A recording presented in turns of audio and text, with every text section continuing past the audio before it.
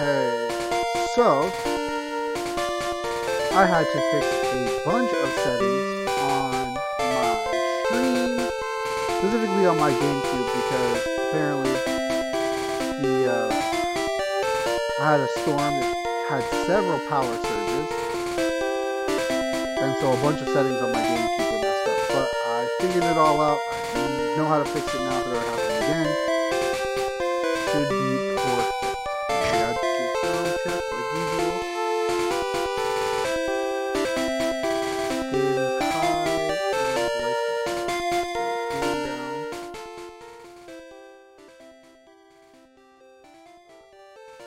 Maybe like here? Words.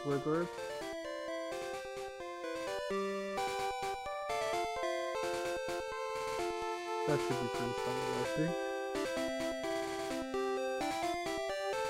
I need a new set of headphones because these are super quiet. But I think that's good. Alright. All set and ready to go. It is time for Pokemon Yellow. I was super excited to start SpongeBob next week. And I have all these plans to do that. And I realized I have to beat Pokemon Yellow first. And I don't think we're going to beat Yellow today, to be honest. So, whatever those plans were, they're kind of excessive. So, maybe next week is SpongeBob, maybe next week is Mario, we'll see what happens. I also haven't set my title yet, so I'm going to go offline and fix that real quick.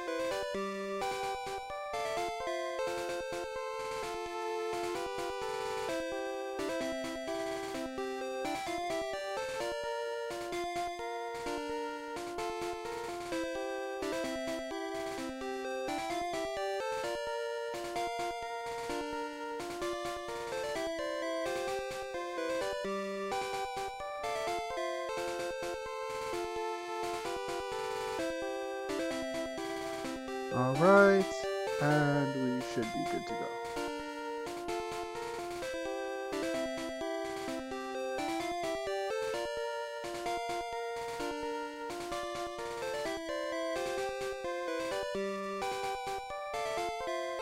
Alright, now we can go back to what we were going to do, and that is we're entering Dark Cave. Let's take a look at the team real quick though. Should have Wartortle, Turquoise, Spore, the Ivysaur. Ivysaur and Venusaur look so much alike as far as sprite work in this game. It's just a tiny Venusaur. Just a little boy.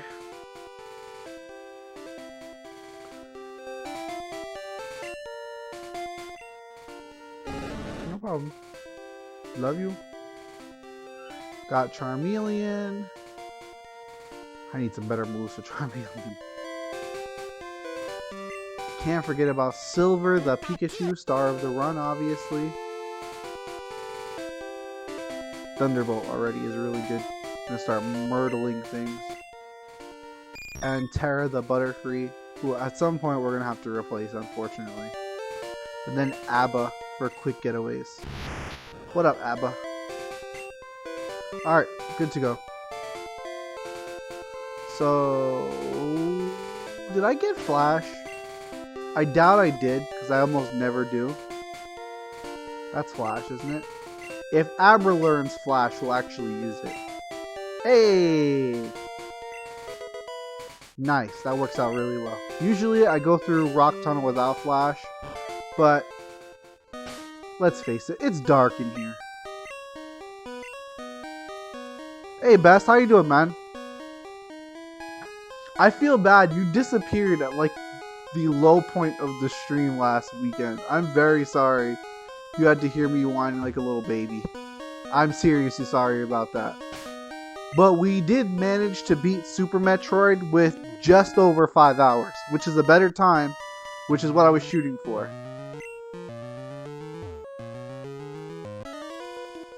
So, actually, the improved time made me feel a lot better about things. I think I'm gonna try to do a better time with Super Metroid soon. But since we did pretty good last stream, I think we're just gonna move on to Metroid Prime as initially planned. Metroid Prime all scans is gonna be a lot of fun too. So I think it'd be worth it to just, you know, move on and go back to Super Metroid later. But yeah, I'm sorry, that was a bad look. I got really frustrated with those wall kicks.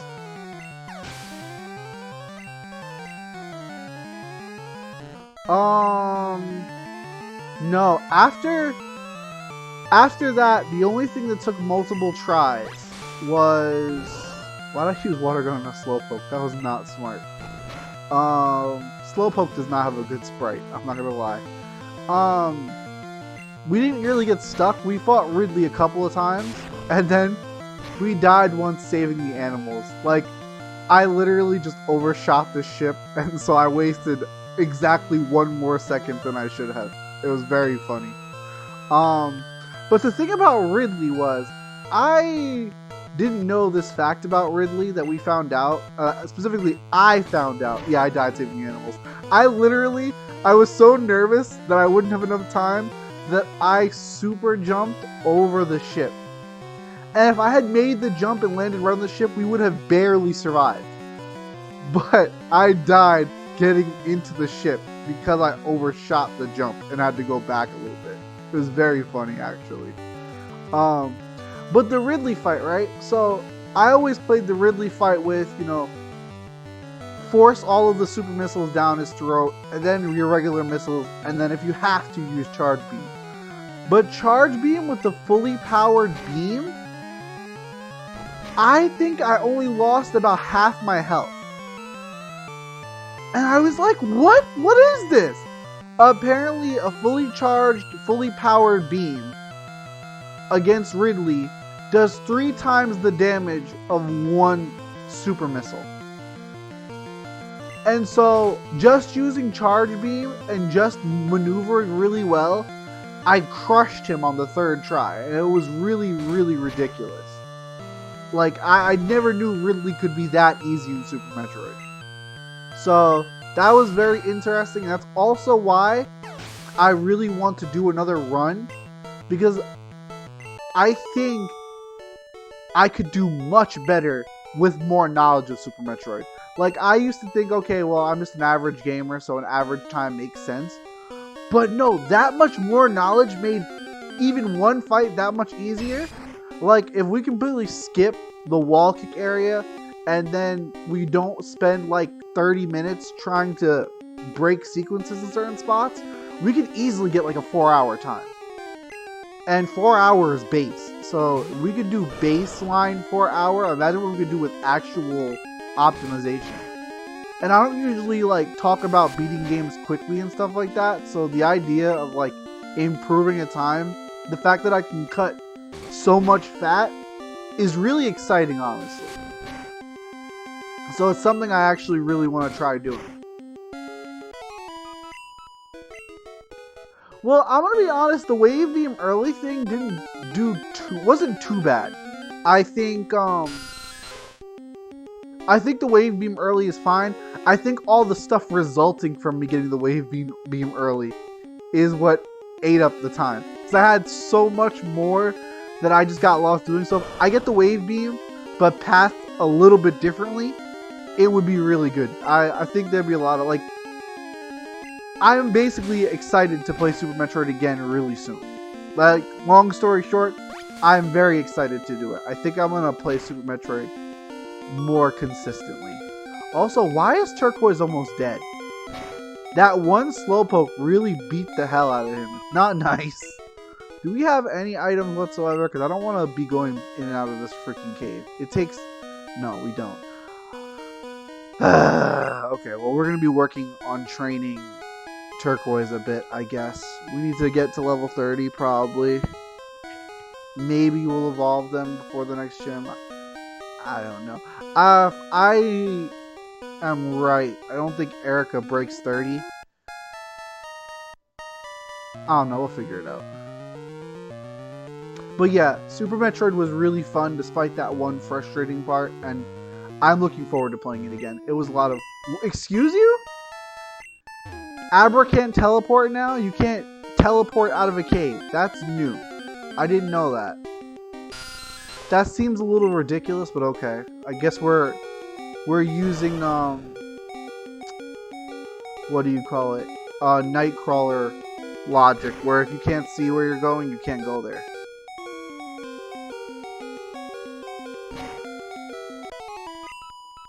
Yeah, like literally the only reason I have Abra here is because I thought it would let me get out of the cave quickly.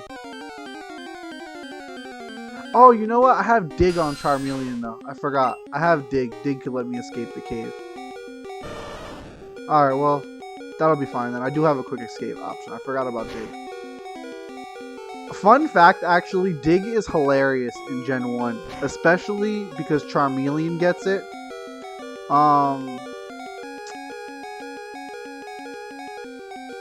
Yeah, I mean, like, teleport is useless once you get Fly, especially. And I think we have access to Fly very shortly. Oh, do we even have to leave the cave? Could we just switch Pokemon? Or... No, Charmeleon does... Charmeleon. Wartortle does need to level up more. Damn it.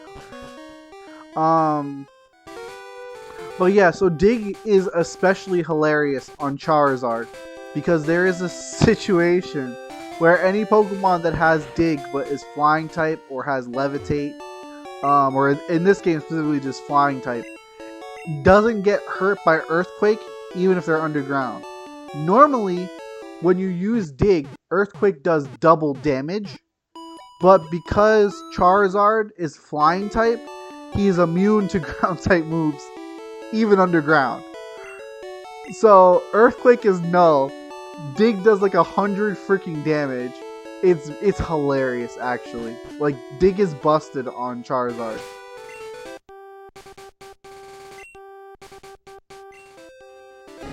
So, like, our final Charizard moveset is pretty much going to be Flamethrower, Dig, Fly, and then, what's it called? Fire Spin, because Fire Spin's broken too. There's so many broken aspects of Gen 1. I love playing Gen 1, I really do. But when you actually think about all the things that are broken, like for instance, Charizard is weak to ice types in this game. Because Charizard's most dual typings don't recognize the dual typings properly. And most of the dual typings that do recognize the typing are poison types. Poison types are hard-coded to always be immune to poison, no matter which one they are, you know, like, because they're almost all poison types in this game are dual poison. But then, like, for Charizard's fire type should be resistant to ice, and so flying and fire together should be neutral. But for some reason, the game registers flying as being weak, even though it's a secondary typing, and so Charizard is weak to ice.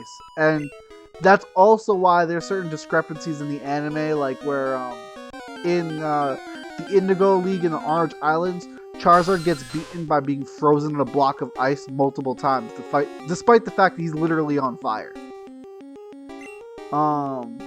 Very interesting stuff.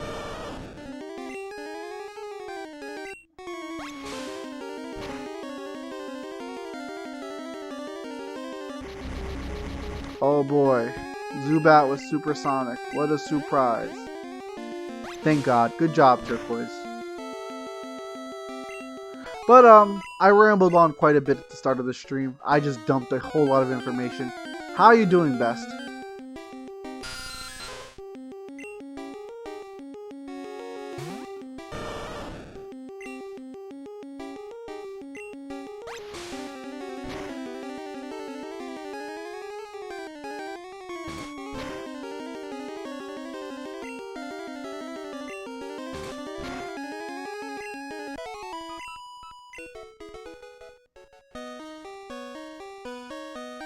What's up, Silver? True. Very true. We should play again sometime. I would love to see who you play nowadays. I don't get to play Smash Bros. Very often.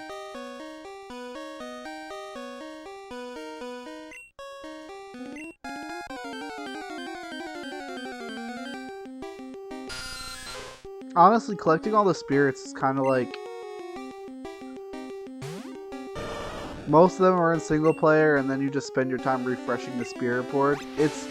It's not tedious, but like, you'll be just sitting there like and thinking, oh, I think I got them all, and then one will show up and you'll be like, oh, okay. It's not unfun.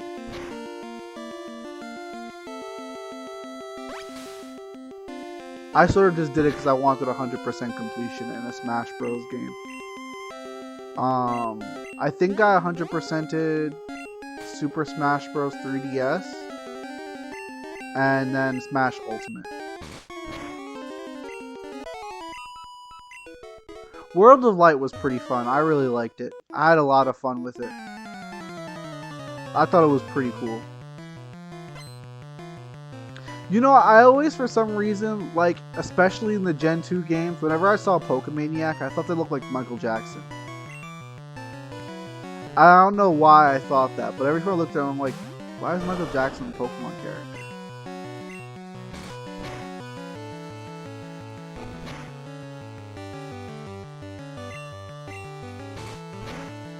Man, I'm not gonna lie to you, Vest. All I did was just make really busted Link. Really busted Link was just like, I supercharged my smash attacks, I supercharged my aerials, and I supercharged my specials. So basically, every attack I threw did a ton of freaking damage. I was basically always doing a lot of damage. And then if I needed to specialize, I usually just did like resist terrain. Because immune to terrain was usually just really annoying because immune to terrain takes up like 3 max slots. And I liked having like supercharged smash attacks because the AI is usually bad enough to just let you do a smash attack on them.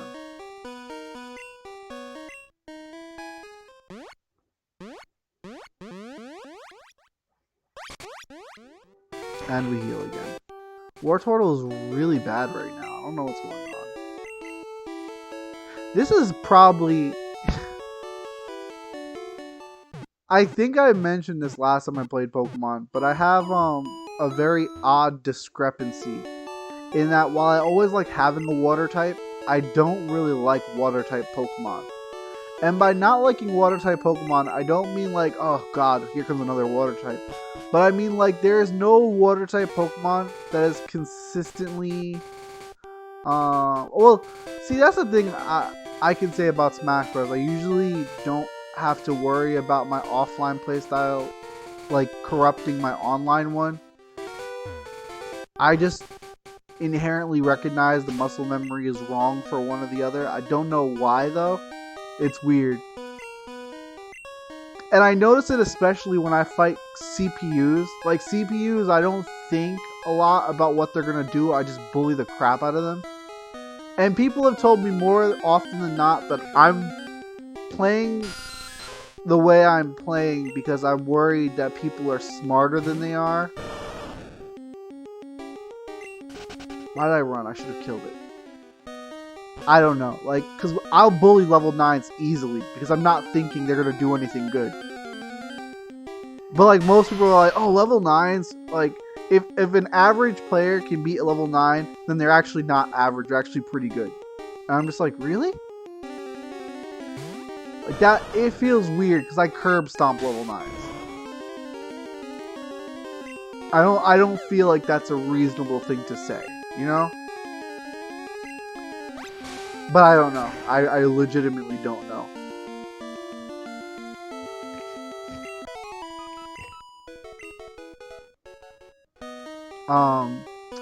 But yeah, I have a consistent issue where like water types, I never have a really mainstay water type until recent gens when they made Azumarill fairy type. And even then, that was something that was changing in Gen 5 because I ran Azumarill with huge power. in Gen 5 and it was really good. I still haven't 100%ed Brawl. I am still 2 stickers short. I am still 2, no, actually it's 1. I'm 1 sticker short of 100%ing Brawl. And I never found all the exits in, what's it called? I never found all the exits in Subspace Emissary. And I'm counting that towards 100% because even though you don't have to do it for 100%, seeing the 89 or 90% on the Brawl 5. Yeah, so 100% achievements include stickers, and the last trophy or whatever is locked behind stickers. Like if I fired it up right now, I could tell you I've still got that 1 achievement I haven't done. It's possible. I think I specifically either avoided using the hammer or I used the hammer on other things. Things that I didn't want to do. I didn't use any hammers on the recent ones though. I'm pretty proud of that. I still have all of my hammers. Which is kind of like, why? What's the point of holding on to them? I don't feel good. I feel good that I didn't have to use them, that I got that good at the game. But yeah, so like Gen 1, I used Trace Maverick. I just played Smash that much, to be honest. I just played that much. I love playing Smash, man. It makes me sad I don't get to play anymore. So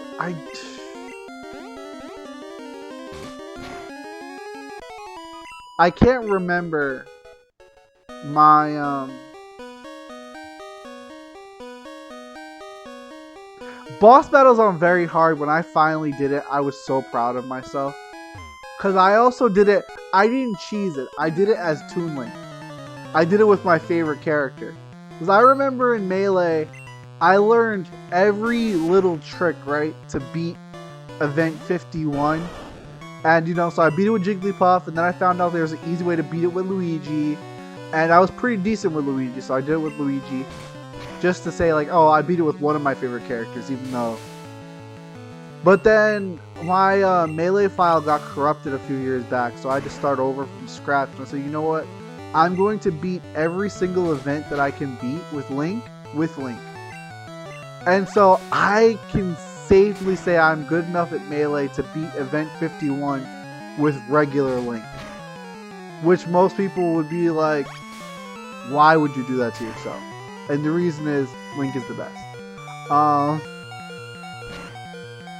And I'm very proud of that, not gonna lie.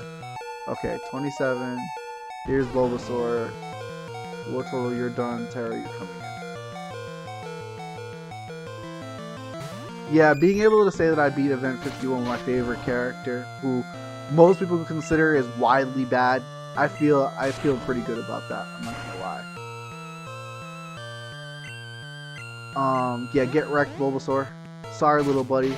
Getting crushed. Terra is so good. I'm gonna be sad when they're not on the team anymore.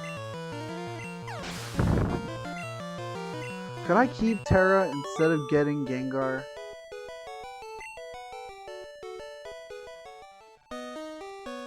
Gengar would be fun though, because most people don't get to do yellow version runs with a Gengar.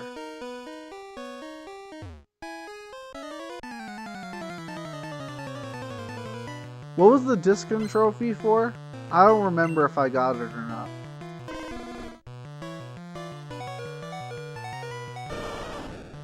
Oh, I forgot this. Oops. Sorry, Turquoise.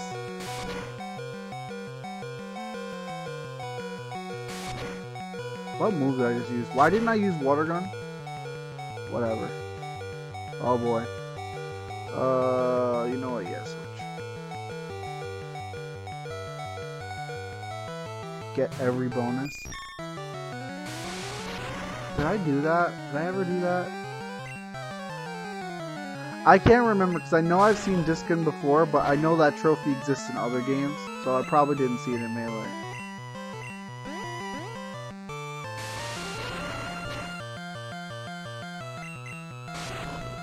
I might have on my original file because I might have gotten every bonus at least once because I played Melee a lot with my little sister, so I experienced a lot of different bonuses for multiplayer.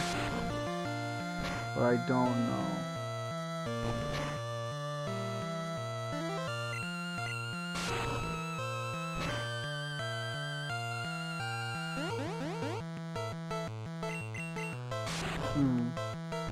I can't remember, so I'm not going to claim that I did it or not. I know I've never 100%ed Melee, though. Specifically because of, I wanted to beat Adventure Mode. Oh, no damage on single player mode.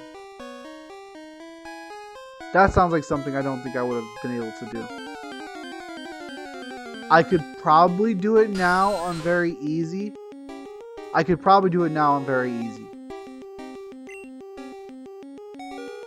And I doubt there's like a rule against using very easy for it. I'm so sorry, Turquoise. It's my bad. Oh man, I didn't want to use it on fine. Terra murdered this bat.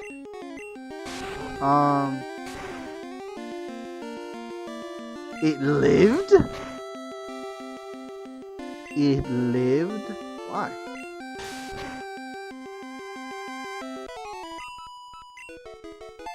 I'm legitimately trying to decide if I think I've done that before, because that sounds like it would be really hard, but then some of the AI on very easy is very dumb. Like, so Melee is weird, right? Every fight that you do has a different AI. So like, for instance, for very hard, right? For very hard, there are several tiers of fights where there are like, there's one fight has a really brutal AI which always tries to gun for you and usually dies right away because of it. There's one AI that runs constantly, and there's and the AIs are based on difficulty. So like the running AI I think is a broken AI because it's supposed to be like, because like on very easy there's your standing still AI that does nothing. That's supposed to be a level 1 character. Then level 2 tries to walk towards you, tries to hit you. Then level 3 is trying to play the game. So I think that the AI levels use computer levels just and apply them in a different way, so that every difficulty has like a different kind of AI that's supposed to be harder than the difficulty it's stated. But I could never actually figure it out because it didn't actually seem like a realistic algorithm. It was just consistent behaviors that I noticed from playing the game so much. So like, if you play very hard, you'll always notice at one stage in the very hard adventure mode, classic mode, the AI will always run away from you. And there are consistent behaviors like that are kind of weird. You know what? I should really switch. Silver shouldn't be fighting Geodude. Yeah, okay, this is a waste of time. Okay, let's switch to Ivysaur real quick. Blah blah blah blah blah.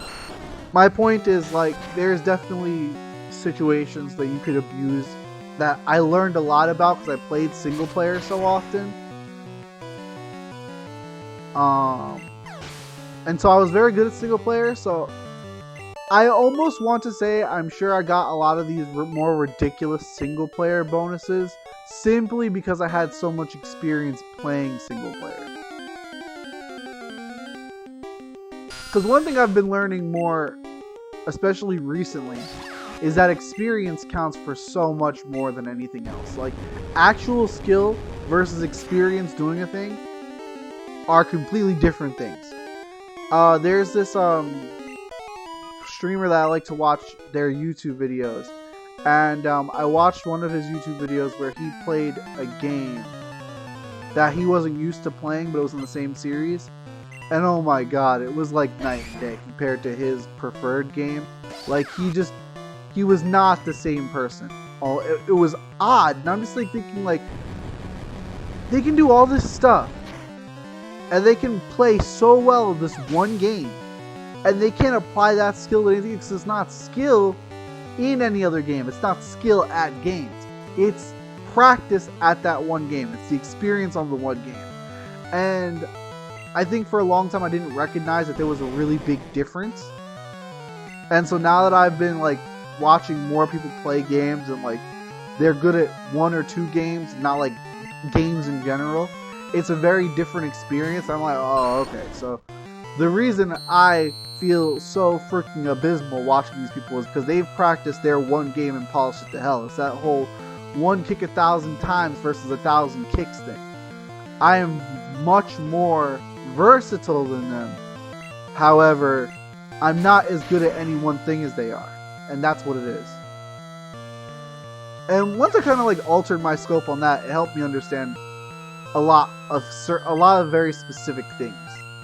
Like as to why people always felt inferior to me in some things, and like why I was so easily get bodied despite other people like, oh, you're unstoppable. It's like, no, I'm not. I've been stopped multiple times.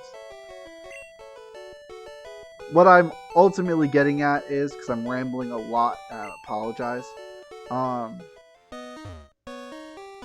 is that everyone's experience and actual skill vary wildly, and so it's a neat experience to get to watch people who are very skilled at one thing get put in situations where they don't know another thing. Like and it makes me want to try more things to see what I can learn. So like you're saying, get the Discon trophy, it's really hard. I kind of want to try to see if I could get it. Like I'm thinking about like what could I do to get it. But the biggest problem with that I'm facing is having a working melee disc. Like I've had such problems playing melee recently because the disc just randomly shuts off. I don't know if I'm going to be able to play melee the way I want to, which really sucks, honestly.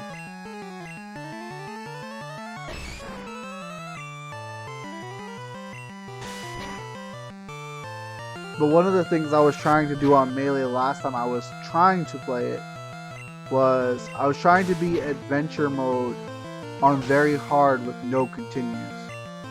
And my character of choice for that was Roy.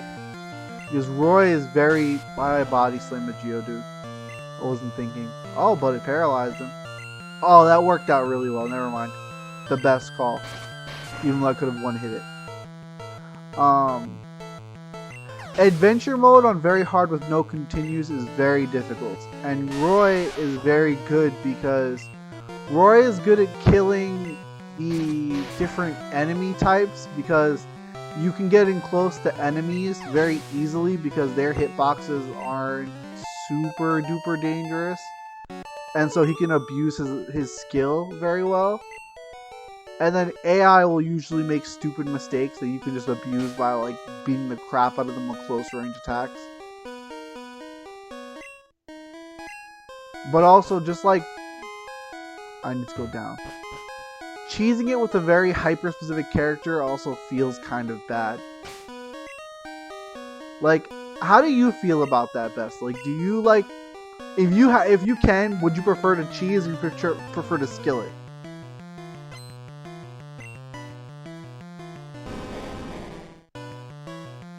Oh my god, that guy's Onyx is shiny!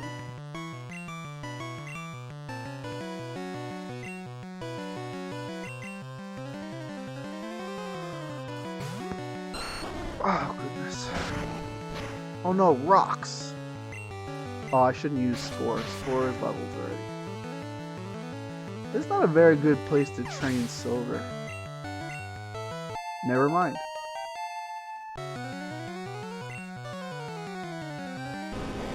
That's fair and reasonable. Oh my god, this guy has 2 shiny Onyxes.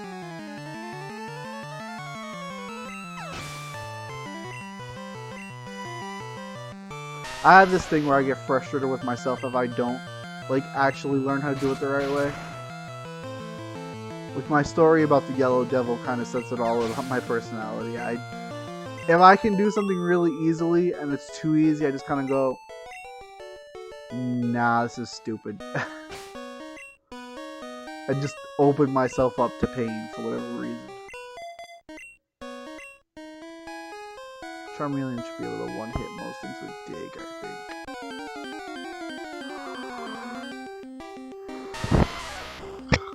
Goodness. Why do you look like a Dragonite from behind?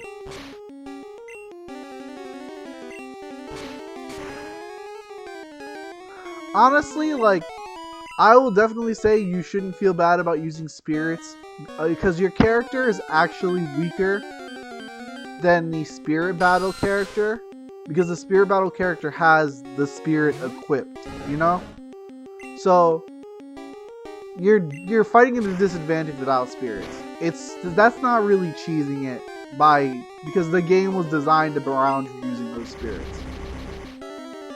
So if you ever feel kind of bad, like, oh, I beat the crap out of this character with these spirits, don't. The spirit battles are like, if you've ever had an amiibo and actually trained it, amiibos, they get stronger than regular player characters. There is no way to keep them at normal strength because they start out weaker, but they get stronger very quickly. Even if you don't give them like equipment to eat, they always wind up like stronger, like have more power and ability. Get fewer coins so you don't use spirits. Wait. You get fewer coins for not using spirits or more coins for using spirits? I was gonna say. Okay, well, yeah, but at the same time, like, coins important. They don't feel important. Oh, look at me! Dodged! Absolute giant brain, and now your Graveler gets one hit. Oh my goodness, it gets 2 hits. Oh no, rocks! It's okay, I'm alive. Dig again.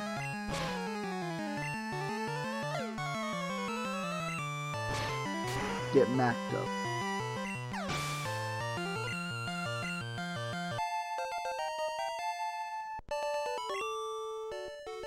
We're leveling surprisingly quickly. I feel like maybe it's because we're a little underleveled. Like, we're over trainer levels, but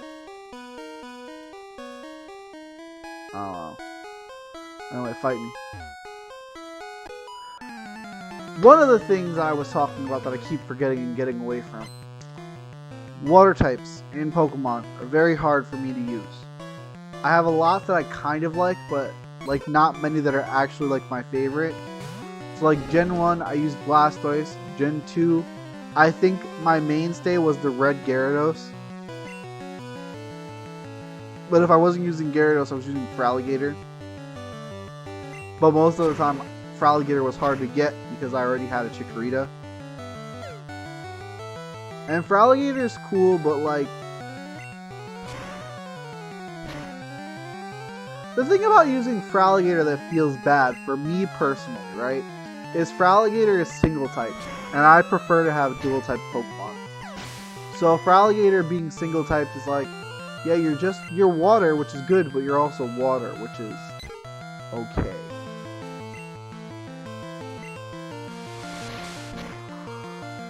And then like Gen 3 has Pelipper, who is cool. Pelipper is a cool Pokemon. But Pelipper, what's wrong with Pelipper? Why don't I like using Pelipper? I feel like there's a reason.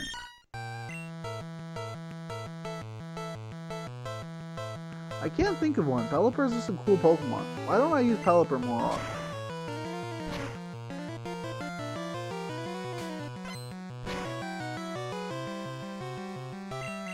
Is the only Pokemon I use... No, Pelipper doesn't look cool, but Pelipper's... Like, I like Pelipper. Whether or not he looks cool, I like Pelipper. I remember the first one I caught, I named him Big Beak. He was my buddy. And, like, as far as Pokemon looking cool or whatever, like... I'm kind of weird. I just like Pokemon. Like, I like cool Pokemon, but also I like Pokemon, period. So, like, there's Pokemon who just look some type of way, and I'm just like, that's a cool Pokemon. Like, for instance, my first Sapphire run, my cousin traded me a Soul Rock for something. And I used this Soul Rock all the way until after Gym 7. Not because it was overpowered because it was traded, but because I just liked this guy. He was a cool Pokemon. I'm like, look at this cool rock with his eyes like halfway open. This is a cool guy. I don't know why, but he's awesome. But then I don't like Lunatone. Do not like Lunatone. I look at Lunatone, I'm like,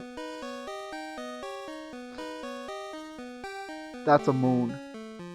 Soul Rock is cool. Lunatone is not. I don't really know why, because they're designed to be pretty similar.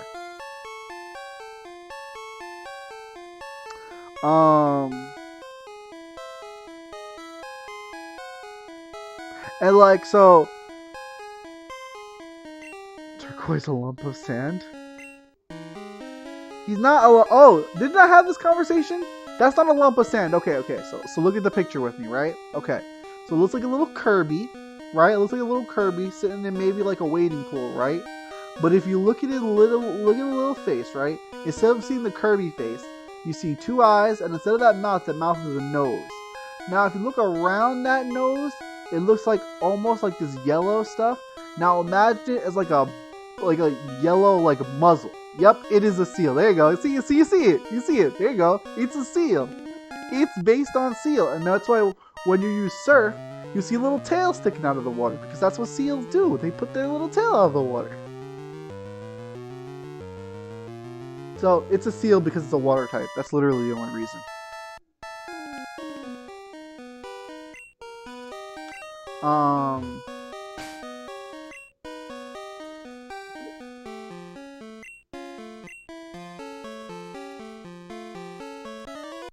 Spore is weird. I'm not gonna lie to you, Spore looks like a beta design.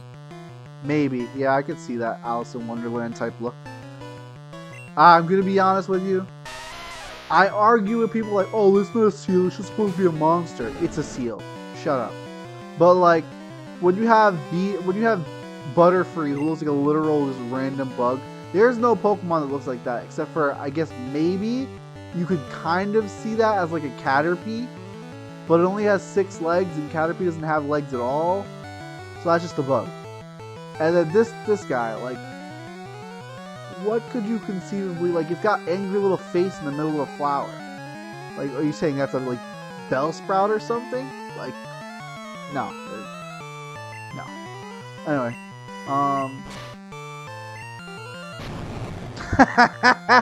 Dad, bitch. Respect my gangster. Oh no. Oh, okay, it's fine. It worked out totally okay. And now I'm gonna cut a rock just for fun.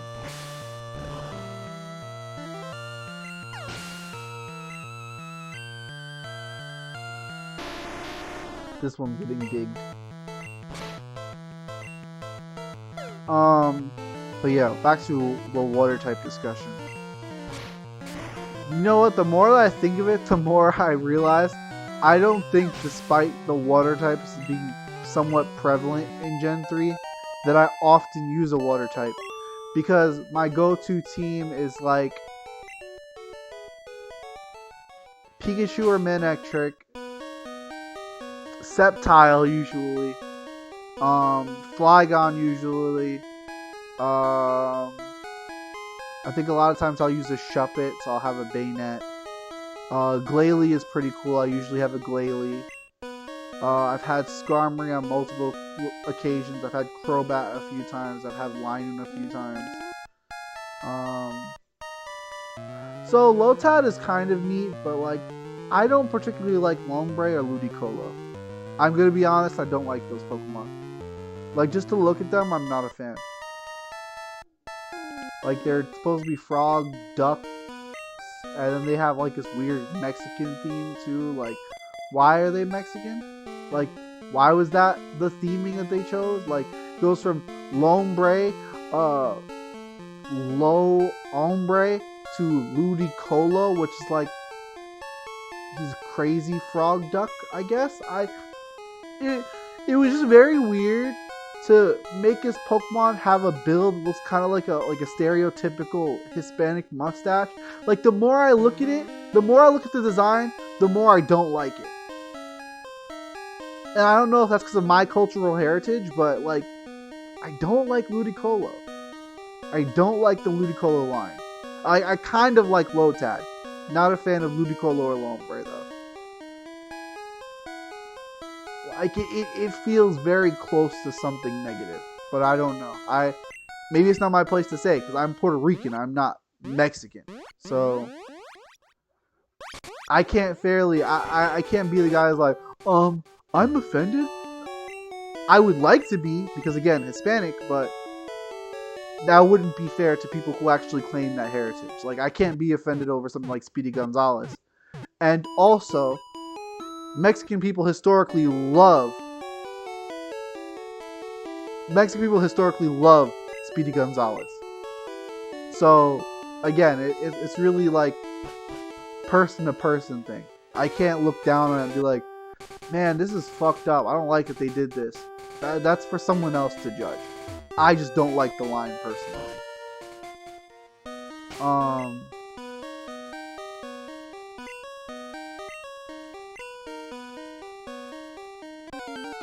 The wild Pokemon in this cave are getting kind of annoying, I'm not gonna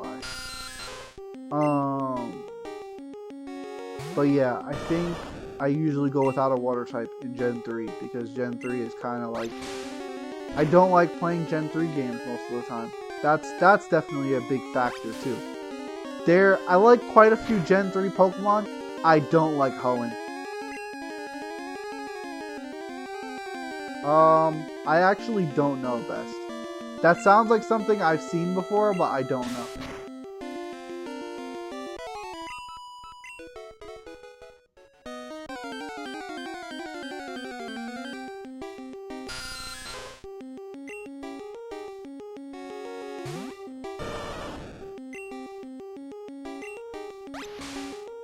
Yeah, Hoenn is like this region, right, that has like very split opinions on the region itself. Most people either just like, oh, I love Gen 3. Like, okay, what are your thoughts about Hoenn?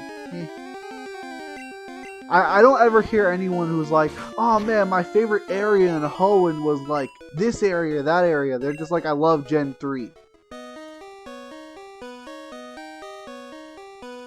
So it's like, I feel like Hoenn is a very divisive region.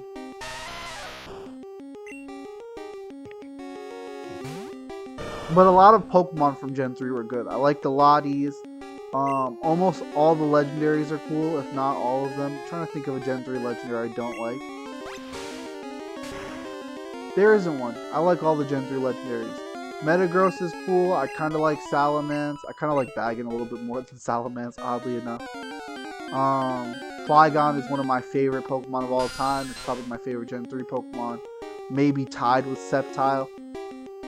Yeah, I like the Regis. The Regis were cool, man. They're like these living statue golems. They're so cool. The way you have to like find them was cool.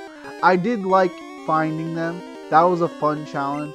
I remember as a kid, the guy I looked up was like, okay, we have the answers, or you can copy this for Braille and solve it yourself. And guess which one I chose? I had my mom print out a copy of the Braille page so I could decipher it myself. Relicanth is a really cool Pokemon I really liked. Again, Pelipper is very cool. I liked Torkoal, although I've never gotten to use one. Baltoy is another one I really like. Baltoy is also my first random shiny Pokemon, so I have a lot of memories for that. Who else was Gen 3 that I really liked? Kind of like Skitty, but not a whole lot. I kind of like Swampert. Swampert's alright. I go back and forth on whether or not I like Swampert. Yeah, Gen 3 has some pretty decent freaking Pokemon. I like Sableye quite a bit. I don't ever use it because it doesn't fit into my team the way I'd like it to, but I like it. And whenever I see one, I'm just like, Sableye, what a guy.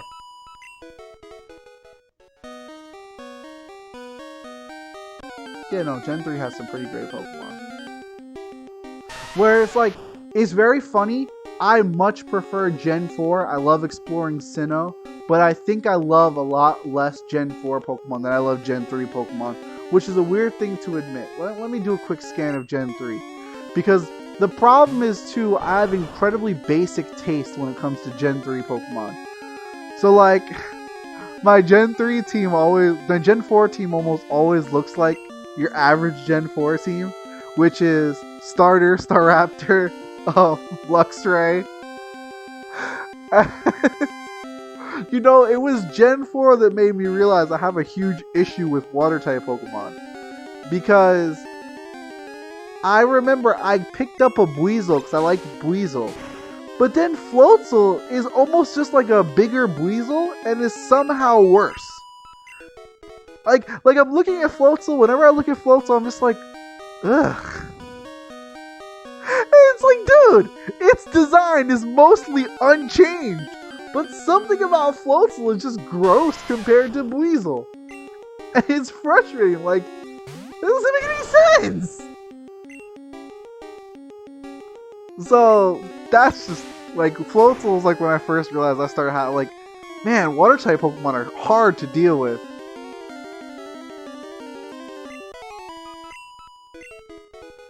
I don't know, it's weird, but like, so, yeah, Luxray, Staraptor is great. I love Torterra. All three of the starters for Sinnoh are top notch.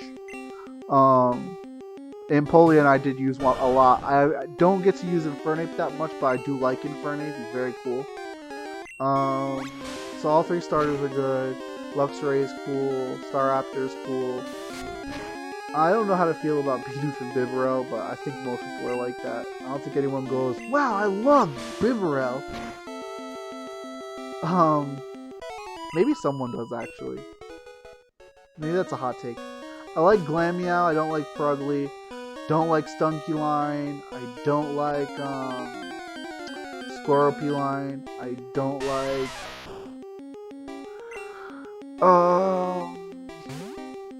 There's another one. Don't like Stunky. Don't like... No, I think that's that. Miss Mages is cool. Honchkrow is okay. Tangrowth is okay. Hate Licky Licky. Hate Magmortar. Hate Electivire. Oh my god. Frostlass is pretty cool. Gallade's pretty cool. I like Leafeon. I am okay with Glaceon. Shedinja's a very cool Pokemon. There's a lot of gimmicky Pokemon like Shedinja, but not like Shedinja. Pokemon that are based heavily around gimmicks, I mean, look at Shuckle. Shuckle is a perfect example of a gimmick Pokemon. Shuckle's whole gimmick is that it has ridiculously high defenses and nothing else. It is slow, it is weak, but its defenses are monstrous. And then when Gen 5 rolled around, I think it was Power Trick and then Shell Smash was like, what the hell? Like, the Pokemon who is capable of doing literally the most damage in Pokemon with a single move is apparently Shuckle because of Power Trick, Shell Smash. It's wild. Shuckle's an incredibly gimmicky Pokemon. Delibird is actually, so most Pokemon that are as gimmicky as Shedinja are either in Gen 2 or Gen 7. And I can only say that because that's as far as my knowledge goes, is Gen 7. Because Gen 2 had a lot of single form, no evolution Pokemon that were super rare and hyper gimmicky. And then Gen 7, instead of power creeping like previous generations have done, they created a bunch of incredibly slow Pokemon with middling stats, but have ridiculously odd gimmicks. Like Komala is like constantly asleep or something, and so it can't be put to sleep. Vikavolt is very strong and glassy, but has no speed. What other Pokemon are like this? There is that I forget the name of the lizard, but it's like pheromone lizard, and can only evolve into the female, and the females are incredibly rare. But that one has its poison type moves are actually able to hit steel types, which is it's the only Pokemon that can do that. Like ability is called Corrosion or something, which is a very cool ability and name. And something I thought about a lot, like the move Acid should be able to like do fire damage and hurt steel types. Yeah, Gen 7 has a lot of gimmicky Pokemon.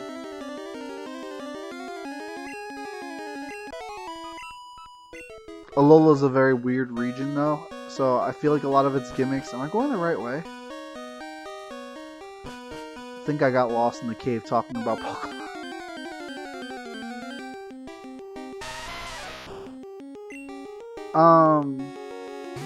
No, there's a lot of gimmicky Pokemon Gen 2 and Gen 7 though. I'm trying to think more about the Gen 4 decks though. Kind of like Chingling.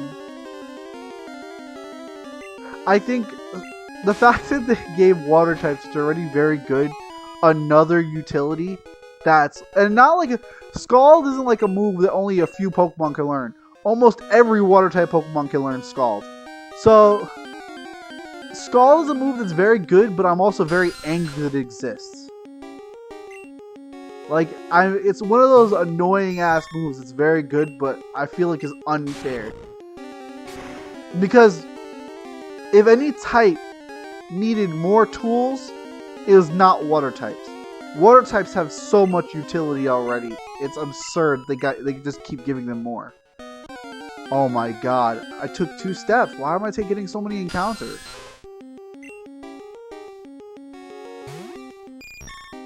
Like, give electric types a move that can hit ground types. Like, just one move like that. Give grass types moves that can hit freaking flying types more easily. Give types that suffer from very specific immunities more options. But don't give a type like water types, which water types already have access to moves that let it beat up freaking other Pokemon easily. Why are they allowed to also now establish more freaking conditions? It's ridiculous.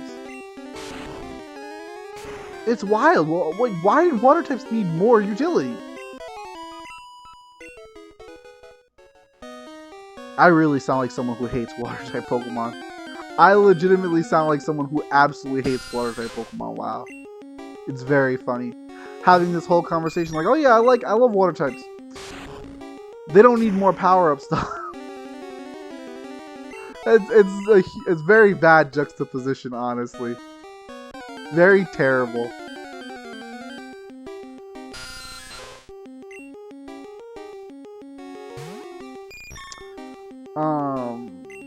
Oh, you know what? Gen 4 has a very forgettable water type.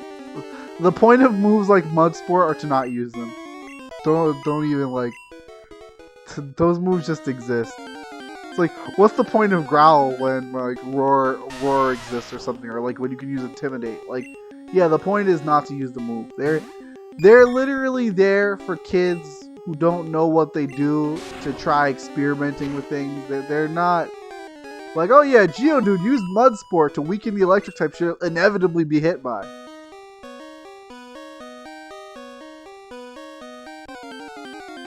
Sure, that's reasonable.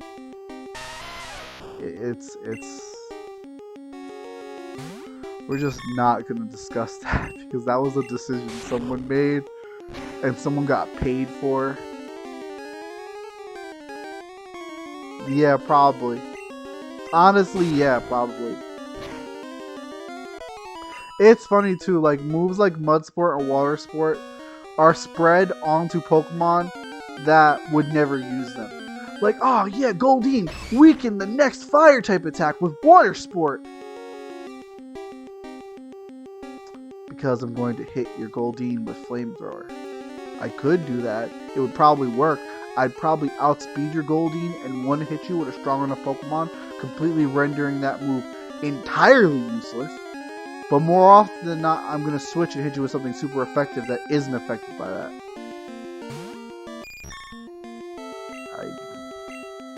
I don't know. Mud Sport, Water Sport.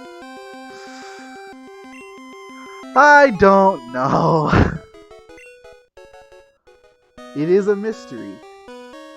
I think I'm officially going backwards. Yes, I am. I'm absolutely going backwards. Okay, cool. At least now I know. I have this cave is easier for me in the dark.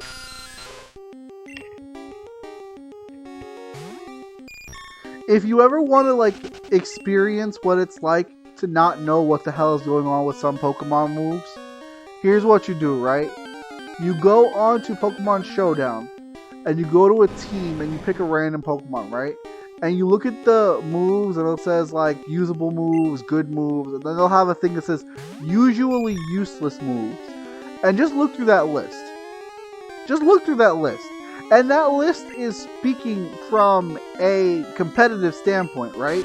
But then you'll see shit on there like moves you've never heard of, and you look at it and you'll go, why does this exist? Like, what is the point of this to exist? And the answer is blah, blah, blah, blah, blah, balancing early game, mid game, end game. No, everything is not meant for competitive. But also the actual answer is, I don't know. Because I don't know. Oh, and if you're gonna check this out best, it's best to typically look at Gen 3 through Gen 5. That is like peak useless moves.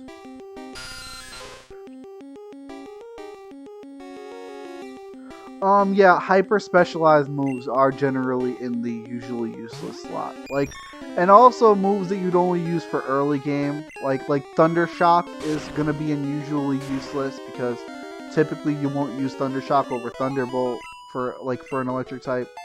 You know, there's stuff that makes sense, that is reasonable, and there's stuff that isn't, and you get to decide what you think is or isn't. I'm gonna get rid of Tackle for Gust, even though I think Gust is normal too. I think Gust is normal in this game. But it's also just a fun thing to experience, especially for a person who like knows Pokemon, who doesn't always play. You're not gonna know every move in the list. Like, you're gonna look up and you're gonna be like, what the fuck is Vacuum Wave? What the fuck is that? And the answer is, I don't know. I know it's a special move that is generally a fighting type move and has some kind of weird effect, but it's special. So the Pokemon that learn it that are fighting types are usually physical. They're not going to be using Vacuum Wave. So why would Vacuum Wave need to exist? I don't know. The reason I know about Vacuum Wave, interestingly enough, is that it has a very good effect in exactly one Pokemon game. And that game is Pokemon Mystery Dungeon.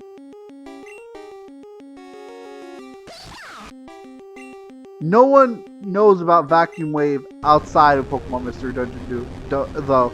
And if they do, it's because they are like me and learned about it in some random ass way while reading random trivia or something. And so they looked it up and went, wow, that move sucks. No wonder I don't know what it is. I mean, hell, I thought Outrage was a move that was introduced in Gen 3, rather. And it actually was introduced in Gen 2.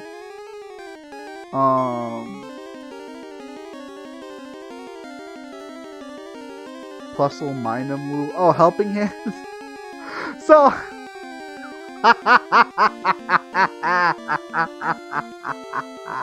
Helping Hand. Okay.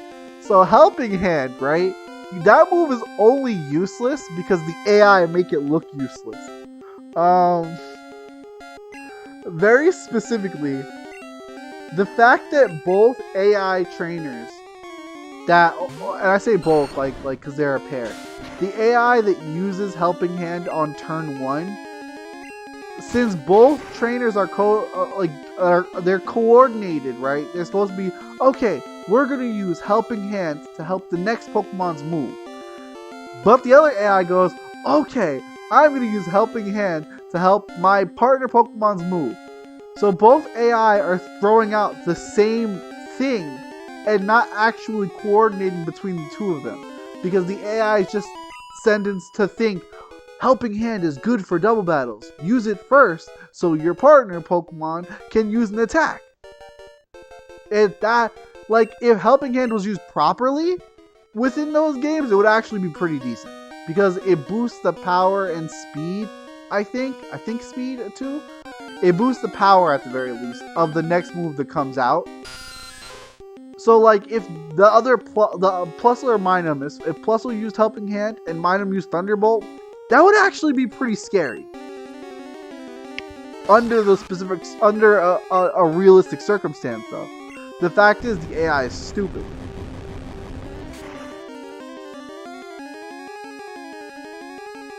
No, they don't only learn Helping Hand. They have other moves. They just turn 1, they're programmed to use Helping Hand first.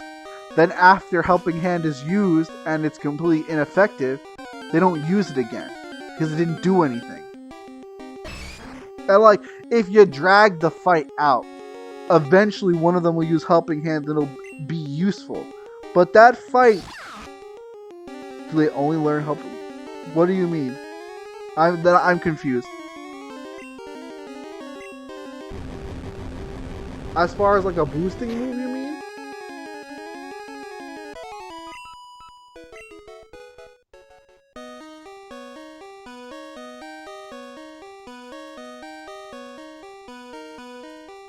Oh, I'm sorry, I'm stupid. Apparently I'm dyslexic, sorry. I do that a lot, embarrassingly enough. No, other Pokemon learn Helping Hand. Specifically, almost every Pokemon that has a doubles partner, so to speak, learns Helping Hand. I know except for Solrock and Lonotone, and Kyogre and Groudon, but Kyogre and Groudon are never actually meant to be used together, so that's like... But like, for instance, Nidoran, male and female, both learn it. I know they do, and technically they have each other as a doubles partner, so... It's definitely not only them, but Pokemon whose main utility was meant to be double battle Pokemon, or Pokemon who are designed specifically for double battles, generally have it. Helping Hand is very much a Gen 3 thing.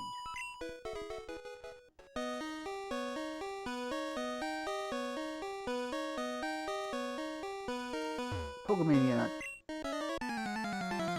We should be nearing the end of this cave. It's funny. I would have been out of this cave if I didn't use Flash. Like, I would have gotten out of this cave and probably skipped half the trainers, honestly.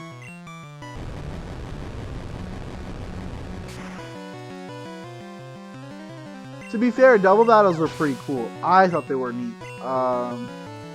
But they didn't get the support they needed at the start of their introduction. And because of that, they fell off very quickly.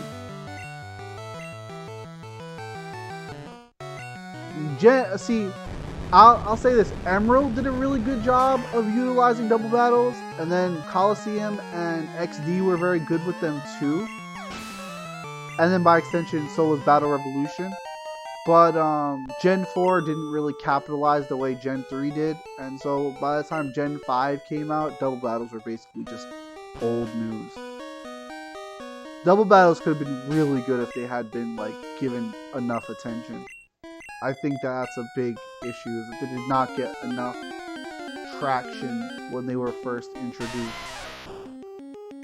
On the other hand, other gimmicks got tons of traction right off the jump. Mega Evolution. And then we're just completely thrown in the garbage. So, who really knows? Still mad about Mega Evolution. It's not dark anymore. I flashed the whole cave. Stop being stupid, lady. You don't even have a nose. Krillin ass. Yeah, I'll probably be mad about Mega Evolution for a long ass time.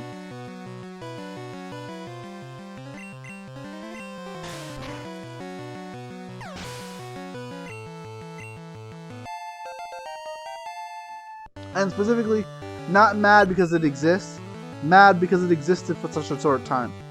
Mega Evolution should have been a mainstay for the series. Don't care about Z moves, don't care about Terrastall, don't care about Gigantamax. Mega Evolution was it. What's going on with Golem? What do you mean?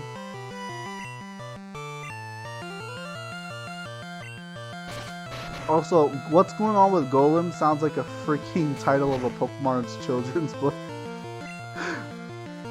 Why is it a lizard thing? Why not? I always imagined it was a turtle. Rock turtle. Looks like Trinix from A Link to the Past.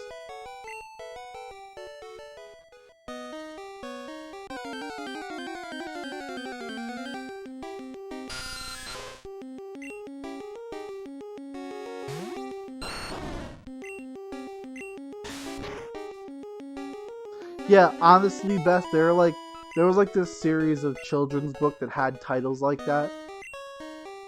So like he said, what's going on with Golem? I'm like, it could have been one of those books, huh? I never actually read them, but I always like saw them in like pictures and stuff, and I was like, those would look pretty cool. I mean, why does Blastoise have cannons? Squirtle and Wartortle don't.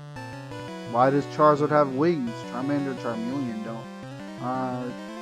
They just threw stuff out there and they did things.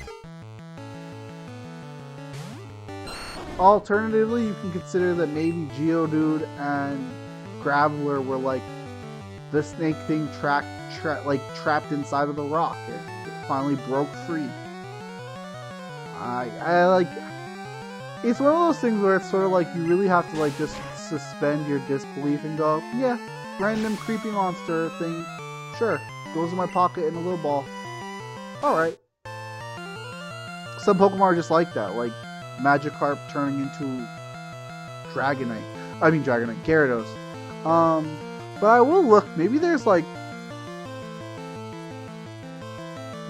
a thing in Japanese that, like, maybe there's like some sort of lore behind it, because I don't know it, but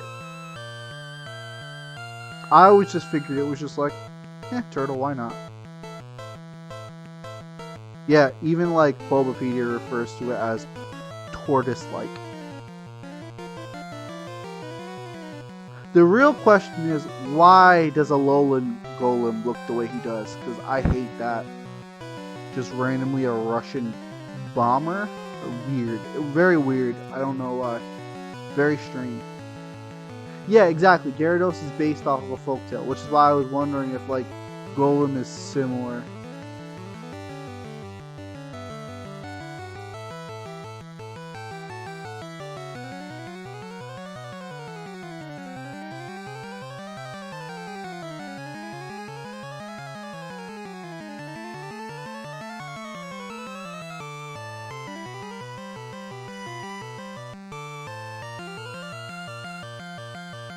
Okay, so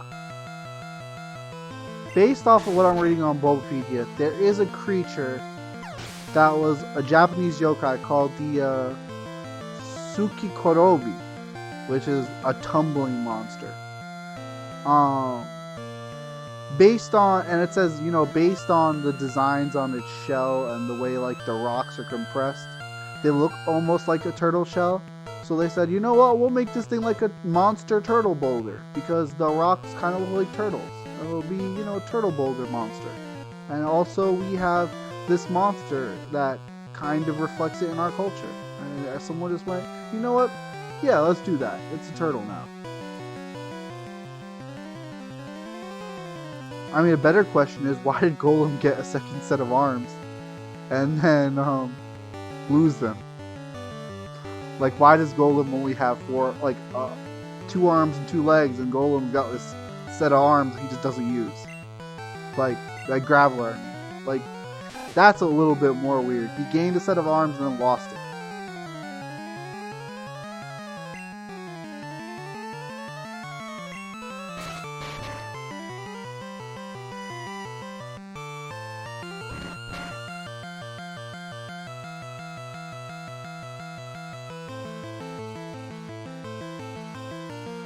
Yeah, maybe.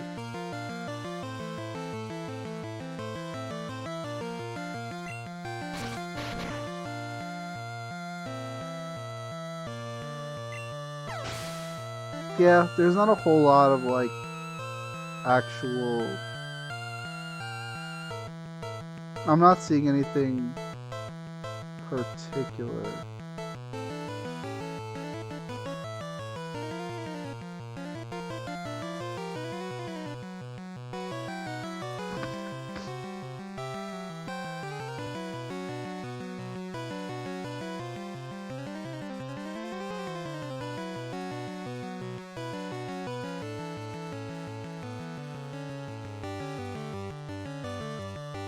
Yeah, there's nothing definitive. It's likely that when they were designing it, they thought, oh, you know what, this looks kind of like a turtle. Let's make the face turtle shape, and just went with it.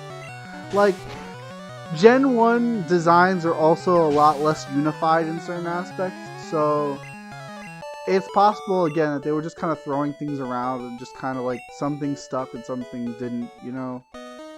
Sometimes this stuff just happens, they just go with it, and you know, since I mean, does any company really expect to be sticking with like the same creature, not redesigned for like several decades? I doubt it. A lot of these Pokemon probably would have disappeared in a different series. You know, if Pokemon didn't become the way it is, they wouldn't have been as consistent. They would have just disappeared, and this would have been like an old design to like, oh, I'm so glad we moved on from this design. You know? Since Pokemon blew up the way it did, certain design aspects have to remain consistent, and that means also being consistently inconsistent. Because now they can't change it. It's too late. Like the whole Venonat, Butterfree, and then Venomoth, Caterpie, Metapod thing. If you look at Caterpie and Metapod, they look like they should evolve into... Oh yeah, I think it's so stupid that they haven't just made Nidoran male and female into one Pokemon and just made the female evolves into Nidoqueen. Like, it would be so easy for them to fix it. It would be so easy for them to fix it. But they just absolutely refuse to now. It's grandfathered in. I cannot tell you how much I hate that.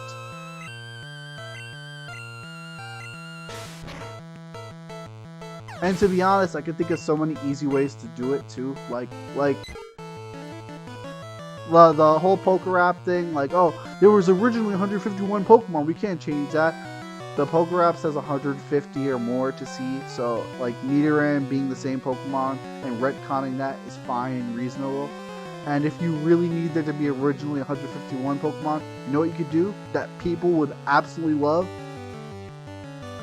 Make Missing No canon. Make it this incredibly super duper rare legendary Pokemon and make it canon and like introduce it into a game like some really crazy way. Like, you know, you're already selling your games are glitchy. Might as well just lean into the whole glitchy thing. I don't know, that's just me being venomous though. There are certain things that really bother me.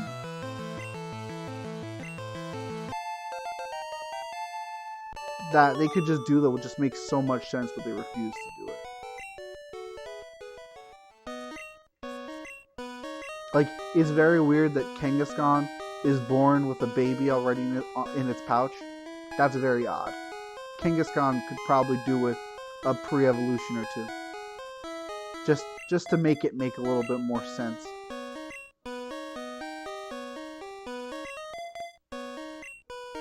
But what do I know? I don't make billions of dollars pushing out garbage. Hey, we're out. Charmeleon, kill this girl.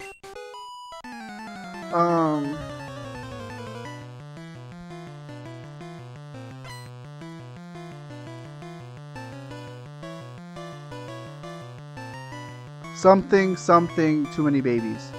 If you look at the Gen 2 betas,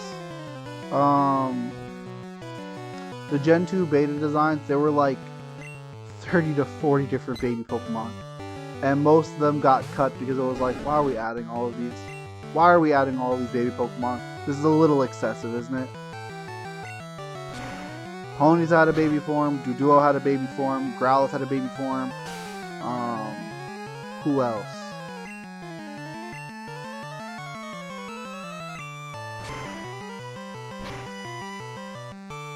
Yeah, there were quite a few, honestly.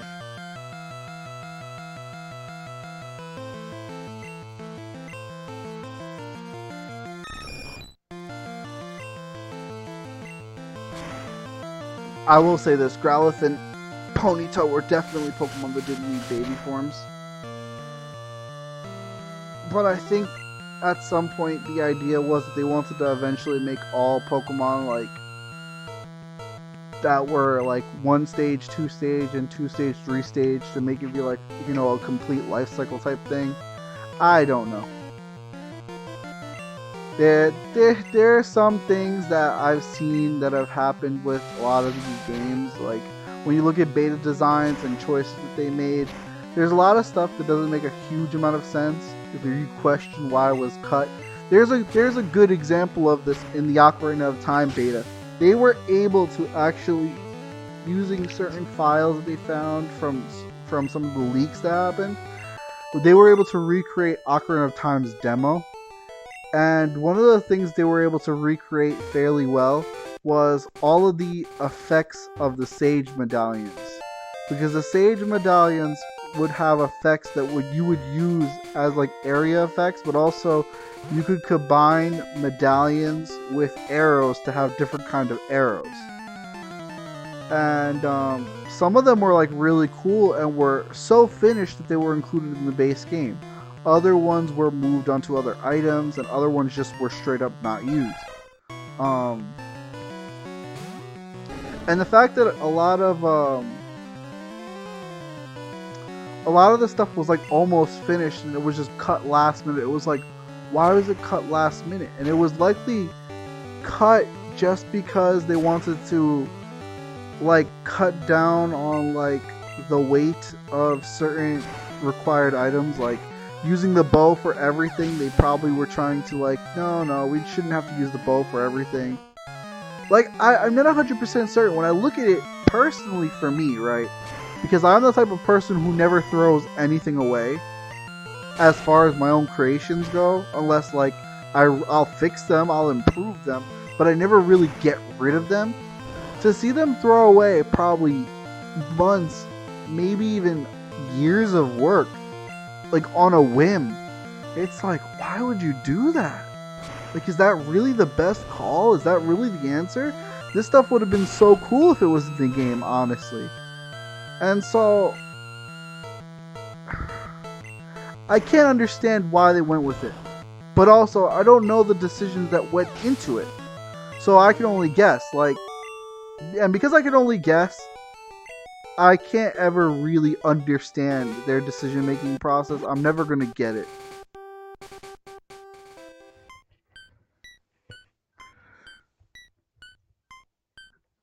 Well, I think there were other aspects at play with ice arrows being useless too. For instance, did you know that they are actually really strong against Bongo Bongo? And also that ice arrows tend to do more damage against certain kinds of enemies, which meant that there was originally an elemental weakness system in place that suggested that arrows would have had a sort of type effectiveness usage thing. Ice arrows being useless is probably a remnant of them being one of the last arrows to not get cut.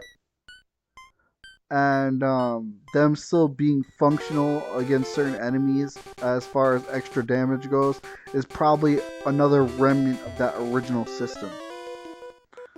So, again, if a lot of the other stuff hadn't been cut, ice arrows probably wouldn't have been useless. They probably would have had a specific use that would have made more sense than the...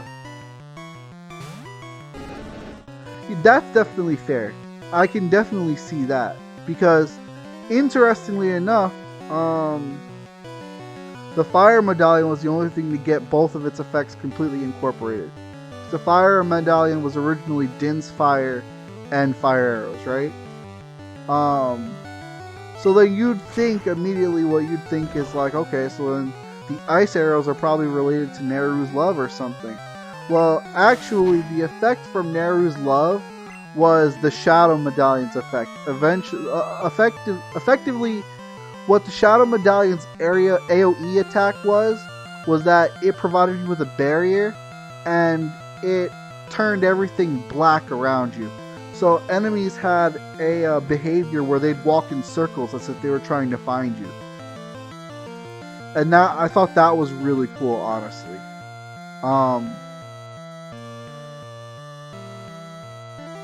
Light arrows always had the attack damage that they did. That's why they were still in. They were, you know, instrumental for defeating Ganon and what have you. But then, Faror's Wind was actually the Wind Medallion, which was actually the Forest Medallion. And so yeah, there are remnants of almost every medallion except for what was the only one I didn't mention? The Spirit Medallions is the only one that got completely unutilized, I think, if I remember correctly.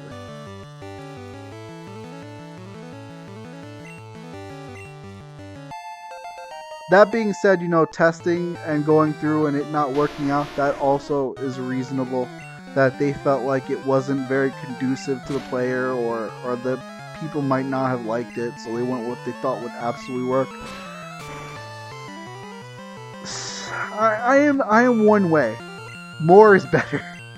I love more. Even if it's something I don't use, it's great to have it. Like, and me, I'm the type to experiment too. So like, you're telling me there were wind arrows that they did crazy things if you shot them like at certain enemies. Like, I love the idea of playing with that. Whether or not I would have used it is not important. I would have loved experimenting with it. Like, I'm very much yeah, add more shit, pile it on. I don't care. Especially when it comes to like video games that I love, like Zelda could always, in my opinion, Zelda could always be longer. Zelda could always be bigger. Zelda could always be better. It's why like I'm so hard on Breath of the Wild and Tears of the Kingdom. Like, those games were massive, and there's so many places to go, and it takes time to get to them, and it's fun to explore, and to go places like. Oh man, it kills me that there's so many places like, congratulations, you found a shrine. Enjoy your shrine. Thanks. Ugh. And this is unfortunately how I am. But mostly it only really negatively affects me, so I'm fine with being this way. We have to beat Erica, and we have to do Team Rocket stuff, and then we have to catch our Ghastly.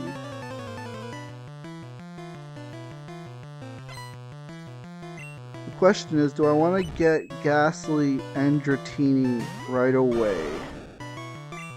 Or do I want to space them out a little bit?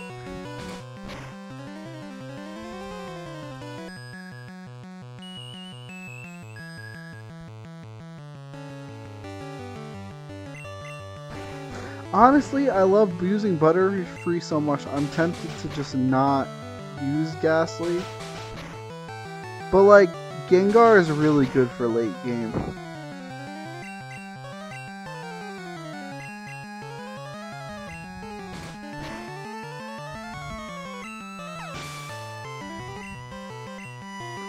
On the other side of that, Butterfree is just very bad for late game.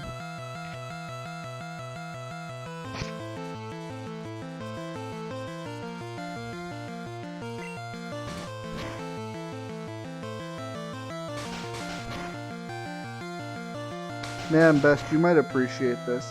There was a point where Feint Attack and I were designing essentially an endless Zelda game.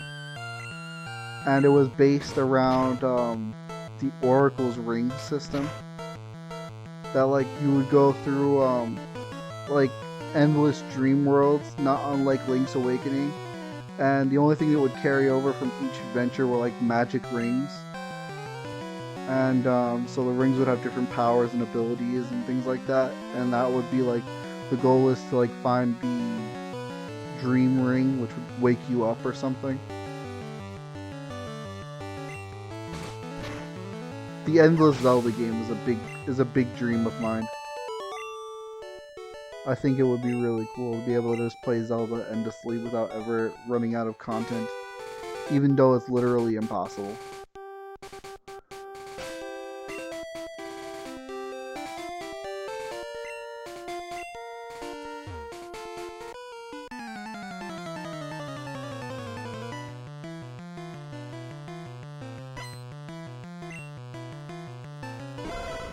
On the other hand, for a person, me, who complains so much about not having enough game, I definitely haven't 100%ed either Breath of the Wild or Tears of the Kingdom yet to be saying, oh, there's not enough game.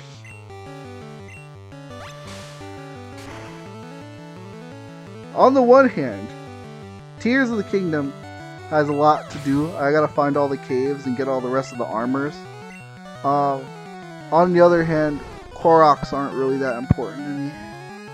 And I feel about Koroks kind of similarly to how I feel about blue coins, except that I like that Koroks have a purpose, but also it's weird that in Breath of the Wild, you don't even need all of them to fulfill that purpose. So like half the Koroks are completely unnecessary, and therefore just like a little like, oh hey, you spent all your time to find these. Like, yeah, I sure did. I feel kind of similarly about a different Zelda game. Wind Waker. Wind Waker, like, I'm supposed to spend all of my time taking pictures of random people to 100% the game. That feels excessive. But it's part of the experience. That's what I have to say about that. I would rather 100% Minish Cap over and over again than 100% Wind Waker. And Minish Cap's freaking 100% is based on dumb luck.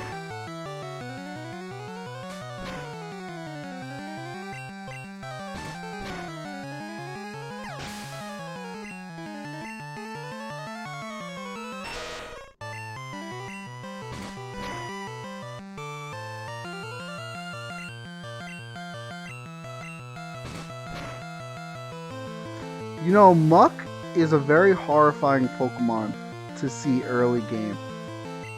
Like, we're not early game, we're mid game, fine, but like, a level 22 Muck, that's crazy.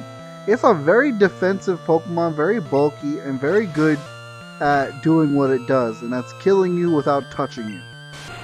Like, Muck is a frightening Pokemon to see. Like, a level 22 Muck, I never considered how horrifying that is.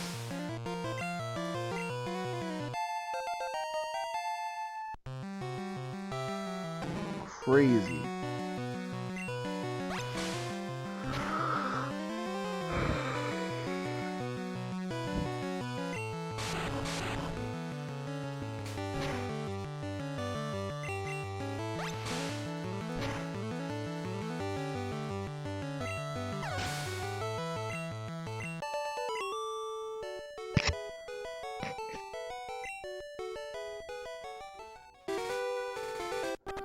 Man, we were talking about the water type Pokemon thing and how I don't like water types, but I can list a lot of water type Pokemon I like. Let me think.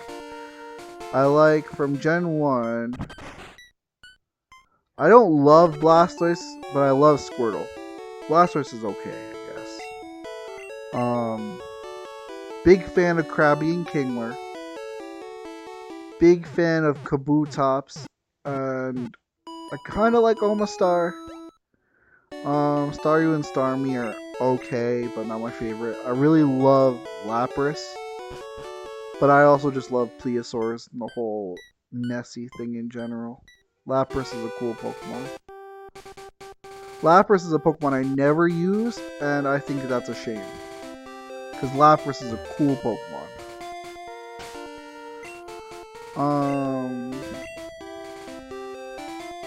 I'm not really fond of Shelder or Cloyster though. And Seal and Dugong are also not very interesting to me. Horsey, Seadra, and Kingdra are really cool though. Kingdra's a great Pokemon. Why don't I use Kingdra more?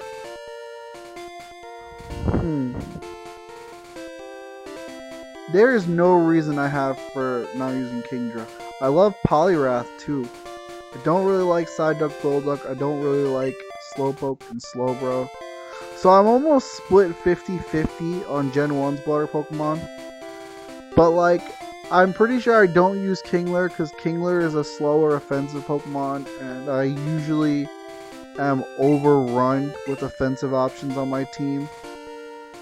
So if I look at like defensive options, the only one who really works well for my playstyle and my team comp is probably Lapras or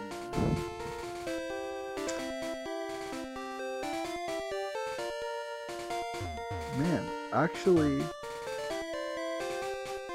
because Lapras is the one who's like bulky and defensive.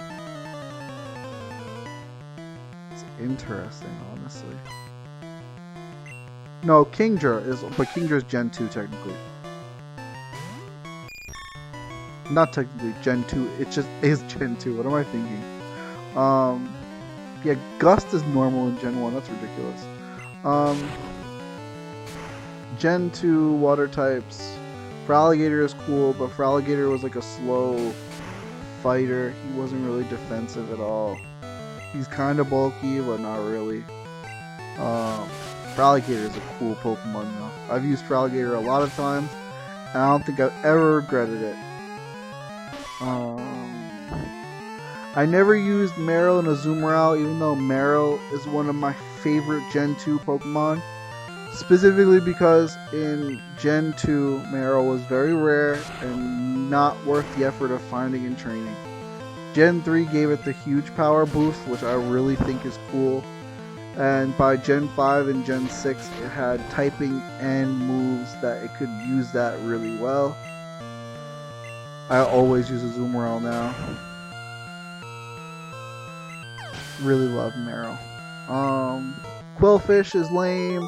Octillery is cool, but kind of like a slow glass cannon, which is awful. As far as usability goes, anyway. Mantine is really cool. What was the problem with Mantine? I think Mantine lacked utility and usability because it was a weaker single evolution. How strong is Mantine actually? I don't know. Because Mantine is a Pokemon that I'm like, why did I never use a Mantine? There's got to be a reason. Because I love Mantine.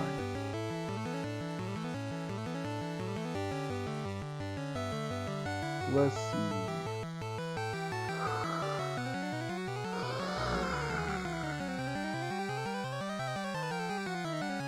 Game data.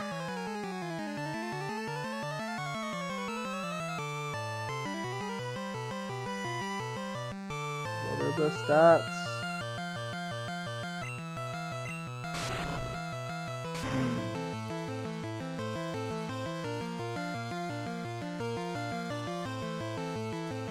Oh my god. Okay, yeah, its stats are abysmal. That explains it. It's not a very strong Pokemon. It has... Its highest stat is a ridiculously high 140 special defense stat. But none of its other stats let it do anything. It is slow. It is not a particularly gifted attacker. It does not have HP. It is wow. And its stats got boosted a little bit in Gen 7, but like a little bit. Like such a little bit, it's almost no, it's just unimpressive. Why'd they do you like this, Mantine? You're such a cool Pokemon. Alright, well, not using Mantine makes sense. Said I didn't really like Quillfish. I hate Quagsire. Oh my god, I hate Quagsire so much. Wooper is okay though. Fun fact, I actually recently used a Quagsire for a shiny badge quest run. And it wasn't bad. It wasn't a bad Pokemon to use. But I hate looking at Quagsire. I hate Quagsire's stupid face. Not a good Pokemon. Why are you all standing here like this anyway? It's really weird. I'm sure one of the trainers acknowledged it already, but it is weird.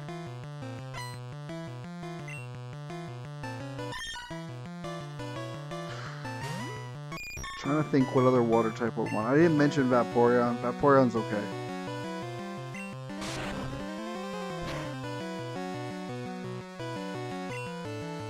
For they're actually, oh, Tentacool and Tentacruel are alright. I don't really like them much, but I don't mind using them. Neither my favorite nor my least favorite.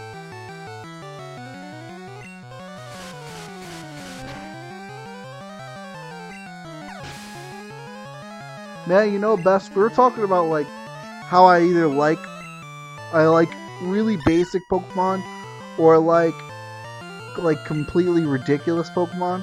So my two favorite Pokemon that I used on every team all the way up until Gen 5 were Pikachu and Charizard. A huge Gen 1er energy, right? Like super obvious, like, oh, this guy loves Pokemon Gen 1. Oh my god, Kanto fan, Jesus. Just loves Pikachu and Charizard, right? But I immediately dropped Charizard upon seeing one Pokemon. And that goes back to actually Gen 3. I started to follow this trend where like I'd find really weird Pokemon and just fall in love with them. Like, I randomly found a Snorunt in a cave and I thought Snorunt was really cool. Solrock was a really weird Pokemon that I really loved. And then this random ghost Pokemon called Shuppet. I really loved Shuppet for whatever reason.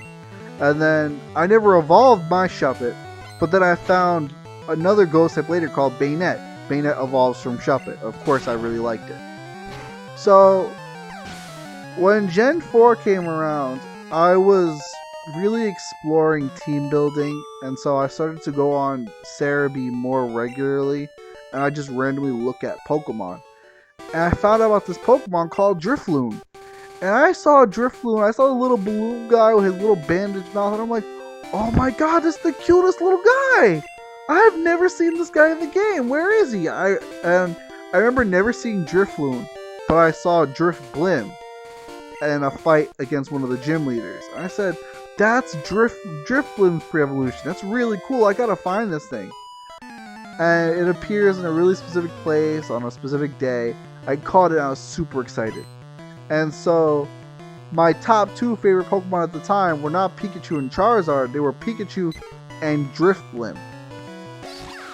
But Charizard was still my favorite fire type Pokemon at the time, and I really didn't put Drifblim on a team because Drifblim was kind of weird. Drifblim is like this bulky special attacker that has this ridiculously high HP stat, but then a super high special attack stat too, and he's slow.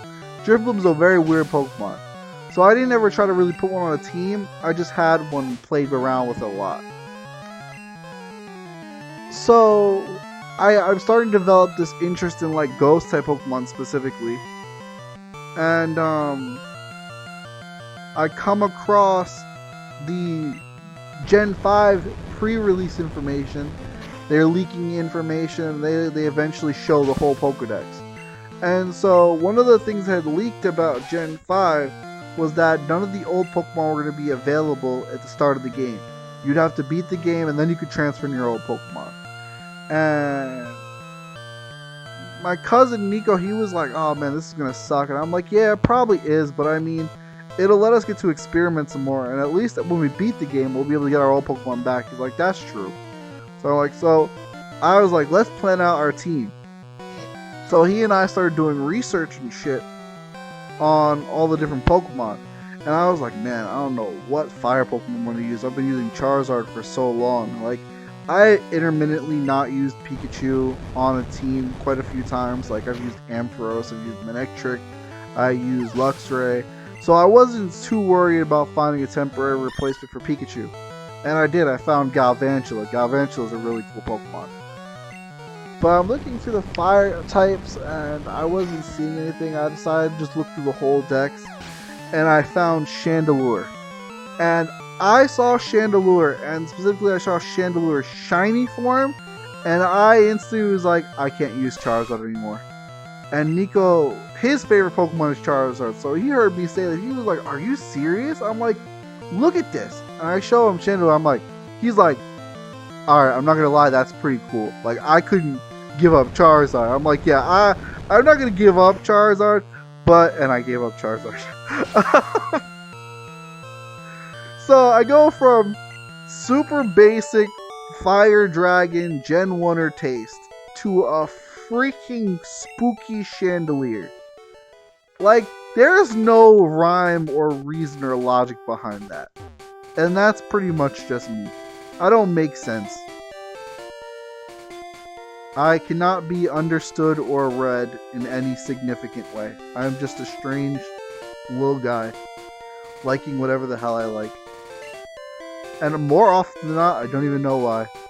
Like, I still, to this day, don't know why I looked at Chandelure and was like, I need this Pokemon. But I did. That's what happened.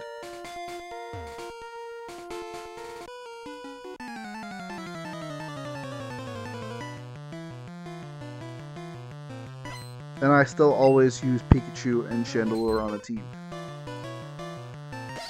Now my mainstays for my team are usually Pikachu, Chandelure, and Flygon, or Gallade, or Azumarill. I usually have at least 3 of those on a team. Alternatively, I like to have all 5 of them on a team. What's really been difficult in recent years is picking and sticking to a grass type, because I love so many grass types. I've used Venusaur a lot. I was using Chestnut for a while. Chestnut's pretty cool. I love Meganium. I never use Meganium. Sceptile is too frail most of the time because the rest of my team is hyper offensive. Usually Venusaur is like the best to fill that gap. Venusaur has reliability, utility, power, and defense. Very good Pokemon.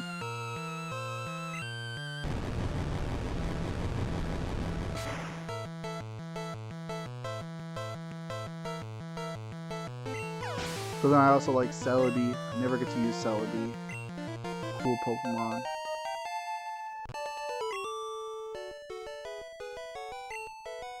Honestly, it's hard making teams because there's so many great Pokemon, especially like now. Like, it's part of why I like playing like the older games. Is what I'll do is like I get to like use my older favorites and not worry so much about team composition and worry more about just enjoying the team that I have.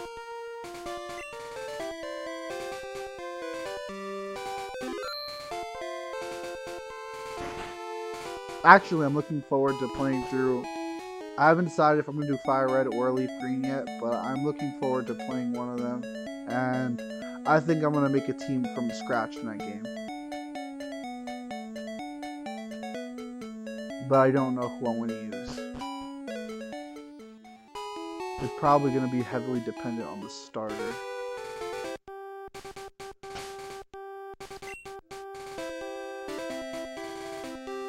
Alright, we're about to fight Erica's gym.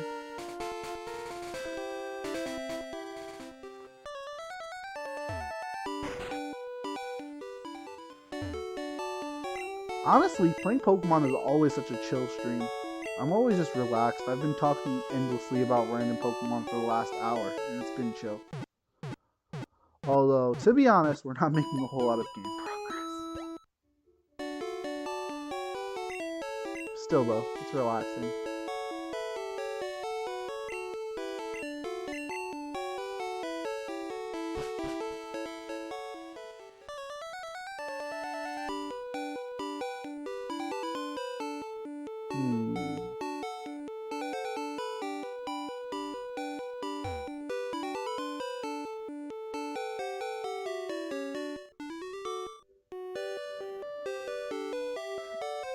What should I do? I think now I'm at the point where I really have to decide. I think I'm gonna go get Ghastly.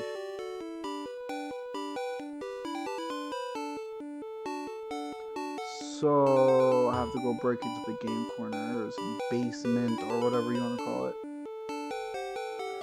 Get Ghastly, train Ghastly to a reasonable level, give it Psychic, and it'll help me roll Erica's gym. Because right now the only Pokemon that are really like good for Erica are Ivysaur and Charmeleon, and Ivysaur is kind of tentatively good.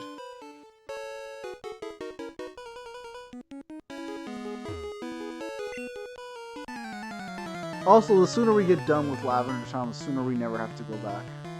I hate being in Lavender Town.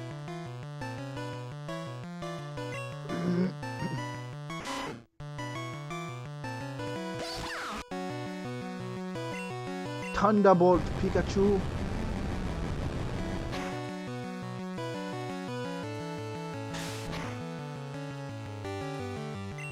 Oh, nice crit.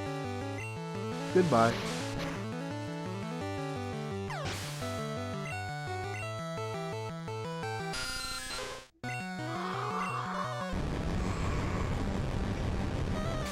Man, I remember being a kid and thinking the ideal freaking moveset for Pikachu was the one that that Ash used.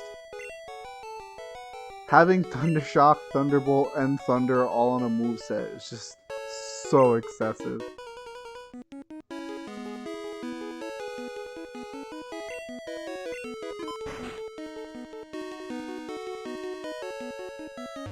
Oh, I forgot. It's not.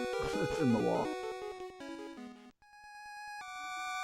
It's time for my favorite part. Tile spinning.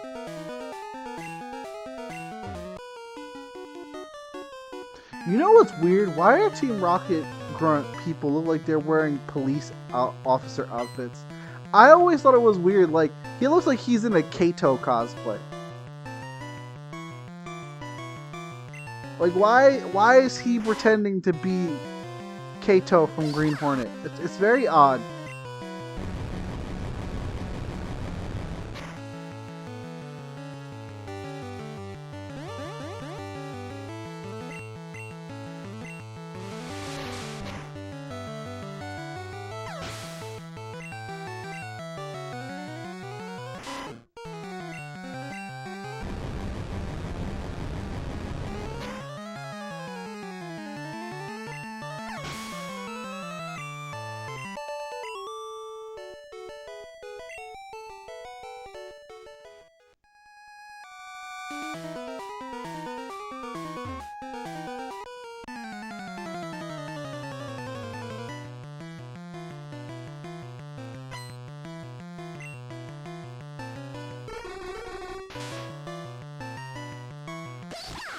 Drowsy, you are a very horrifying Pokemon.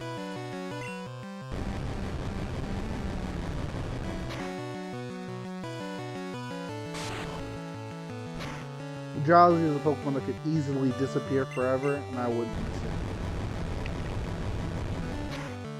God, I hate Drowsy and Hypno so much.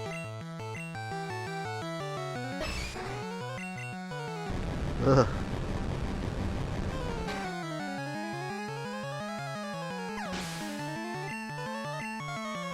Hey, there we are.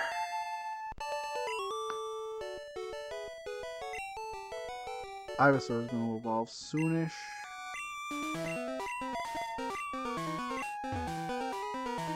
Is that the way out? That's the way out. I don't need to be here right now. I need to spin.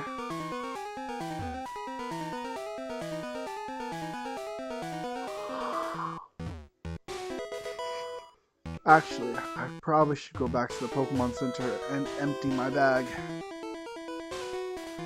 Limited bag space. Trash. Absolute garbage.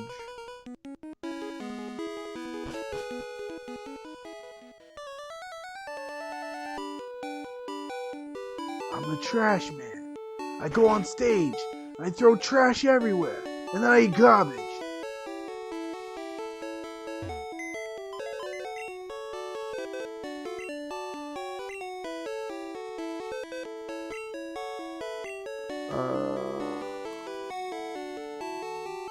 deposit those. I don't need those right now.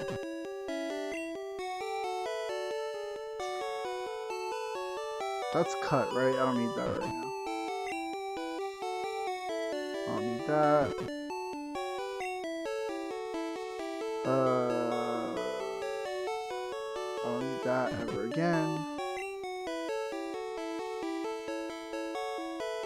I'm pretty sure I don't need this. I don't know what that is, actually. I should check to see what that is. The rest of the stuff I should just sell.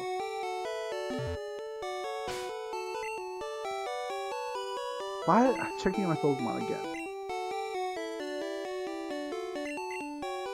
Teleport. Oh yeah, that's very useful. I can't wait to use that now. There.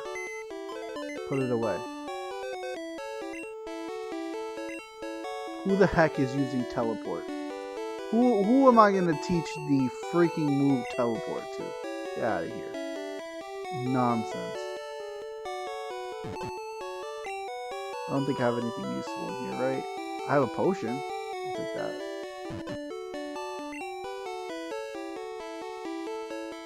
Yeah, okay. Smooth.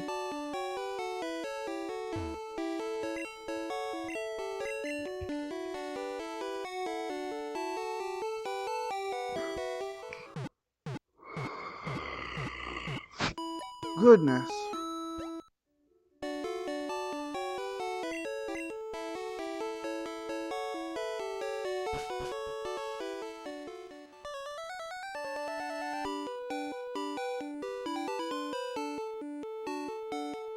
I've been thinking, so like Pokemon playthroughs take a while, but I'm still probably gonna run out of Pokemon games pretty quickly because I only have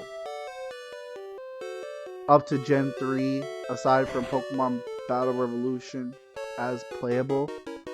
And the only Pokemon spin-off game I have on cartridge that I can stream is Pokemon Pinball, which is a cool game to stream, I think. But I've been trying to decide if I'm going to replace Pokemon with a different RPG series or if I'm going to play something more robust in its place. Specifically because I've been thinking about playing Sonic some, because I've never beaten Sonic 2.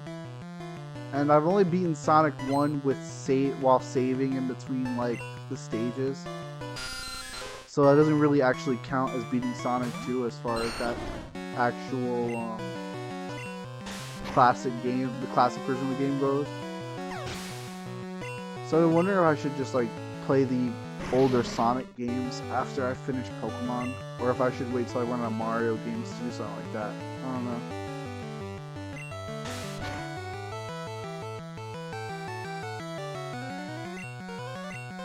But then again, based on the way this playthrough is going, I may still be playing Pokemon Gen 2 or 3 by the time I'm done with Metroid games, and I'll have to probably find something to replace Metroid games first instead.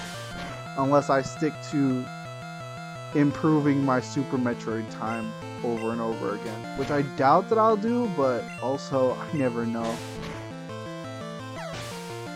I'm really excited about like potentially like getting through Super Metroid really quickly, so I don't know.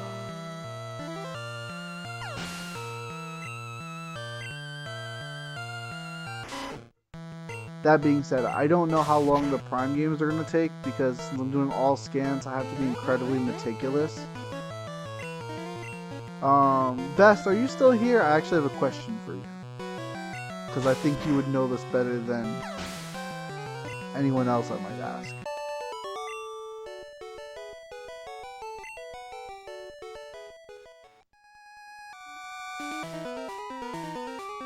Alright, let's take the bottom one.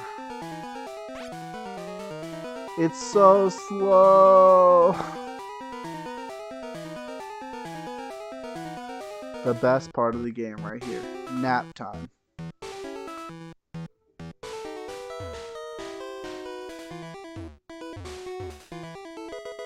Moonstone number 3.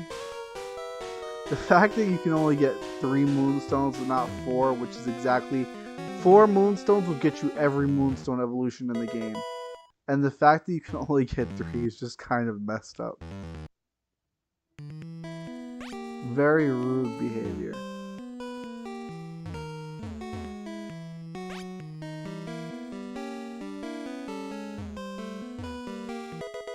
DMO7, what is that?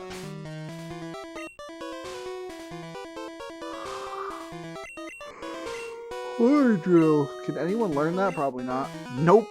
No horns here.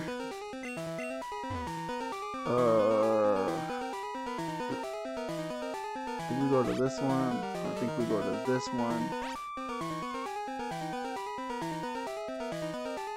Then we go to this one. Yeah, playing Prime is going to be a very meticulous experience, but I think that the only missable scans are bosses. So I just have to be very careful about bosses in particular.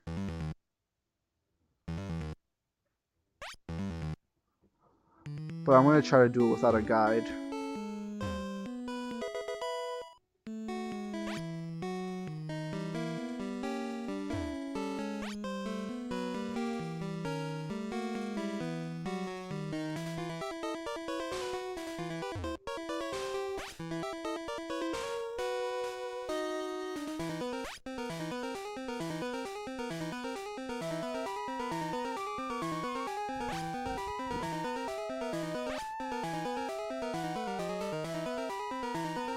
Wait, did I go the right way? Yes. Okay, gotta take the top one.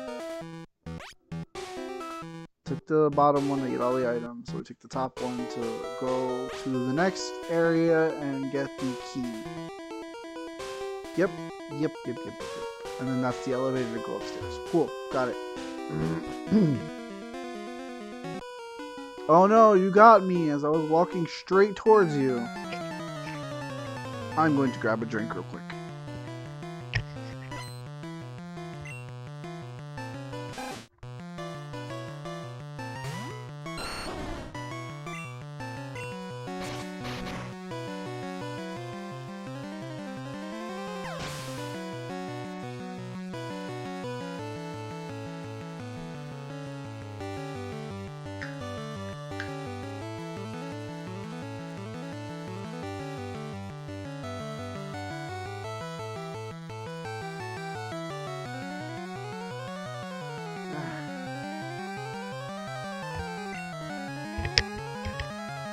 Good stuff.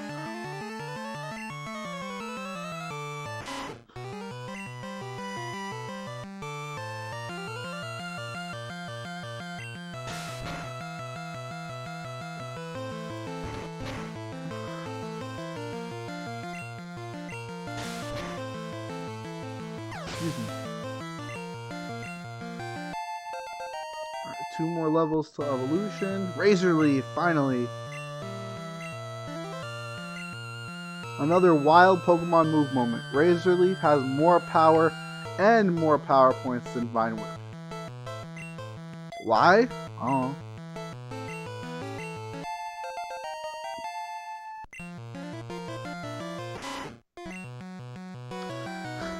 $25 power points for Razor Leaf, which is base 65 damage, versus 10 power points for Vine Whip, which does 40 damage, I think? Completely just wild.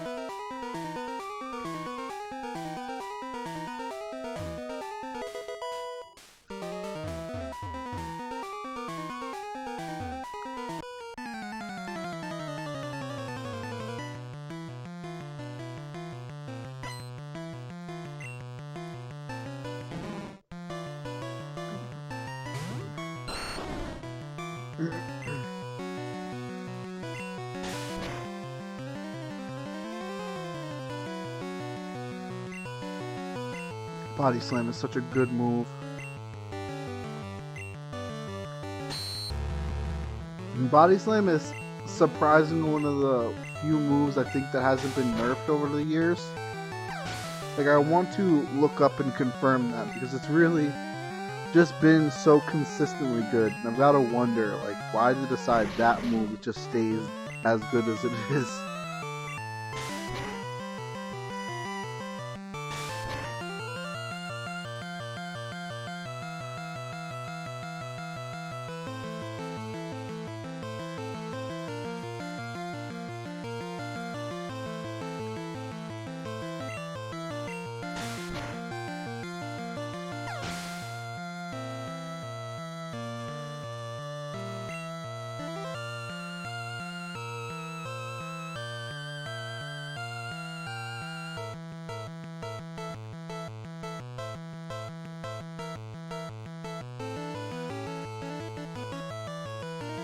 Yeah, Body Slam has always been good, and they actually improved it from Gen 1 to Gen 2.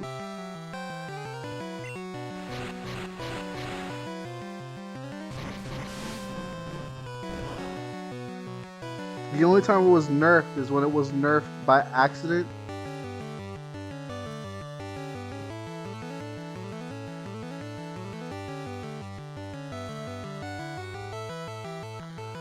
Because it was nerfed technically because of the paralysis nerf in Gen 6.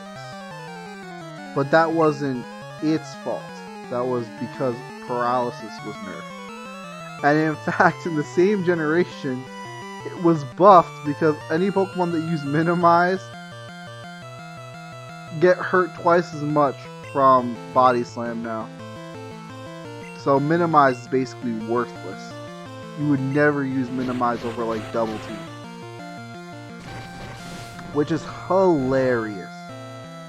Body Slam has literally always been good. Really wild.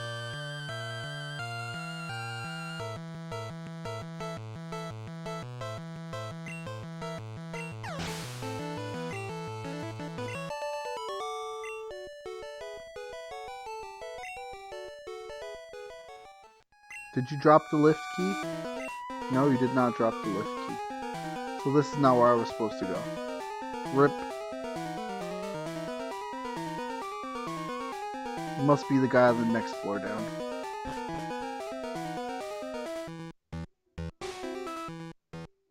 Alright. So we continue. Excruciatingly slow.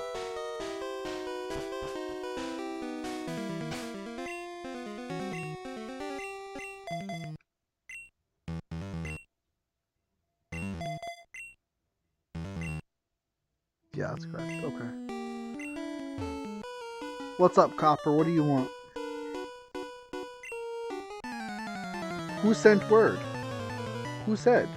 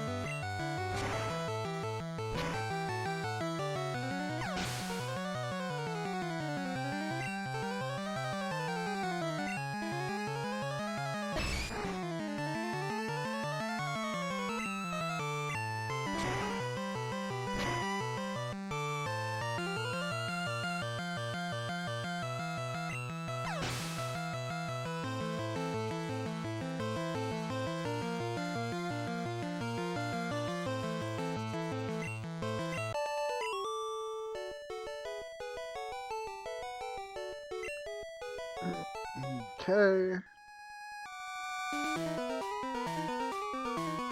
What is this?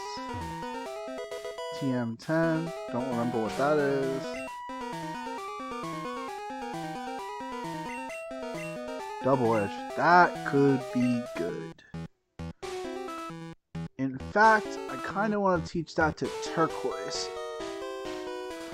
I'm going to hold on to that and probably teach it to turquoise later.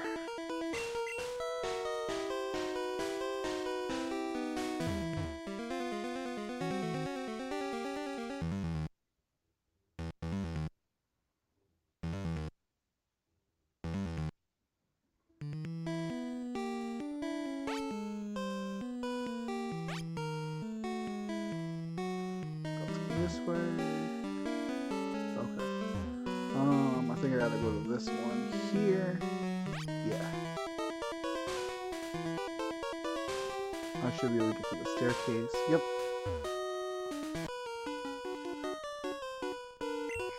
Stop meddling in Team Rocket's affairs. Stop decorating Team Rocket's lair incredibly badly. What is this with this tile?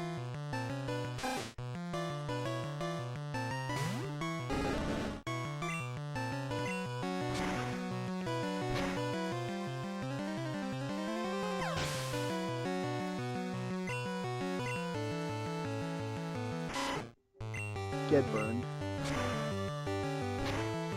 Lose your teeth. Oh no, he used his teeth. That's not good. You hate to see it. Nice crit. Excellent. Millennia doing lots of work.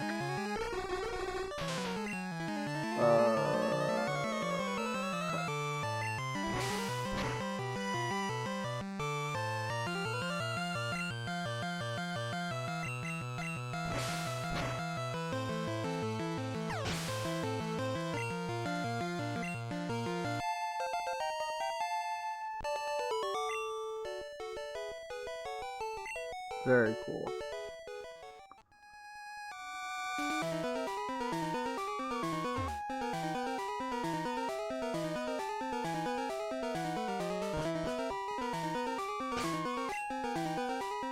Okay. Time for turquoise to fight again.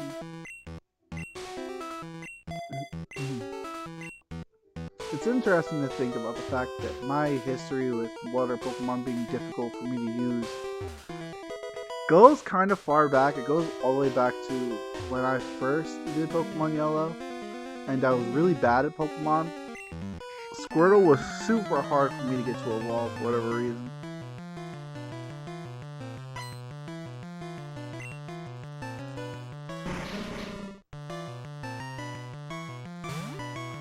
If I had to say though, that's probably because I was a silly little boy and was probably just trying to push ahead when I could have just gone backwards to grind.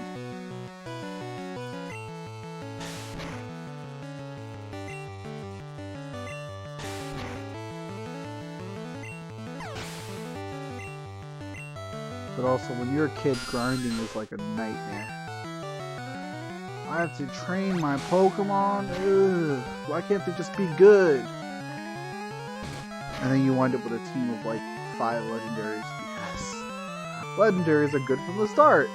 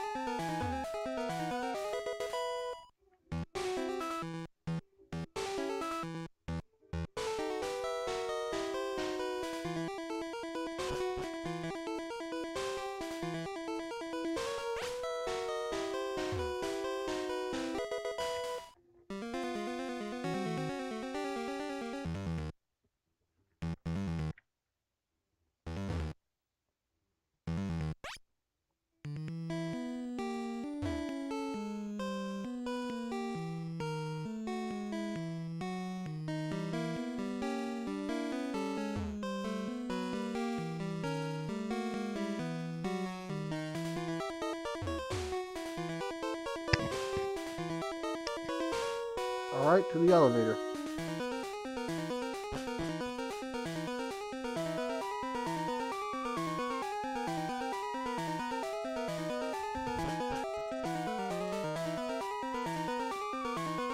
take the easy way because I already did all that. Oh, I can't take the easy way because it's a...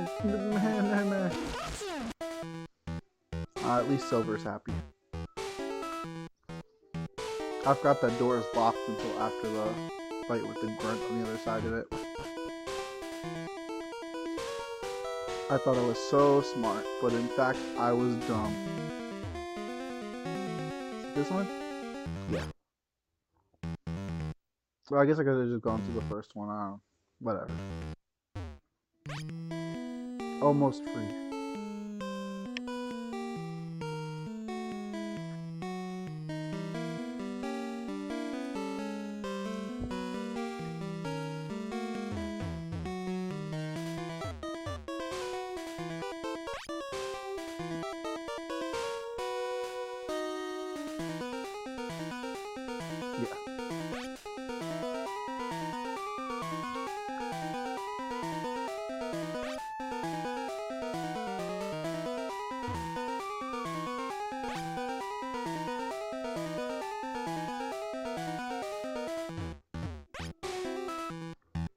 Well, we'll fight Giovanni now, and then we'll go get Ghastly.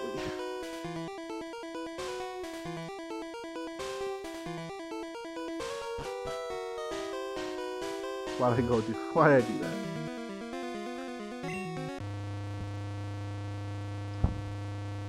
Bing bong.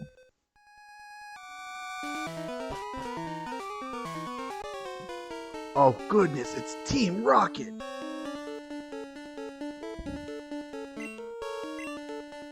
Payback time? For what?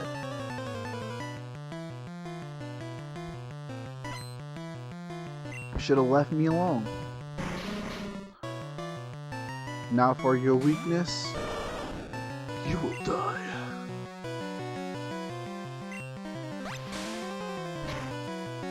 Bee-boo, bee-boo. Oh cool, I was poisoned. Yeah, I love that. We love to see it. Truthfully and honestly, we love to see it. It's like the second or third time today Turquoise has been poisoned too, so just a wonderful feeling.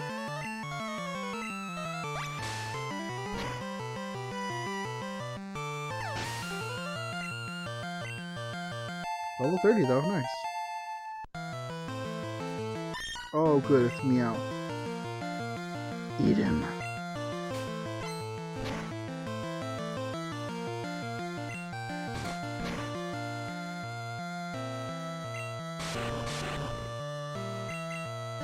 That would be pretty horrifying to see a turtle eat a cat though. Like that would just be horrific. Just absolutely terrifying. Please do not. Please do not the cat.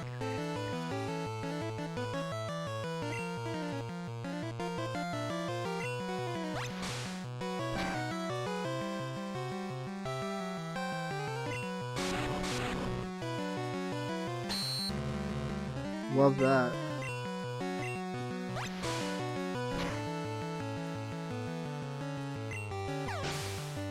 Alright, cool.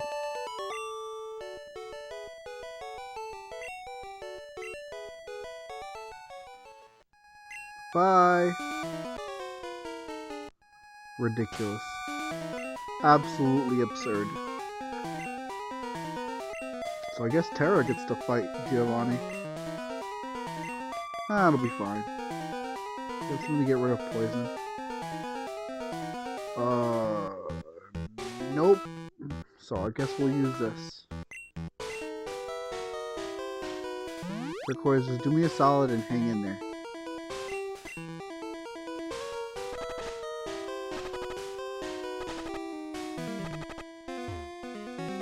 Iron. That'll help with poison. It won't, in fact, help with poison.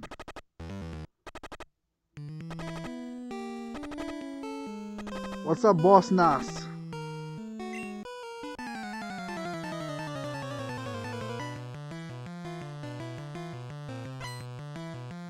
Dude needs to work on his posture. Not the best thing for Terra to have to deal with, but Confusion should be able to get rid of it fairly quickly. Also, what is guard? What is that even abbreviated from? Is it guard special? Is it guard spectacular? What is it? I don't know. Rhyhorn. More confusion? Yeah, that'll work. Terra with them crazy crits.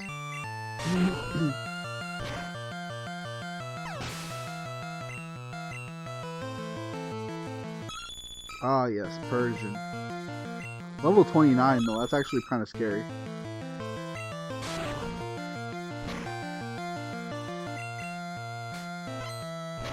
I love getting hit with money. Please throw more money at me.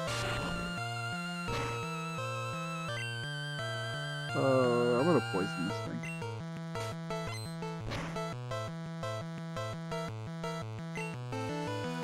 Oh man, try again.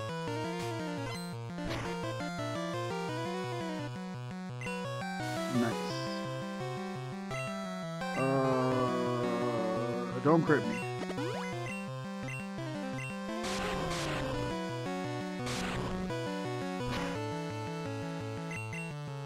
Uh-oh. Oh, fine. I should be able to beat it this turn now. No. That's not good. Alright. Terra, survive. Oh, Terra, you're the best. Good job. Man.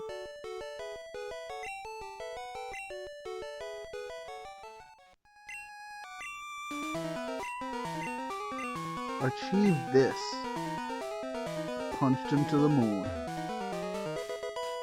Paozu straight to the moon. Alright, Turquoise, please, just hang in there. We're gonna go... Actually, can we teleport in here? Surely we can teleport. Surely we can dig. Surely I can get very, very angry and explode. Is it the elevator?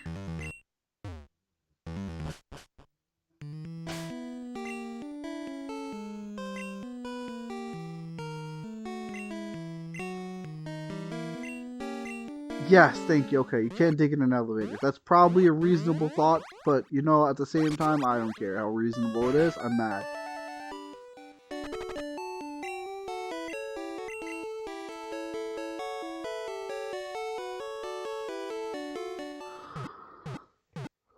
It's all good though. We're done with that.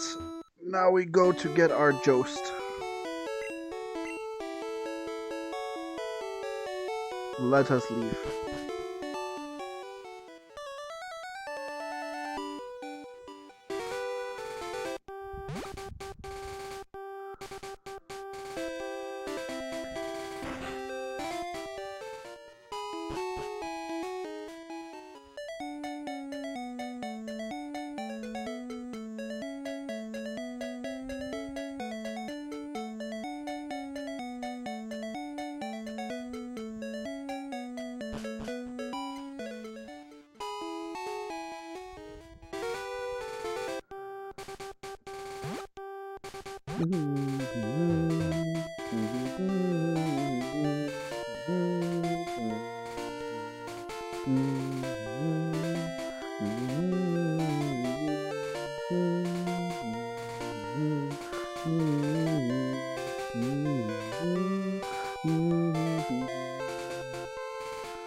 Okay.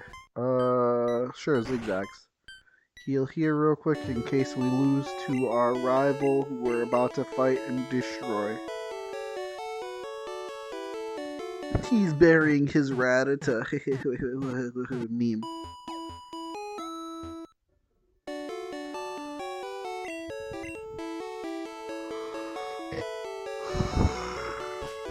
Goodness.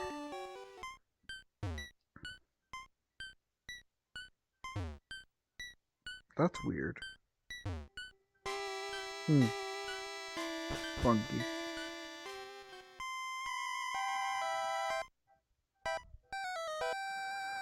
I hate the music in these two areas. Boop boop beep boop bop boop beep boop beep boop bop beep boop boop beep boop beep. Yeah, we get to fight Flunk. What a jerk. Firo versus Butterfree. That's not very good. Go to sleep.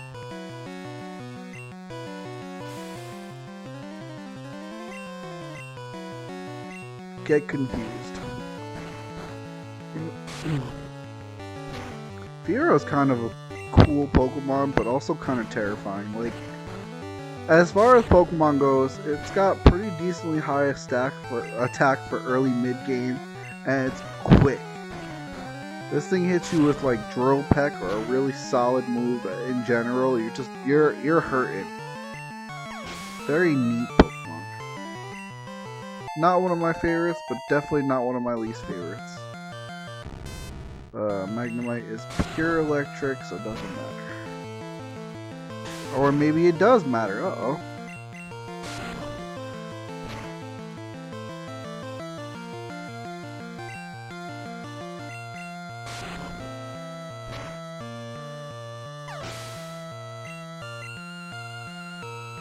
Shelter? We don't need no stinking Shelter.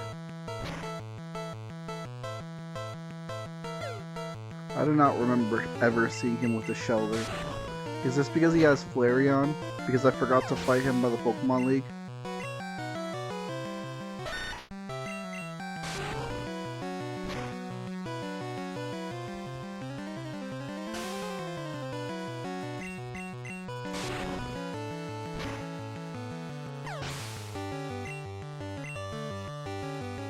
That's still just an easy. Okay.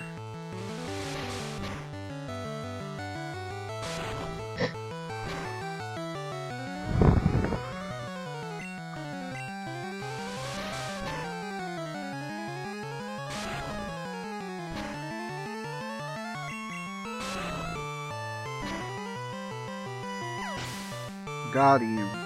Done. Took it easy on me.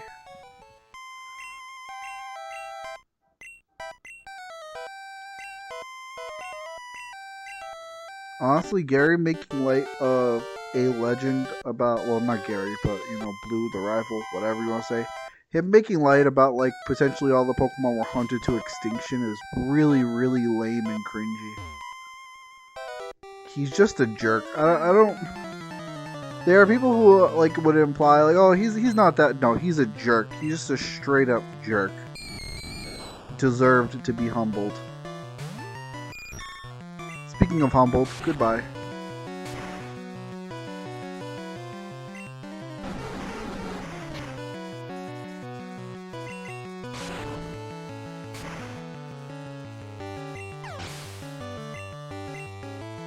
Nice.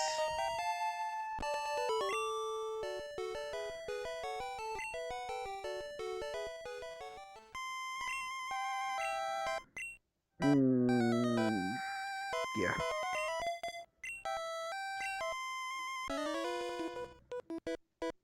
It's also weird, most of these, like, none of these, the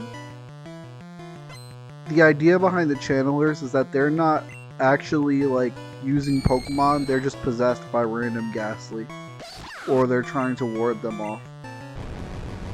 Like, honestly, Gen 1 Pokemon has so many details about it that are just like, honestly, you can't do a lot of this stuff anymore. Or if you can, your game immediately is a freaking M-rated game.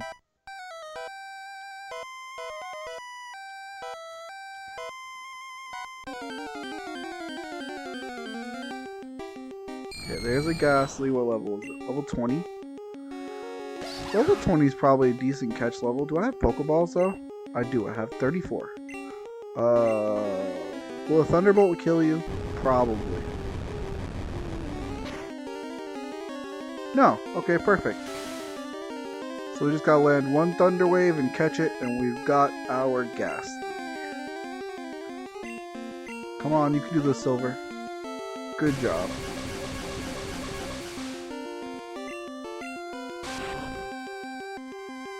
Nightshade. Lame. Yeah, cool. This should work, right? Perfect. Leave, go get it, and probably train it here. Decrepit, deserted buildings. It has no real shape as it appears to be made out of a gas. Yes, this Pokemon's name is Noctis.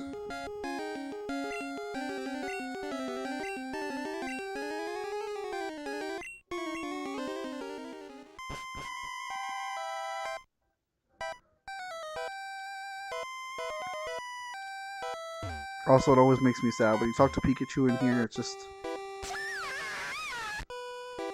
Pikachu does not like it in here, and neither do I. Completely agree with you, Pika. Trash building. Let's leave.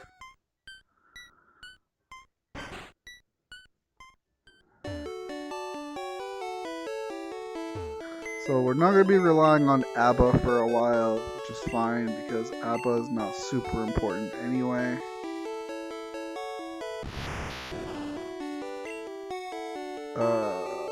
Yes.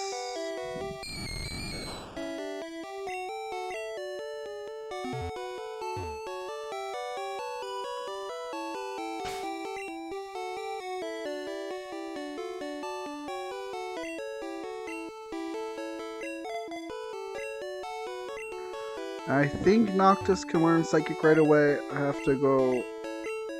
Oh, that's what I forgot to do. I have to go buy a drink for the guards people. I'll go back to Celadon real quick and do that. I completely forgot I had to do that. Well, that's fine. It'll only take a minute. I healed, right? I think I just healed? Yes. Why are you man monster shaped instead of spooky shaped? You should have a spooky shape. It's weird that you're shaped like a Rhydon. Well, I guess that's because Gengar stands on 2 legs. Just used whatever for all of the Pokemon. Oh yeah, do you ever say why you're standing like this? Oh, because you can't get anywhere, so you're just resting together. Okay, that makes sense. Just bored. Waiting for family.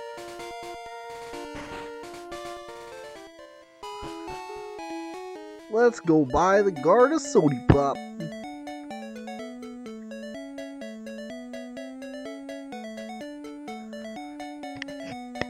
I like the implication that was made in like the manga that like the guards were actually like bribed or paid off to not let people into Saffron, and that was preventing people from getting in or out so they could more easily take over Sofco. It's a cool way to go about it for a lore standpoint. This is no, that is the other thing. This is where I need to go. Where Sody Pops? I'm on the top 4, right? Boy, I love stairs.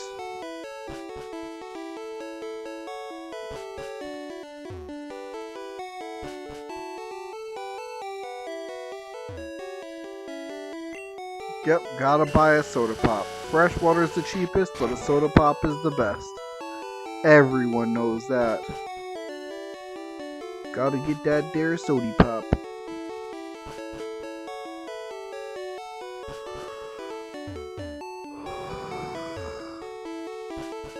Oh goodness.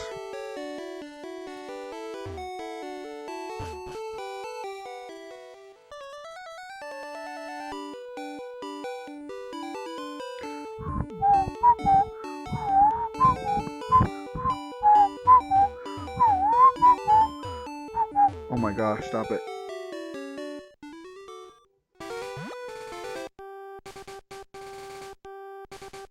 Gotta go from here. No, not there, here. What's up, bro? Yep, enjoy you your sody pop.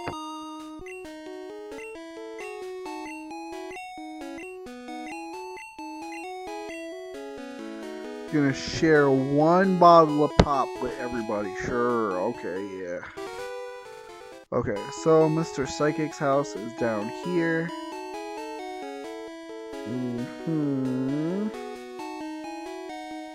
Wait, this is it? This is it. Hey, hook me up. Thank you.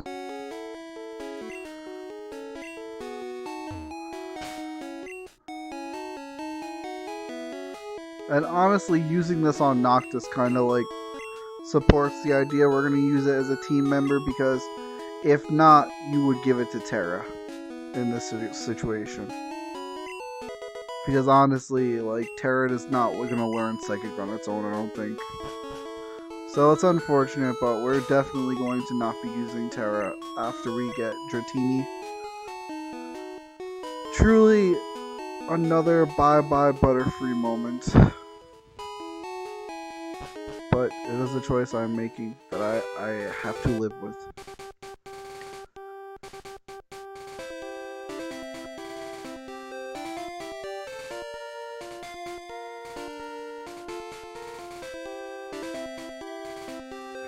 Man, I wonder if that episode was meant for, like... was it meant for people who, like, have to, like, stop using their... who, like, they have this Pokemon from the start of the game, and they get rid of it around mid-game, even though it's been helping them so much for, like, a different, better Pokemon. Is that why that episode exists? To, like, kind of remind us, like, yep, those were our friends that we let go, and... it may be better for both of us, but it's still sad. Like, was that why that episode existed? Because most people stop using their Butterfree after X amount of time? Like, it's really sad to think about in that way, if that was the case. I don't know. Thinking about it like that makes me feel really bad.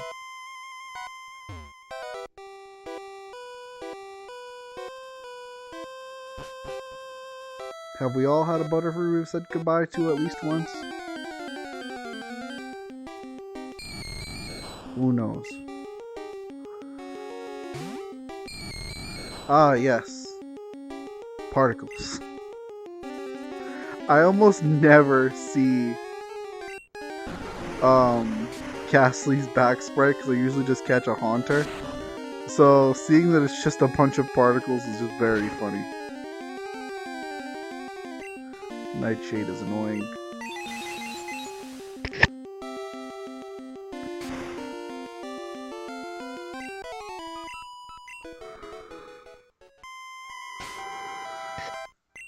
Oh goodness.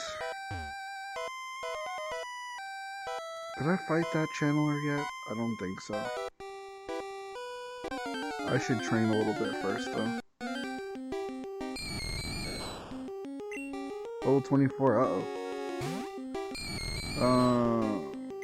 You can survive one attack. Now if you hit yourself, please don't hit yourself. Oh boy.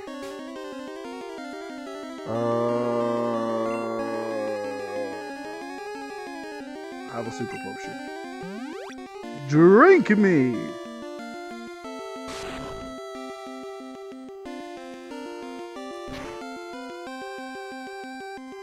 That is unfortunate. If I hit myself again, it's over. Oh, no, I don't even have to because I get outsped. This might be a little harder than anticipated.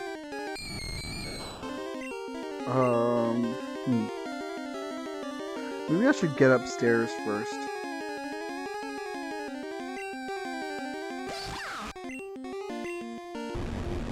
It might be prudent to get up to the heal spot first.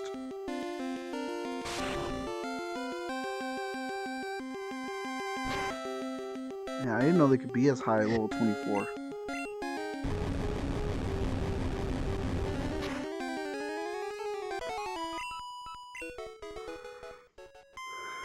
Oh my god.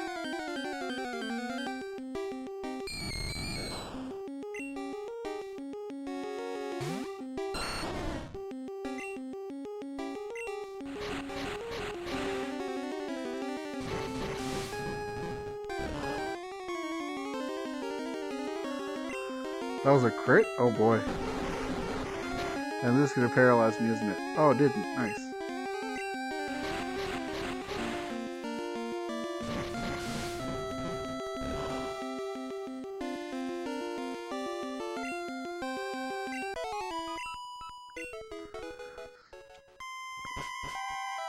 Man, I really want to get a badge today.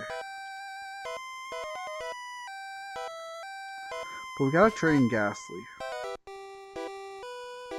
Gotta at least get Ghastly to be up to par with the rest of the team. It'll be easier once we have Haunter, but still.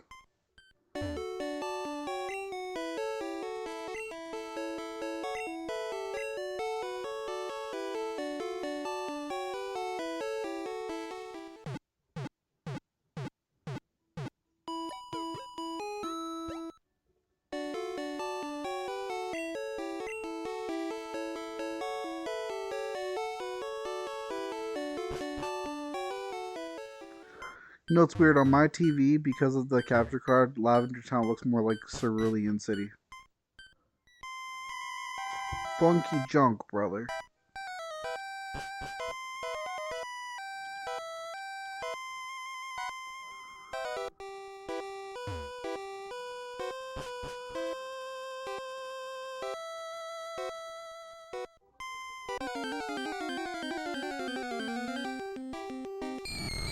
Oh, what a surprise. Another Ghastly. Alright, so let's do this properly.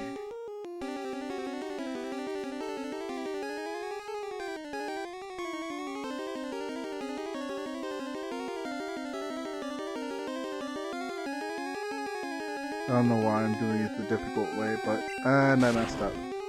RIP!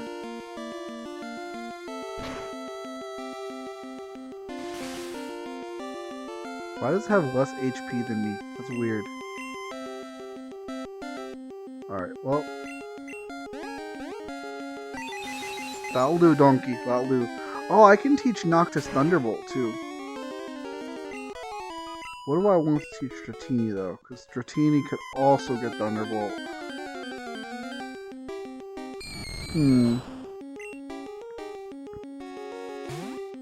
I have to think about that.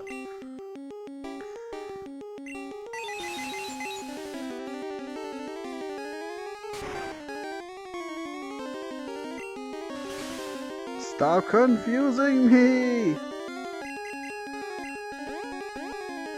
RIP. That's not good. Okay, that's better.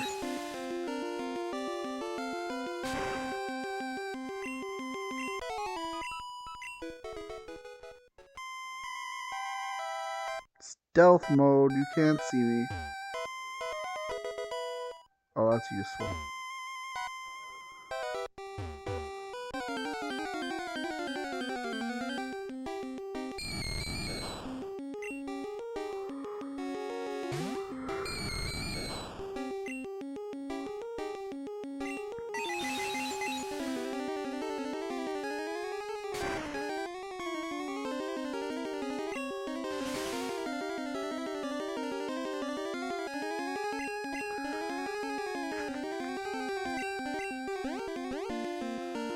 Noctis, you're made of clouds. Why are you hurting yourself? Come on, Nightshade. Nice.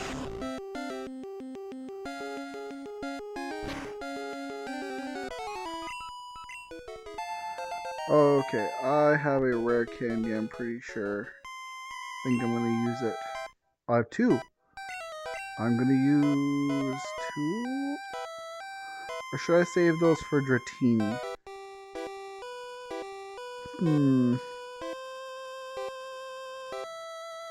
Let's save those for Dratini.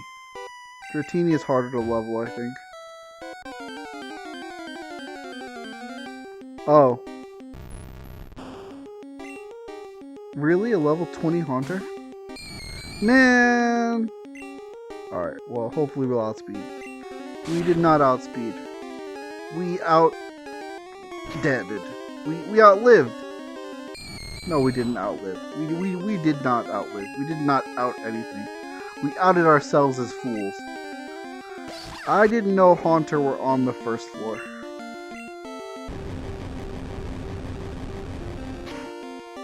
That is the truth. I thought Haunter were only on the upper floors. So I feel like an absolute buffoon.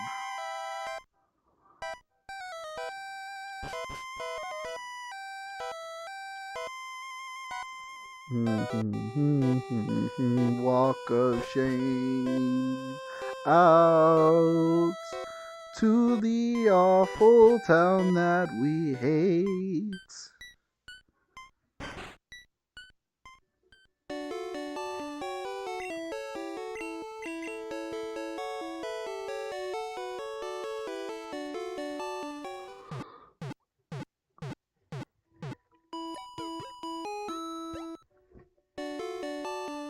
Oh boy.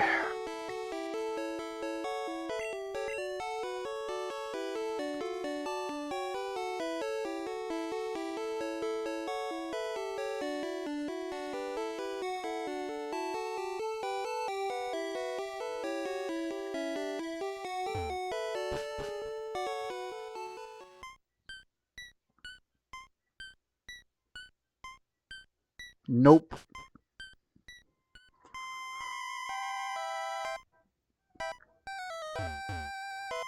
Don't know where I'm going.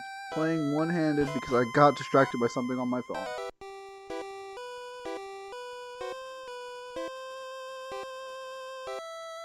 Alright.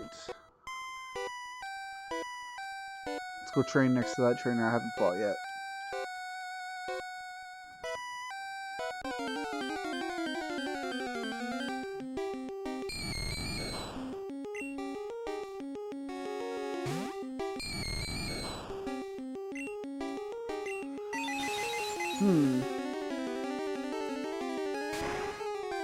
Trying to think if there's any way to level faster, but I don't think so. I think this is probably the highest wild Pokemon around.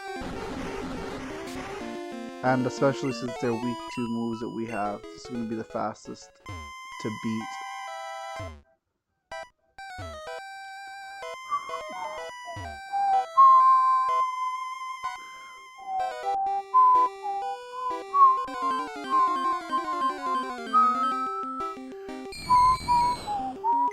Level 23. Please get psychicked. Oh no, you're gonna confuse me instead. That's wonderful. It makes me so happy. Truthfully thrilled. But not as thrilled as you are, you ghost, dead, spooky thing. Nightshade. No, I'm supposed to use Nightshade, not you. Thank goodness. We cannot survive another Nightshade from any minimal level here, so I guess I'll use my Hyper Potion. Does another? No, I don't. Okay. Please, use this.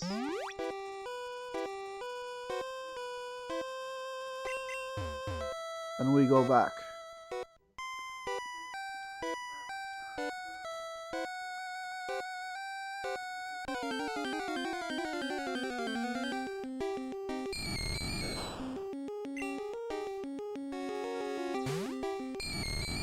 Have another psychic.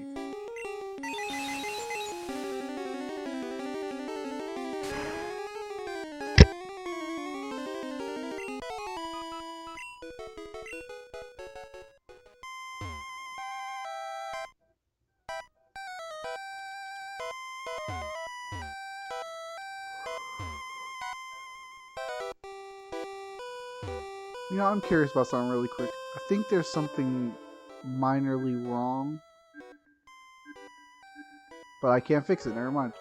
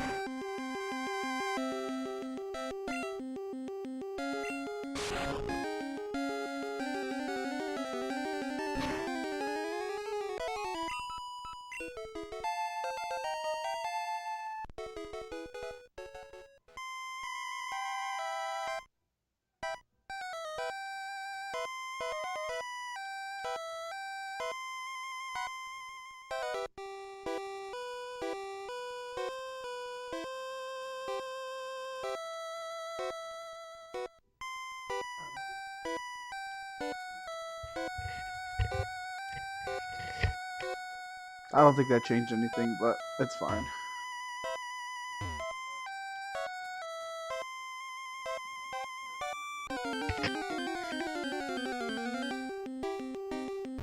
Oh, another Haunter. Are all Haunter at level 20? Weird. But we outspeed, get crushed.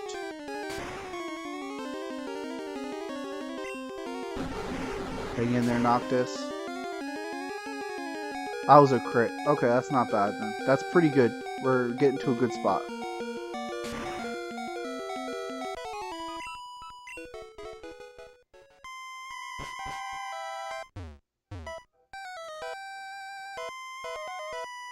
Noctis starting to outspeed fully evolved. Well, not fully evolved, but evolved Haunter. Evolved Ghastlies is really good.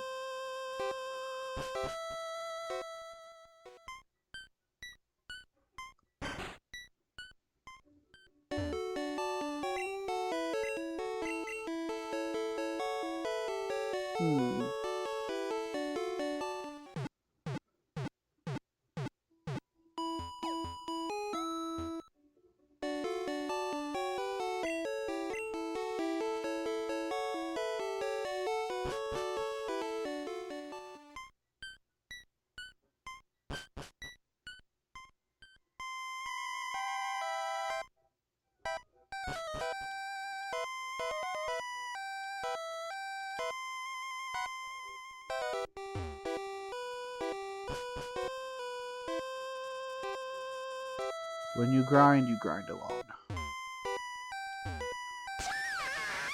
Yeah, I know, Pika, I'm sorry.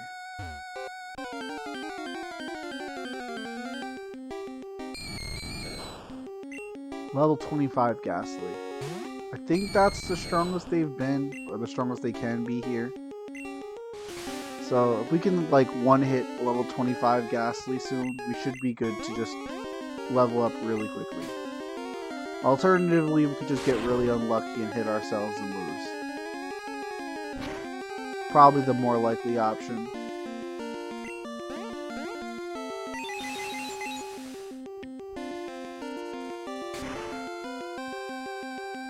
Oh yeah, definitely the more likely option. I probably shouldn't risk it. In all likelihood, it's just gonna beat me. Yeah, probably the correct call. It takes so much time to get out of this freaking tower, though. I don't think I can dig out of the tower, can I? Oh, I can. Okay, well, at least it'll be faster to leave. No. No, beep boop. We're done with Lavender's theme already.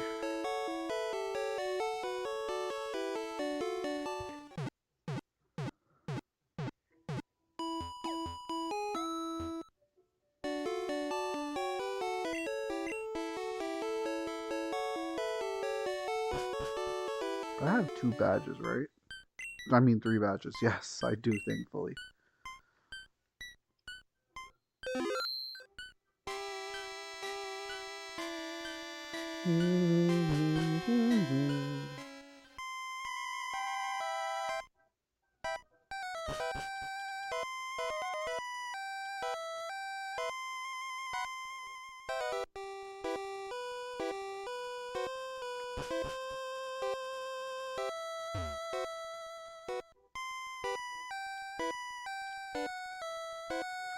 You know, on a slightly different note, and probably not one... Like, why would they place graves like this? Like, this is a tower that's supposed to memorialize Pokemon, and they've placed the graves in a maze. Has anyone ever wondered about that? Like, oh, let's just place these graves however the hell, you know. It's not very easy to navigate. That's okay. Like, it's a very odd way to build a memorial tower. Blocking staircases and everything.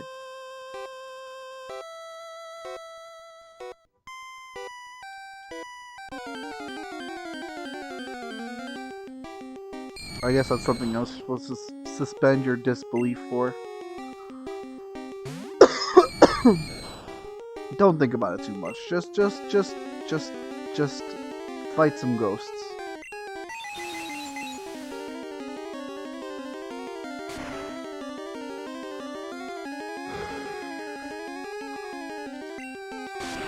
Ah, stop nightshading me. I don't want to be 3 KO'd.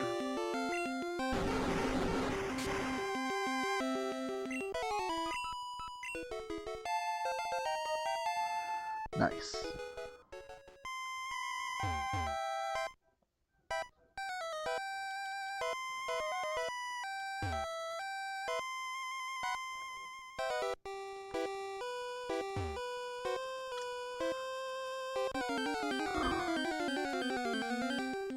Another one.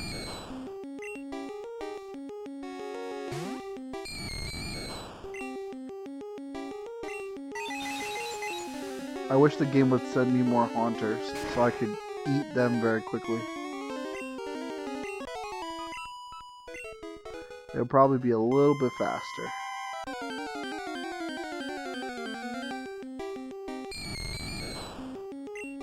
Level 20.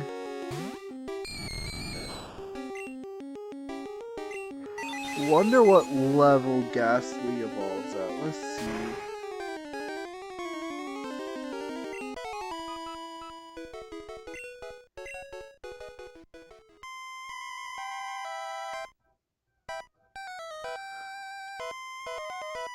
$25. Okay.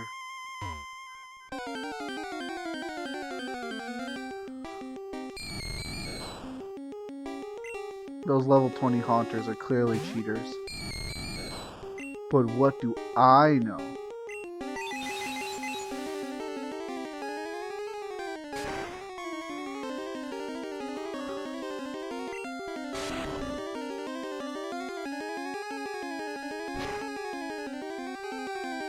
Yeesh. Alright, lick him. Lick him! Ha ha ha! Lick him!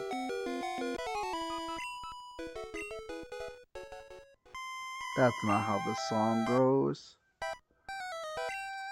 Let us leave.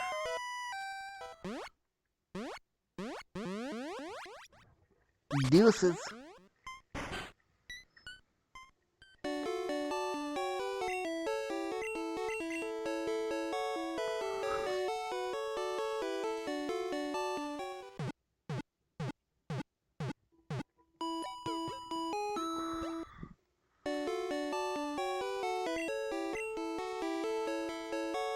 Alright, we out.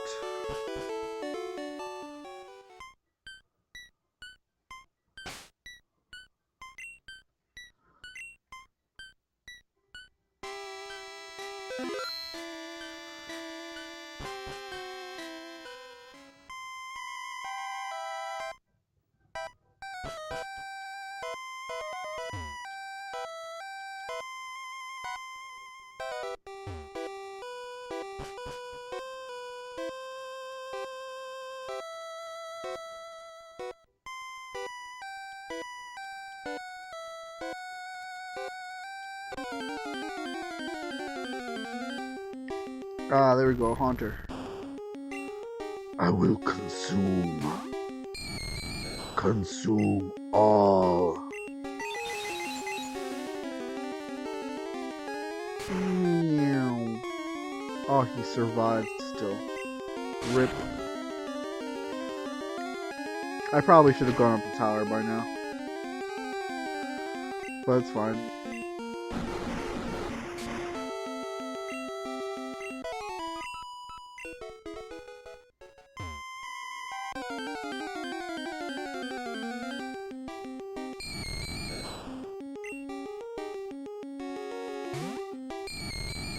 Please get psychic. So fast. The fastest little ghost around. Hang in there, Noctis. Okay, cool. Lick him. And now I have to leave again. At least we're gaining levels. I think I'm going to have to put off getting Dratini until next stream. Next Pokemon stream, I mean. Simply because raising 2 Pokemon like this would take so much more time.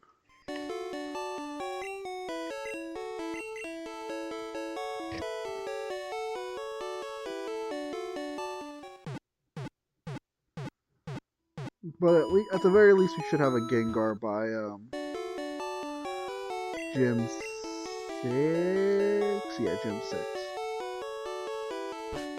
The good thing is, if we beat Erica quickly enough, we can go straight to Koga, and Koga should go down pretty quickly too, barring any horrific incidents of terror.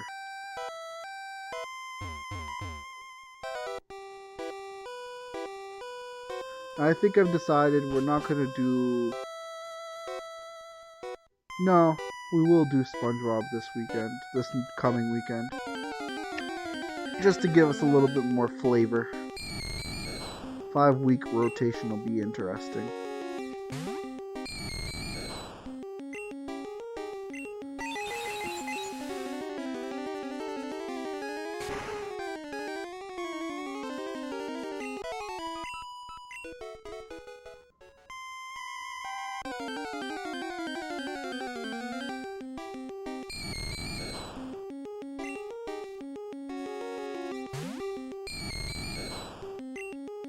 Get psychic.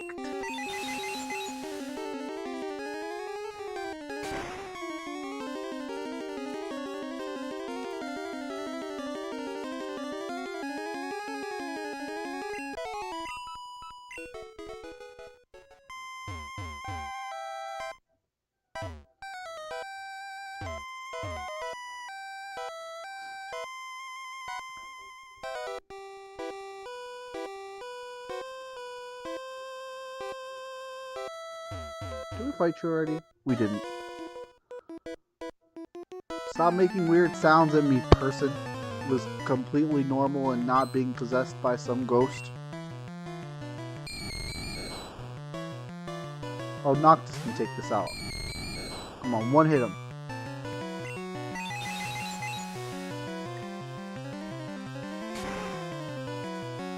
Ah, so close. Getting there, though.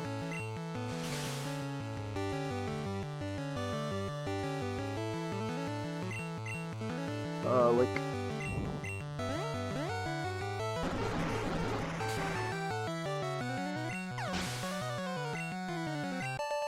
Alright, that was easy enough. Going back to grinding, then. Fought all the other ones, yeah. We'll just grind by the stairs now. Oh, Haunter, nice.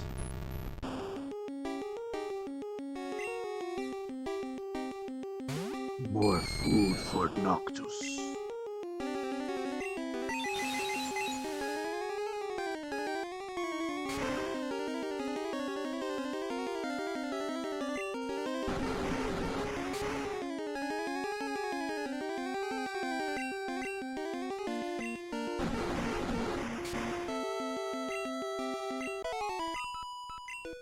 Alright, one more level. Oh, never mind, it's 25. For some reason I thought it was 26. Nice! We got our Haunter. Nice. Very cool.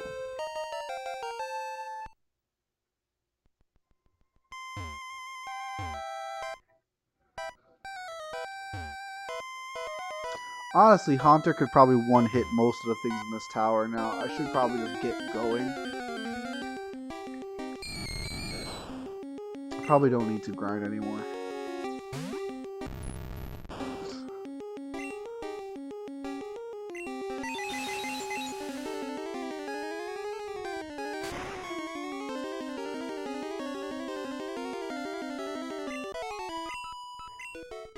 Let's see.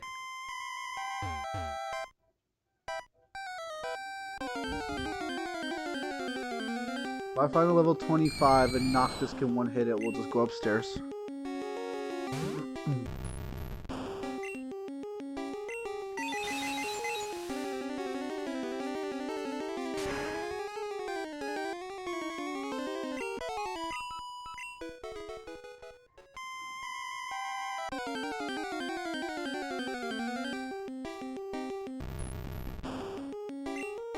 You know what? I'll also say if we could one-hit this other Haunter, it'll be fine too. One-hit a Haunter, we could definitely one-hit any equal level Ghastlies. Oh yeah, we're going upstairs. Forget about this nonsense. If we're not level 31 by the time we leave the tower, it'll be fine. We'll do more of that.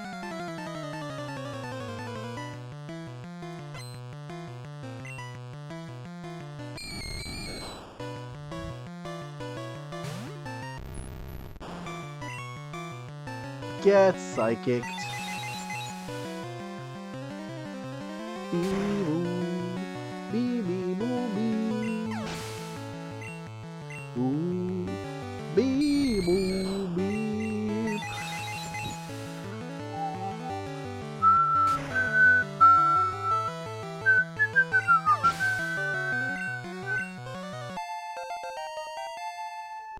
Nice.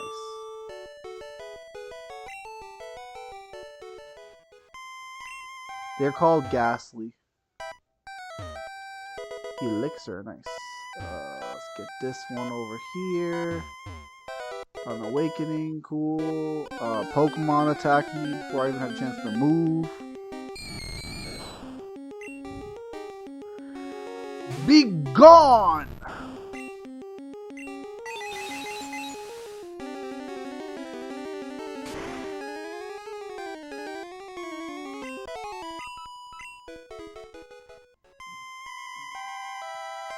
Don't fight.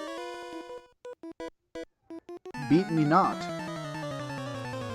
Oh, I beg to differ. You're getting beat.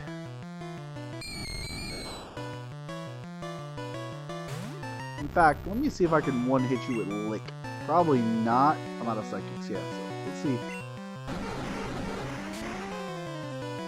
Not pretty close. Certainly makes climbing the tower a little bit more annoying, but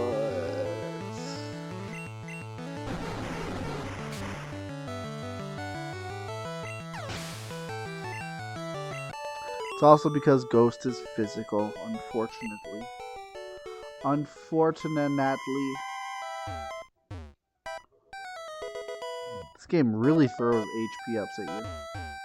Here, have more health. I'm gonna skip you to see if I can heal.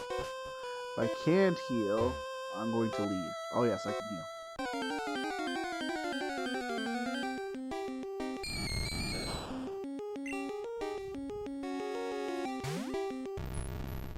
Get licked. La, la, la. No one's going to get that reference.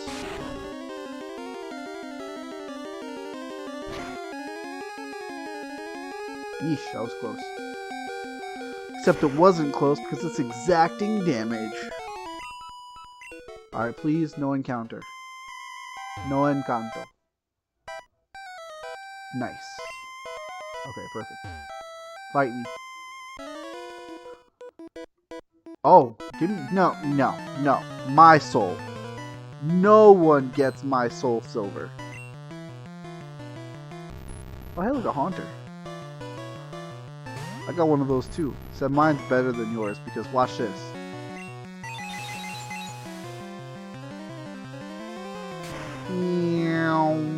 Oh, what? Excuse you?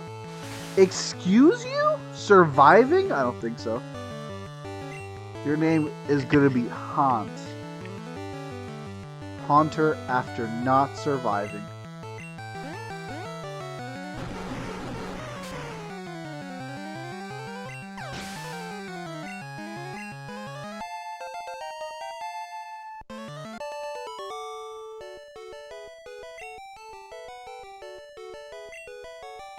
You okay? What possessed you to do that?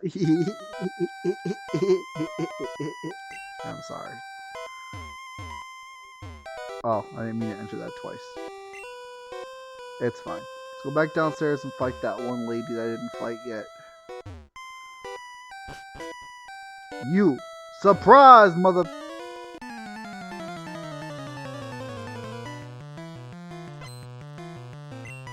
I love how the ones that aren't possessed also just look creepy because, you know, Gen 1 sprite limitations and sprite limitations in general.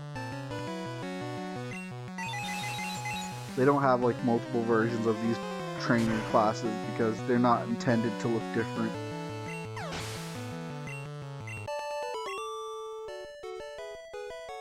Where is the ghost?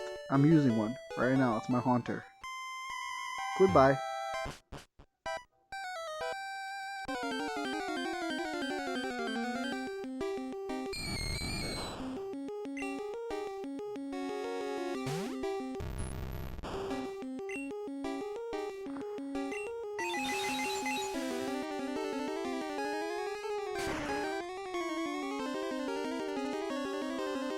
The best thing about using Gengar is using a Gengar to solo Agatha at the end of the game. Just give her a taste of her own medicine. Like, oh hey old lady, you want to use these ghost types and make it really hard to fight you? Haha, my own ghost. Get spooked.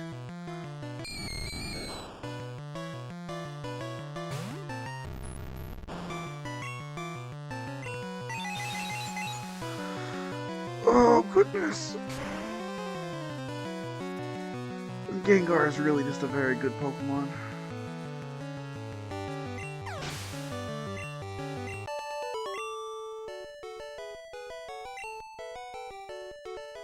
It wasn't a nightmare. You truly were possessed, yes.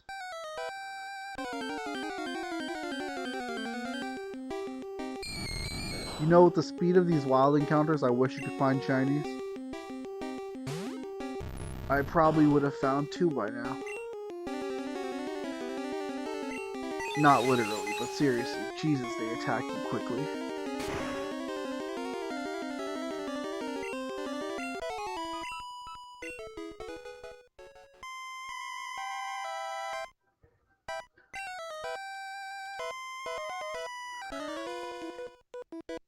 Zombies? Who's a zombie? There ain't no jabronis around here. What you talking about?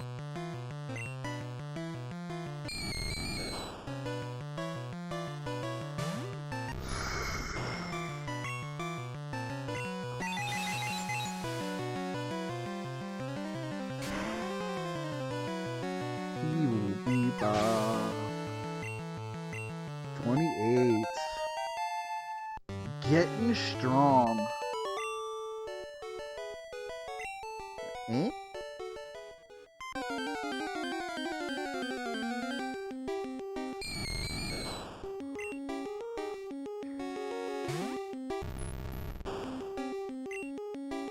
Get psychic.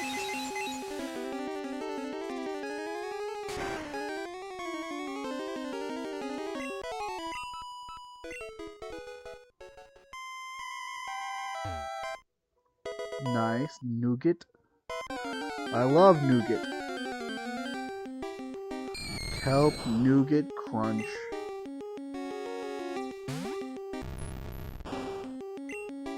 Bump, bump, bump. Bump, bump, bump, bump. And another one gone, another one gone, another one bites the dust. Hey, we're gonna get you too. Another one bites the dust.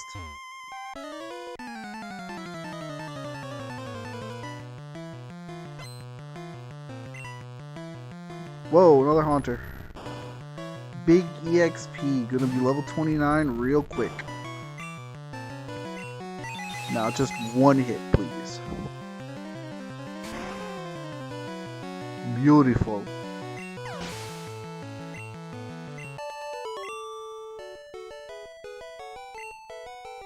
You okay?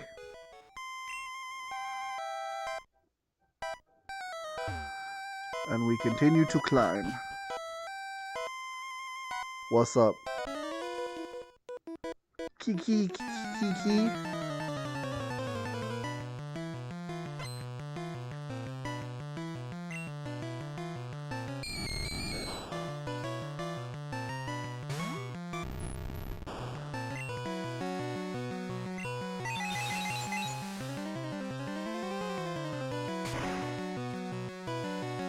Crushed.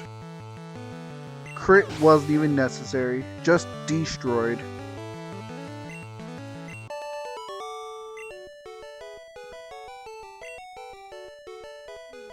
Okay? What about you? Oh, blood? Whoa, wait just a burger flipping second. Getting a little personal now.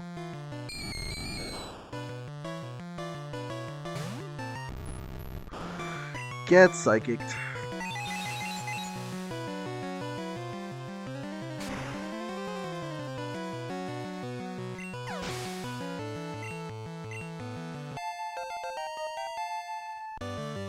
Hypnosis? Sure, why not?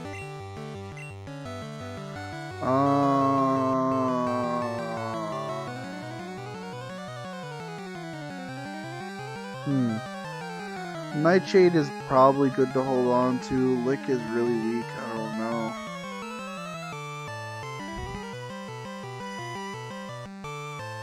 Confuse Ray is 100% accurate.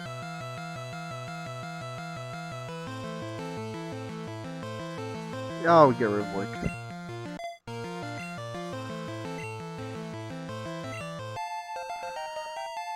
In most cases, Nightshade is about as strong as Lick, if not stronger and more consistent.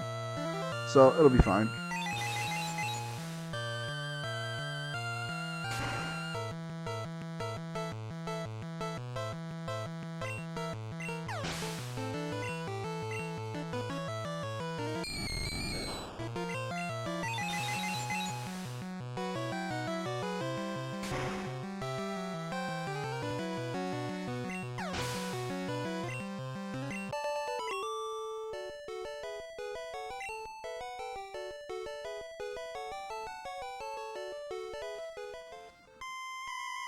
Ooh, an item.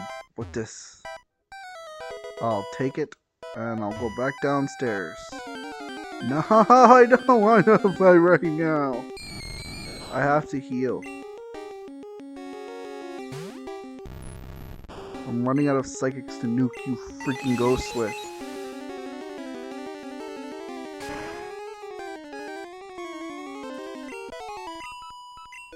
Cool.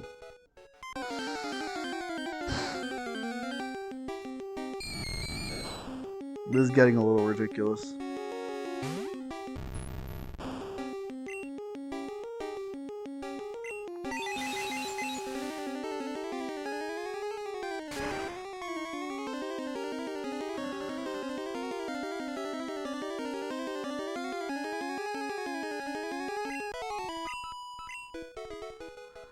Alright, let's bet on how many gas I'm going to see before I heal. I'm betting on 3.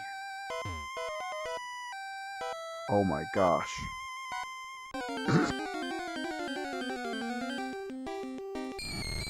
That's 1. But I think I will heal instantly once this fight ends, so it's okay.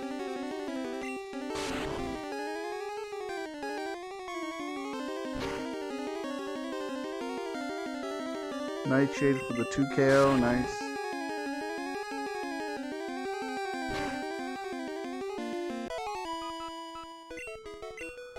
Perfect, okay. Alright. So I bet wrong, but that's okay.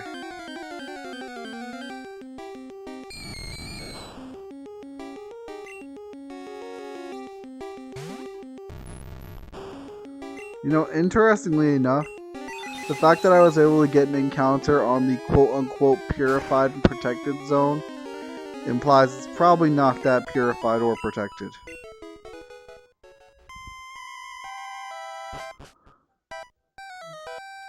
Definitely misnamed that little heal spot.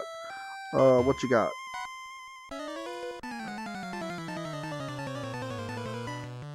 Come on, give me another Haunter. Man. Haunters give so much more EXP.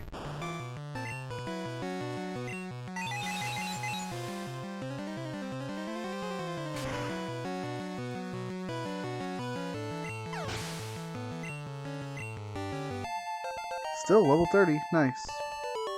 And now we go to fight the something fell out.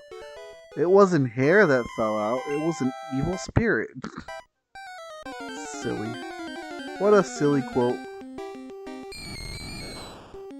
Level 27, wow. That's actually pretty strong, I'm not gonna lie. Could have made my way up here and caught one of them. This would have been a lot faster. I wonder if the crit mattered. Probably not. Oh my goodness.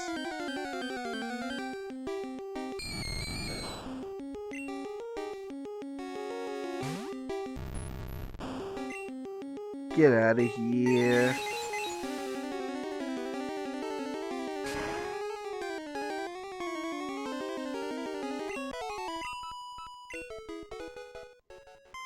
Nice. More food for Dratini. Nope. Alright, time to fight Marowak's ghost.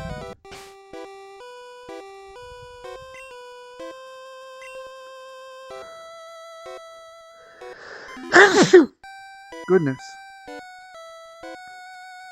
Be gone! No, you be gone. Get out of here, Jost.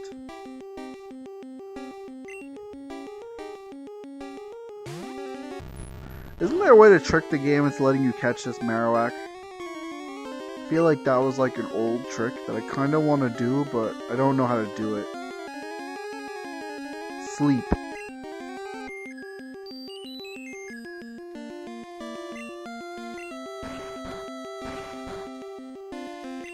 How much HP does a Marowak have? This is probably 3 KO. Yeah.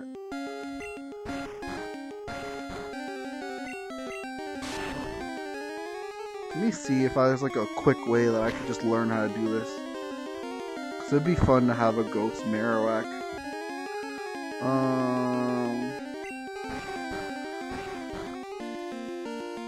Can you catch the Gen 1 ghost Marowak?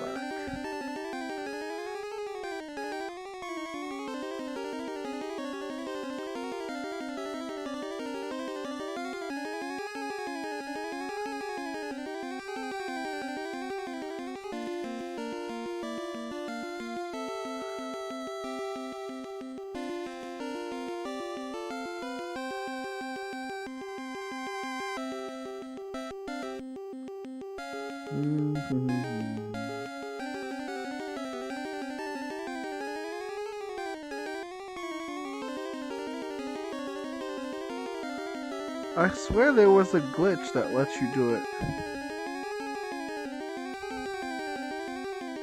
Let me see.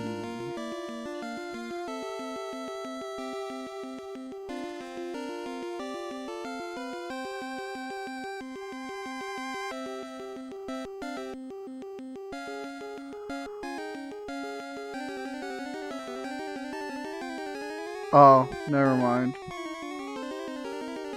It's actually incredibly more involved.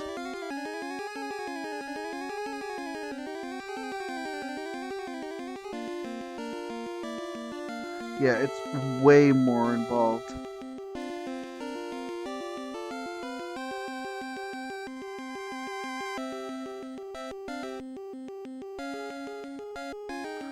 Alright, well, rip. Goodbye.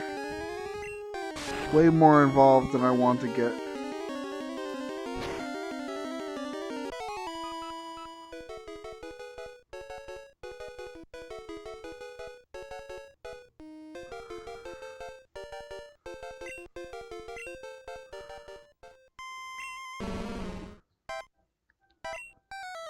Goodbye, Marowak. Good luck in the aftermath life thing. Oh, it's Team Rocket. Didn't I just beat you guys up?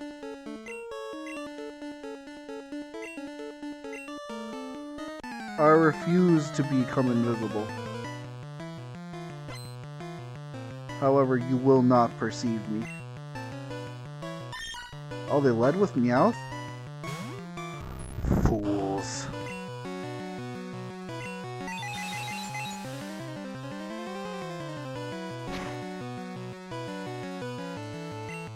Destroyed.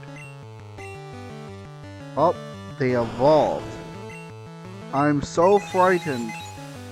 Whatever shall I do? Goodbye. Nice, level 31. Excellent. Weezing, why do you look like that?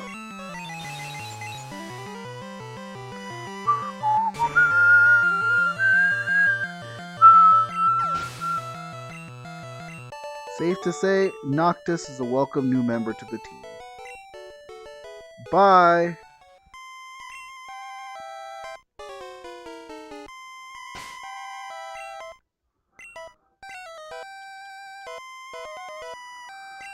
Alright.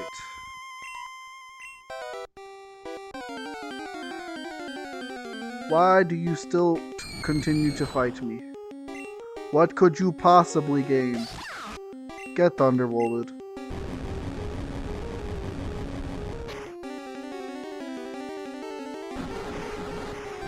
Stop licking me!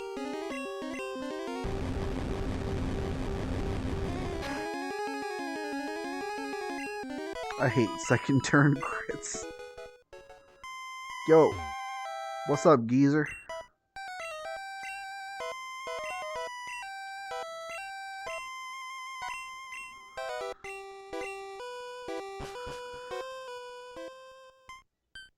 Okay, what's up, oldster? I do love my Pokemon, trust me.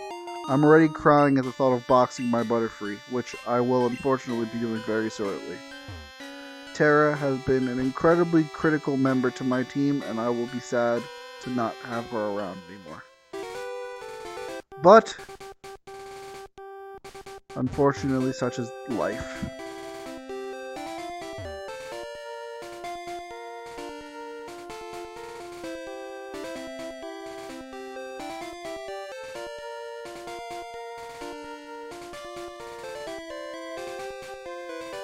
Well, not there. Here. Perfect.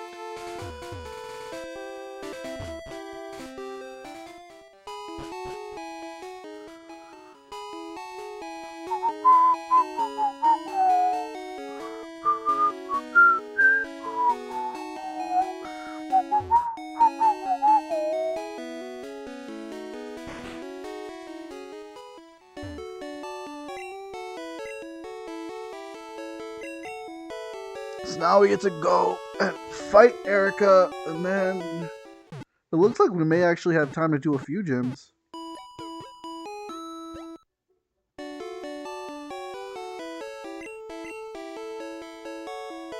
Because there's almost nothing stopping us from going to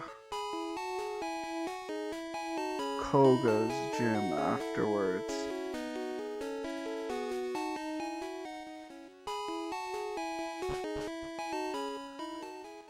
Which means we might be getting Dratini today anyway. Oh well.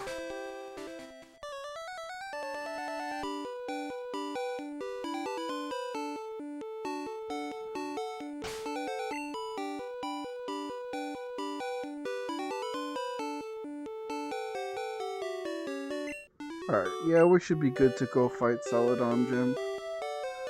I don't think there's anything to worry about.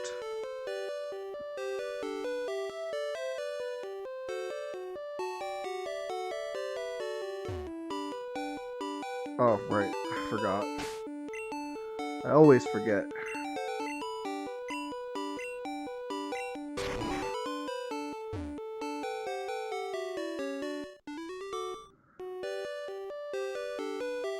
So we've got Noctis, we've got Millennia, and we've got Terra, all who should be fairly competent for this fight with this gym. There shouldn't be anything to worry about. Not allowed in here. Says who? Says who? I'll go wherever I want, please. Bellsprout. Right for you, no Bellsprout. Get thunderbolted.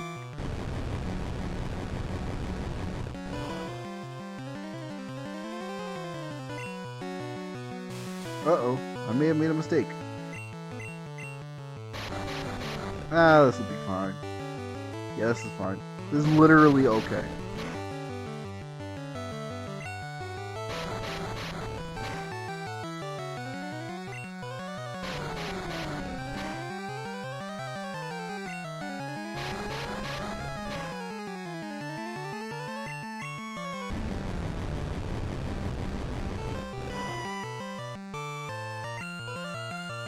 Stun Spore, come on. Just being rude.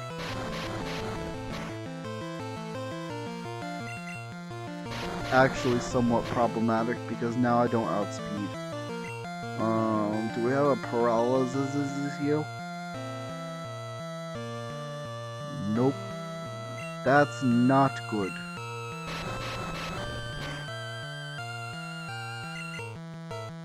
Come on, there we go. Attaboy, Silver.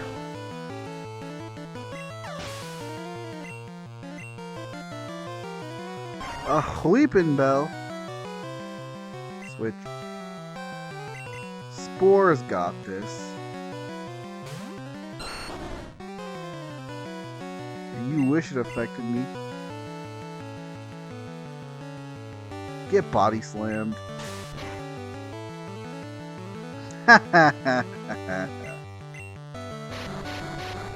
And wrapped.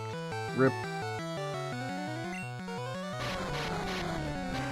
Beep beep beep beep beep beep beep. Beep beep beep beep. Destroyed. Alright, now level up Silver, please. No, I leveled up Spore instead. Not ideal, but that's fine. We'll leave, heal, and come back. As we are known to do. How close is Silver to leveling up, actually? Oh, very close. Probably to level up on a wild Pokemon real quick. I think that's what I'll do. Item? Item? Never mind. Okay. Gotta cut down this tree. Wish trees grew back as quickly in real life as they do in Pokemon. Instant tree. Although I assume that by saying something like that, it's actually not the best thing, because imagine if every tree that was just trying to grow underneath of a house just instantly popped up and destroyed the house. That'd be pretty horrifying.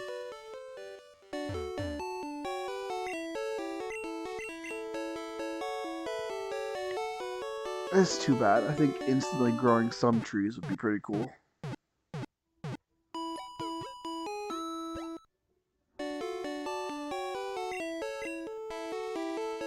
Alright.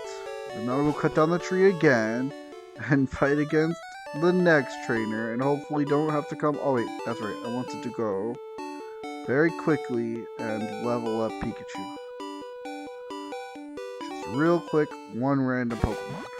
Who's it gonna be? Who is it gonna be?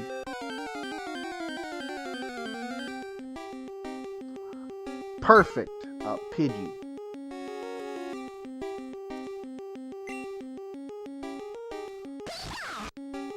Please get thunderbolted. Goodbye. Also, why is that Pidgey level 22? It's actually pretty high level of a wild Pokemon.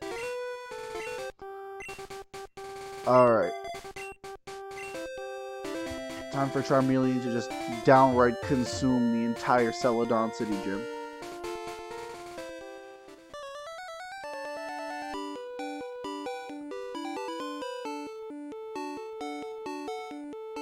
I think it might also be time to teach Blastoise Double Edge.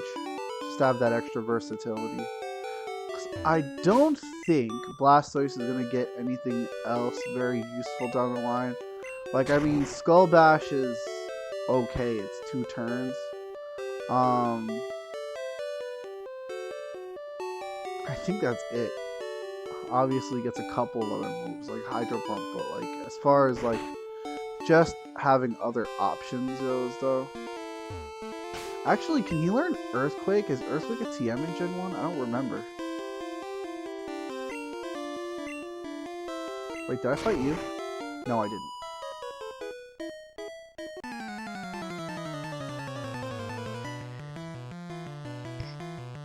Why does your face look like that? Fix your face. Also, get embered.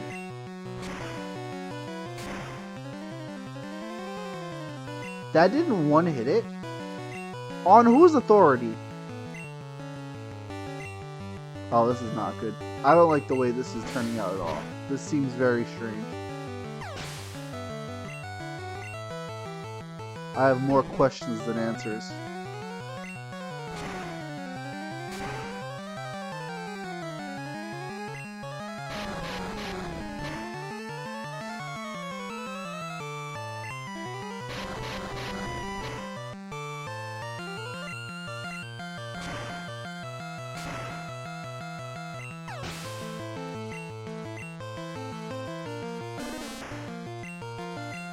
Come on.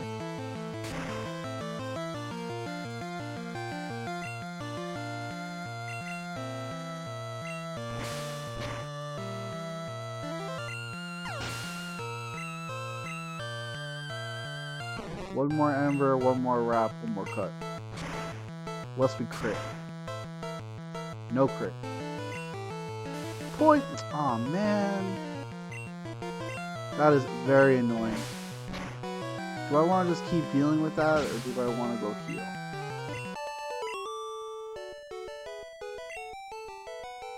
Do I have anything for that?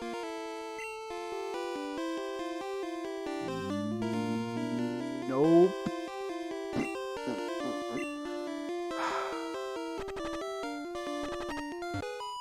Against my better judgment, I'm doing this.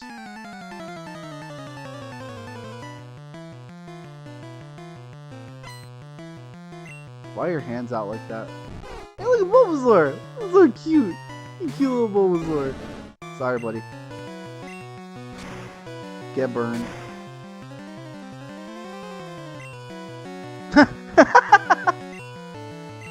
Actually got burned too. Sorry, Bulbasaur.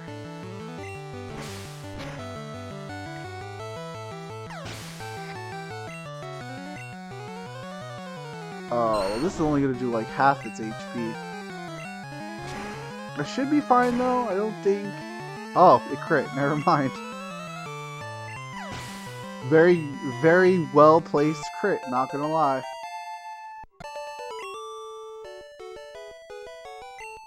You're in shock. Just think about how I feel. You know what? I'm going to definitely teach Turquoise Double Edge and let him have some fun. He deserves it. What is TM02? Razor Wind? No. Or anything else? No. Okay, TM10 is Double Edge, so that's what we're doing.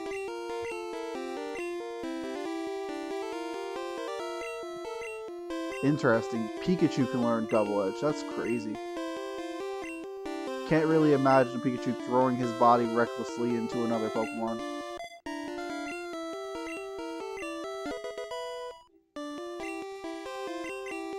I guess that's what Quick Attack looked like in the Gen 1 anime, though. No, you have Cut. Yes! Let's fight. Bugs are fire Pokemon. Well, bad news. I have both. I have one bug to be exact, but it's still a bug. You should be more afraid of my ghost though. War Turtle, hit him with the good old double edge.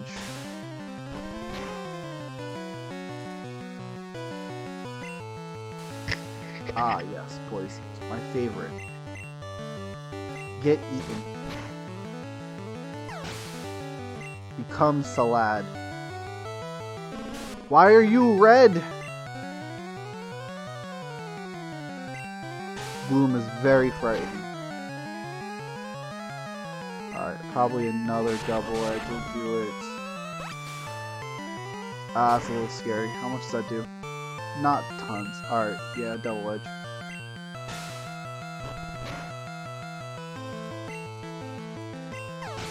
Now we're getting to the point where going to heal probably a good idea. But you know what? I'm gonna risk it. I'm gonna save, but I'm gonna risk it.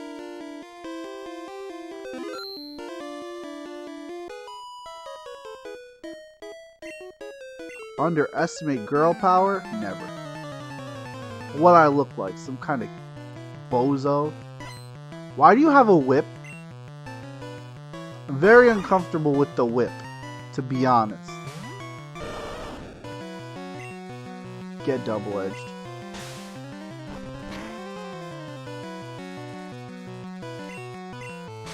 This thing has Razor Leaf, I'm done for.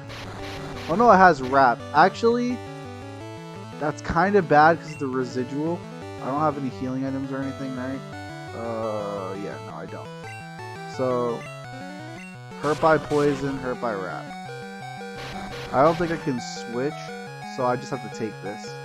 Which means Turquoise is probably going down. Which is unfortunate, but I did... Oh, wait, just a burger flipping second. If Bite 1 hits, I'll survive and win. And then I can switch. Nice, perfect. Even better. Withdraw? Nah, I don't need withdraw. I've never needed withdraw. Switch. Let's bring Millennia in again.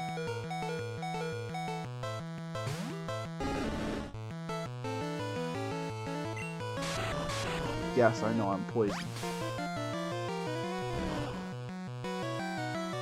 Please get torched.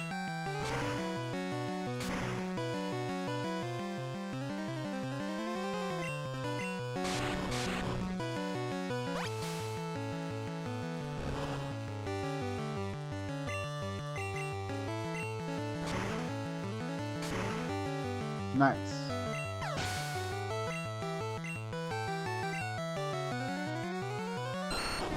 Oh no, Ivysaur, I'm so sorry. Get burned. I'm sorry, what? Did that really happen twice in one hour? That's weird. I should not be able to invoke that so easily.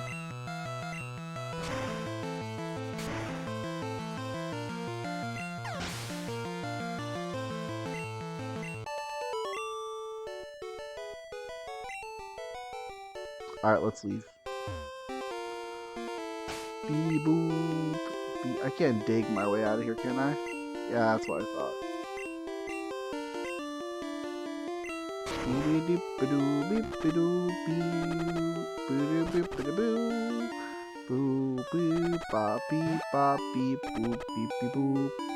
It's okay, Turquoise. We're gonna go heal you right now.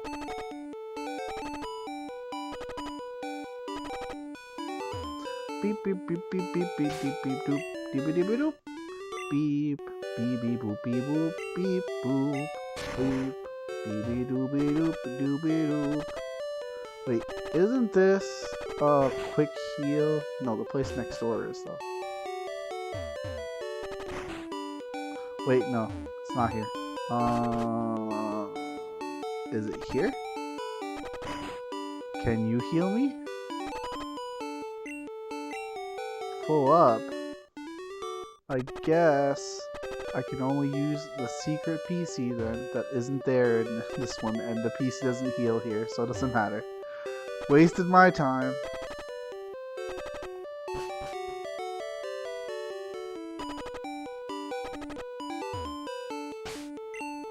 Well, I suppose it was worth a try.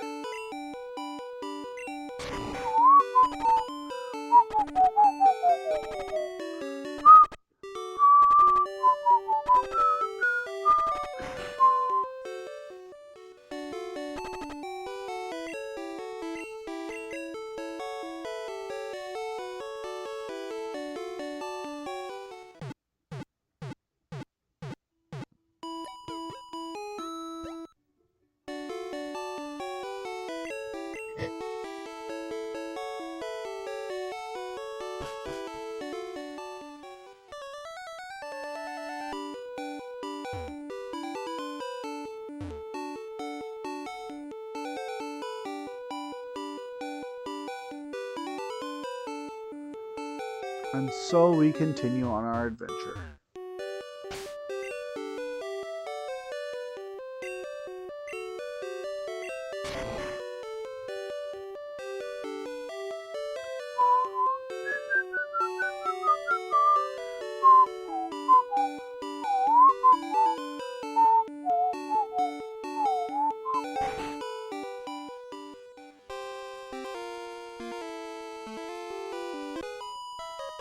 Look at my grass Pokemon, they're so easy to raise. Based on what, exactly? I feel like that's not actually true. But whatever you need to tell yourself. Get Double Edge! Man, I wish I would have one hit. No, I don't want to be asleep.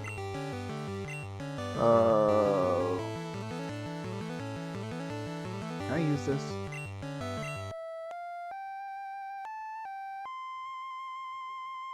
Nice. No, stop spamming sleep powder.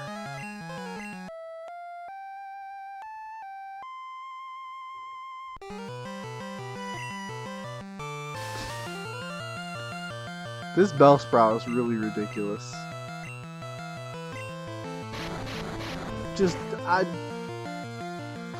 What was the point? Truthfully and honestly.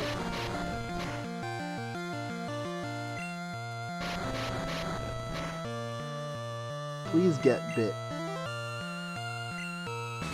Thank you. Double Edge. Get bricked.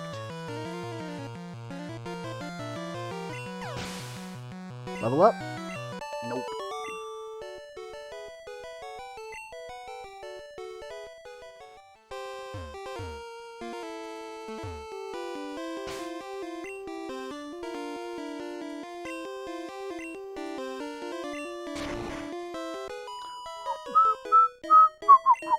Your hobby is Pokemon training? That's a pretty cool hobby. See, the thing about that is, though, like, I'm about to crush you. Oh yeah. Look at your angry little eggs. I ain't afraid of no tiny little eggs. Uh-oh. Maybe I should be. Reflect is actually kind of a problem. Barrage? A barrage?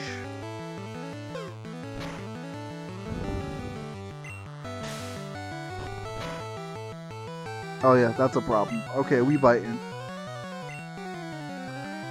We biting.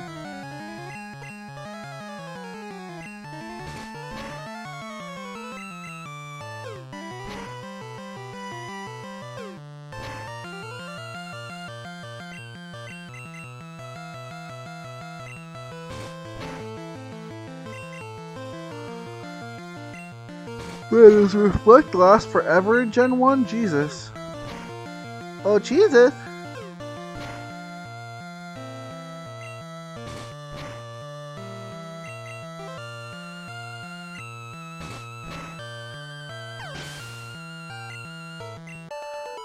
Okay, good job, Turquoise. To be honest though, you are not fighting Erica. That would be foolish. Terra, one more gym leader for you. Let's go out in style.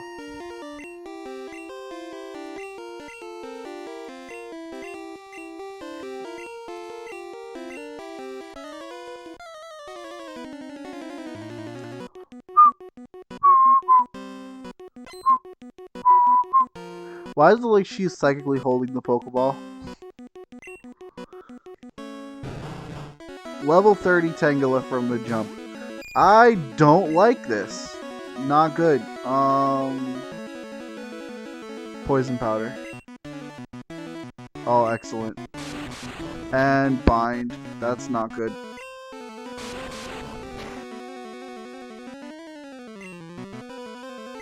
Frick the powders. Constrict is one turn, I believe. Oh, lower speed though? That's bad. Tangela is probably going to be the most annoying Pokemon on her team.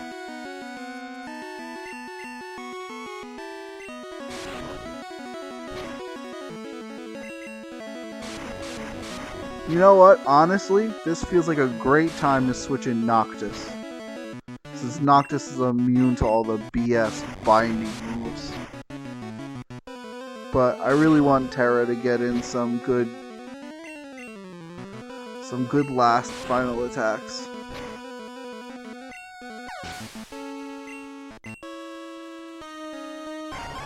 Get confused. You're cooked. What? Excuse me? Oh, God, that's annoying. Alright. I'm mad. You made me angry.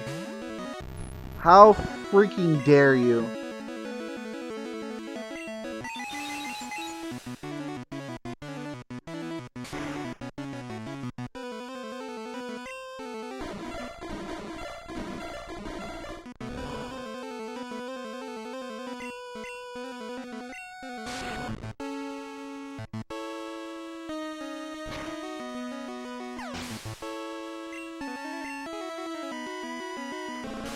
Yeah, you were absolutely rude, and goodbye and farewell, and never show your face to me again. All pedal dance. I'm terrified. I'm so scared of your rainbow attack. Except it did nothing! Goodbye.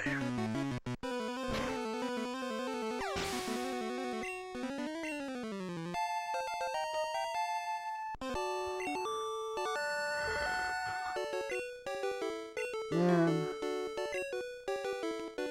I'm mad. That fight was supposed to be a nice farewell to Terra, and it just wound up being a perfect example of why we can't use Terra anymore. Really irritating. Mega Drain, yes. Such a powerful attack. Actually, I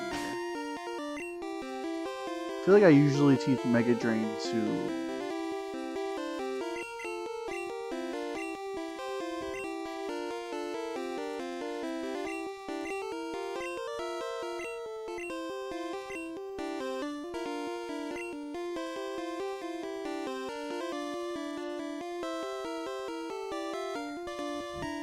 Yeah.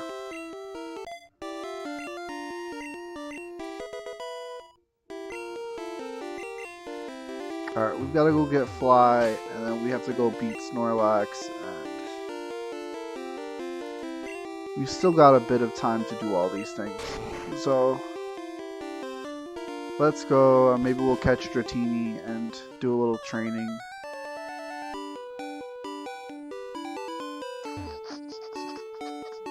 Yeah.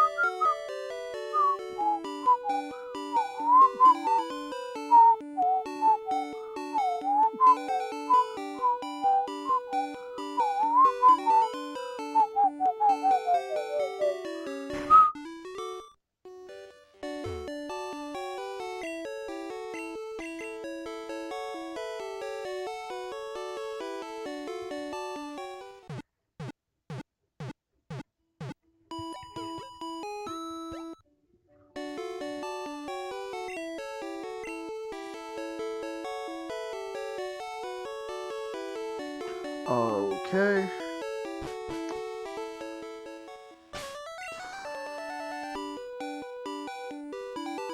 We'll let Terra help us capture... You know what? No, because we were working on Turquoise. Turquoise will work with us to capture Snorlax real quick. Even though we probably won't use Snorlax, I always like to have one Snorlax on hand.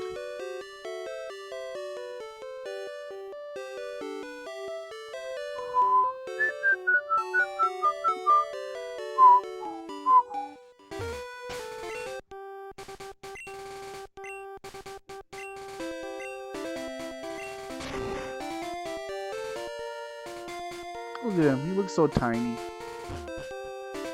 What up, old man?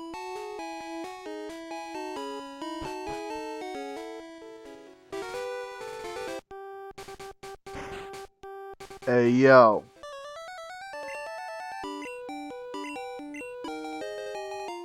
Thank you very much. Bye-bye.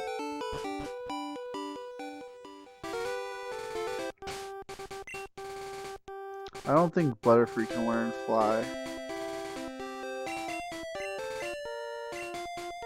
Yeah, alright. So we won't be able to fly till we have Charizard, so we'll probably get Charizard very shortly.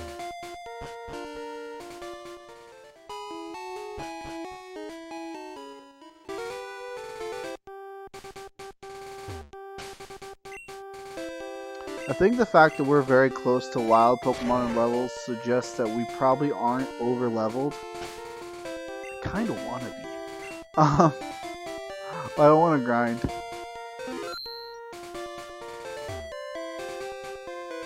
Wake up. Wake up. Wake up. Fine. We'll do this your way. Wait, do I have any Great Balls? Because actually Snorlax is kind of hard to catch. Let's grab some Great Balls. Just to be on the safe side. Do you sell things? Thank you. I will ignore your advice and climb the stairs. Do you sell balls? You sell Tims. I don't know what any of these moves are. Do you sell balls? Yes. Can I get a 2 number 9s, a number 6 extra size? Oh, let's do 20. Let's sell some junk while we're here. Take my nugs. Heh, more money than before. Take my HP ups. Take this iron.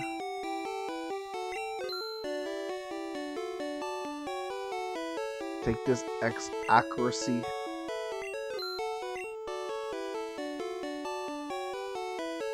Alright, that's a wrap. Peace.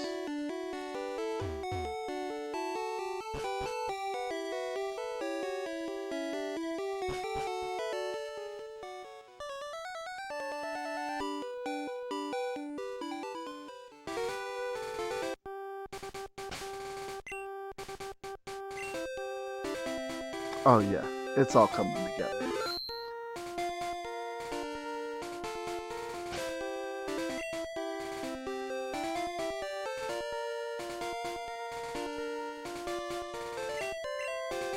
Now you see, Snorlax, I likes you, and I want you. And we can do this the easy way, or the hard way. So what's it gonna be?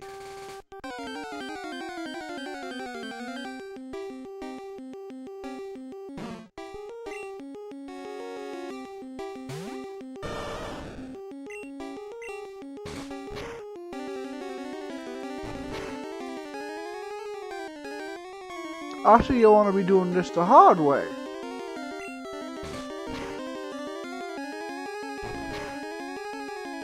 Alright then.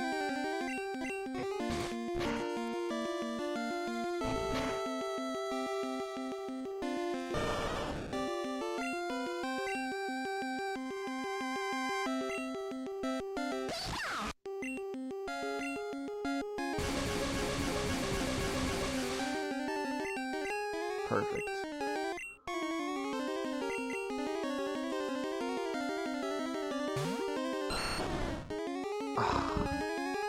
That's fine.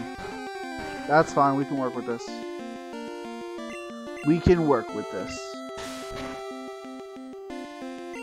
Wow. Nice crit, Spore. Another one.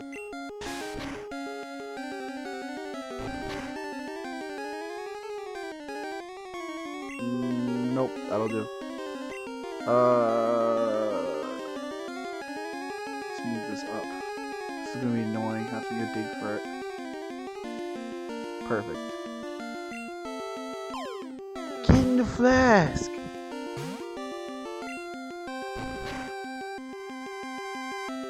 Less than ideal. Less than ideal.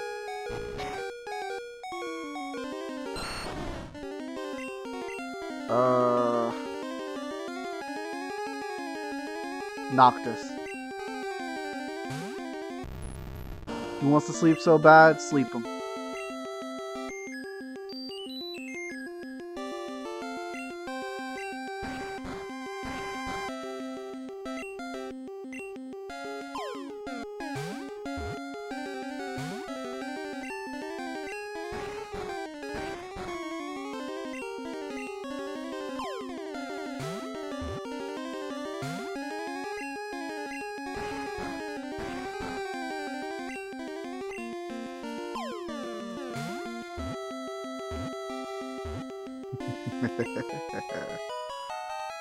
Alright, good.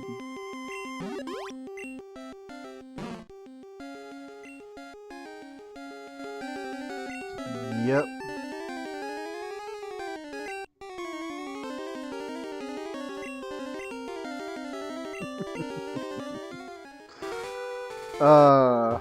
Wonder how many people will get that reference.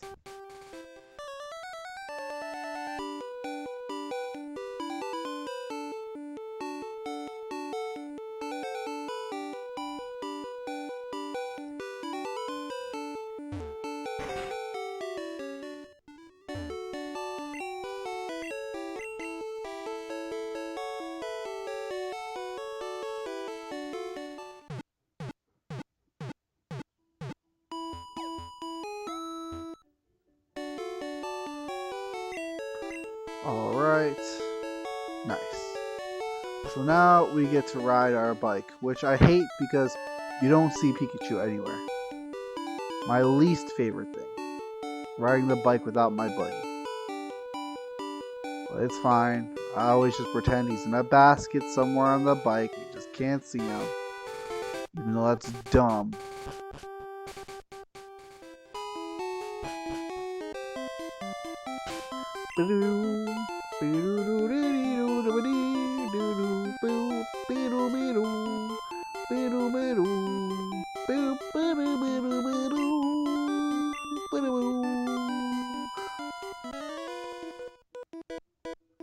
Little mouse?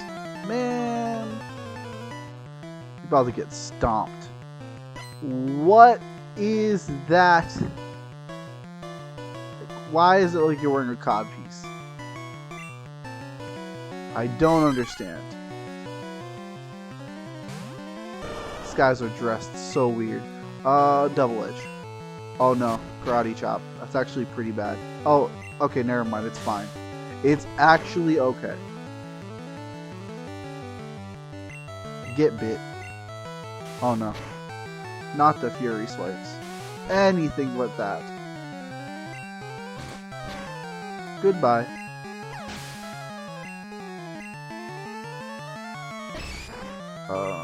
I'm gonna bite you first.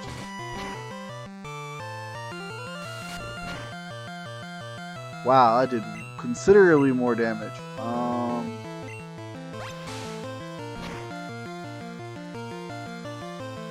That also did considerably more damage. Awesome.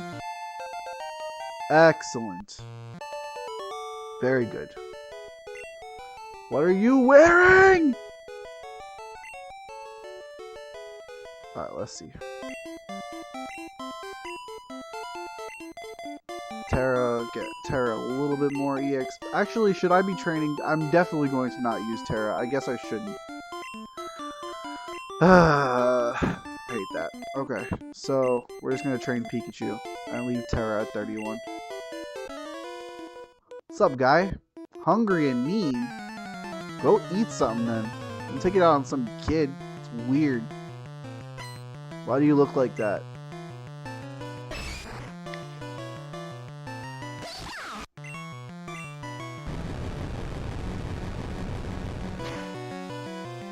Beautiful.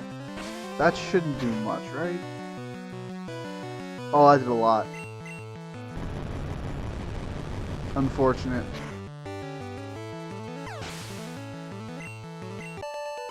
But we're fine.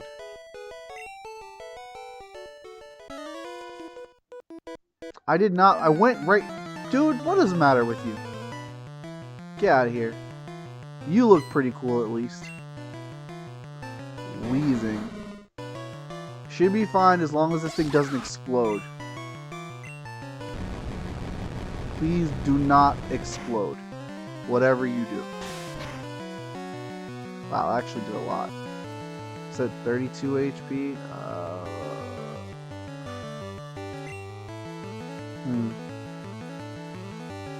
Hey, you know what? Spore can handle this. Spore's got body slam.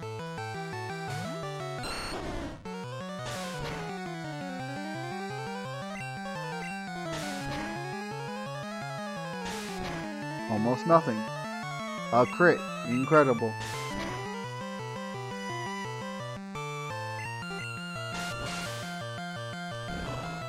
I'm not afraid of you.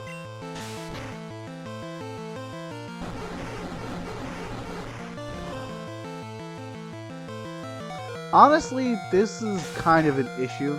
I am now officially certain that the team is underleveled. Specifically because I'm pretty sure Koga, for whatever reason, has Pokemon that are around level 40 on his team. And that's especially troubling when Sabrina, who is not much farther away from Koga as far as like the timeline span goes, jumps to 50 on her team because yellow Pokemon teams are buffed. So, being that we've already started fighting the uphill battle, I kind of feel like we should jump our Pokemon up to level 40. But I'm not quite sure what the best place to train would be. Like, Pikachu, I think, can fight Gyarados that can be caught in a pond in Fuchsia City. Ivysaur / Venusaur could reasonably gain a similar amount of power pretty quickly off of the same type of Pokemon. But then, like, Charmeleon and Blastoise, Charmeleon and Wartortle, rather, they don't have a quick place to earn EXP.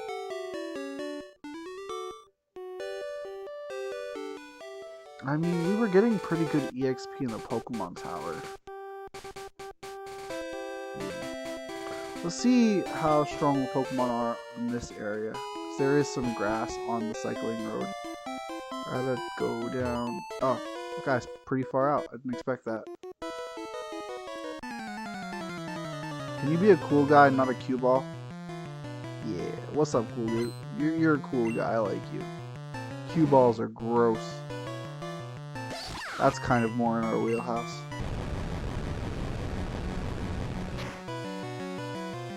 Nice. Oh no, not Tail Whip. Whatever will I do without my least used move?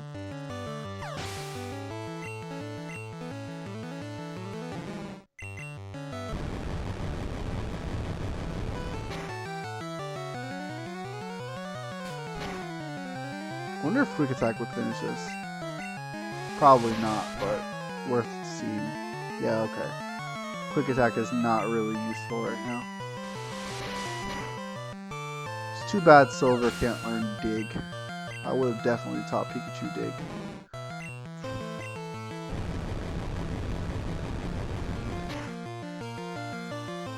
Nice.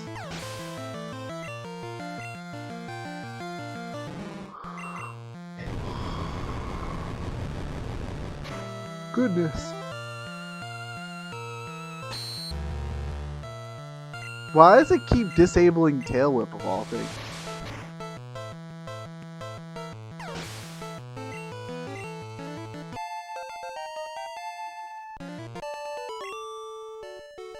Alright, let's evolve Ivysaur. Good stuff. Is there any other trainer over here? No, I need to just make sure I'm as low as possible to fight this one.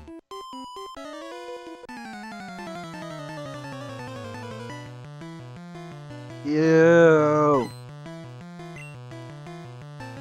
Gross.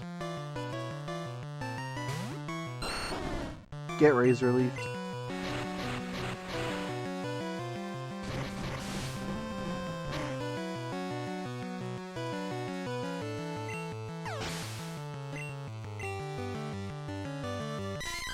Another one.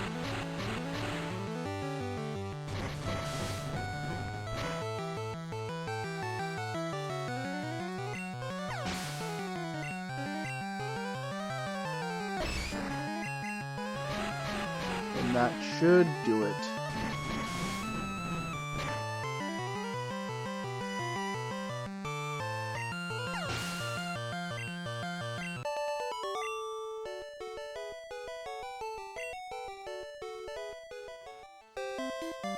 So I think first couple trainers are to the right. I don't remember, so yep. Alright, and we'll see what the levels of Pokemon are in this grass. I think this grass is like peak 25 or something. Oh, look at the duo. Oh no, okay. This might be a good spot to train at then.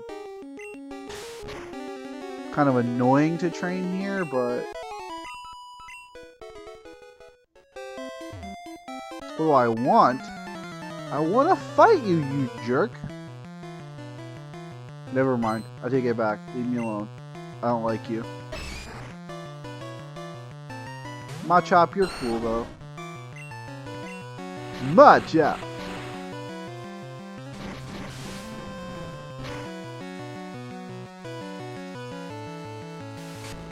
It kind of sucks. I wish that Machop's line would have kept the tail as it evolved. Because it was like the only thing keeping it from looking just like a gross person.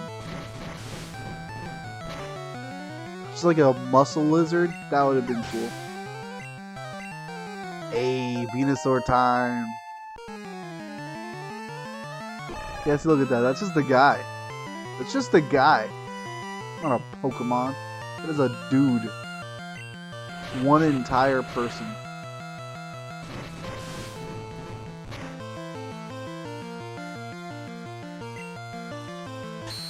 I'm blind. Incredible. Thank you so much. Get out of here.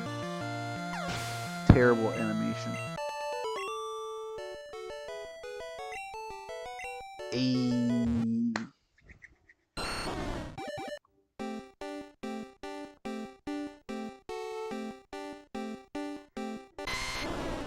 Nice, big frog. Alright, Spore is ready and prepped to be a beast. Charmeleon's turn. Got a few more levels though. No money in fighting kids. Yeah, I know that. Lucky for you, I'm a man. A big, strong man.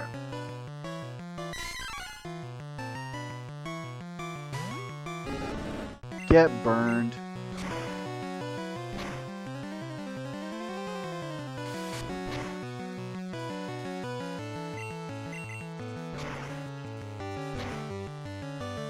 Really? Really? I need to get something stronger than Ember. This is sucking. Really irritating.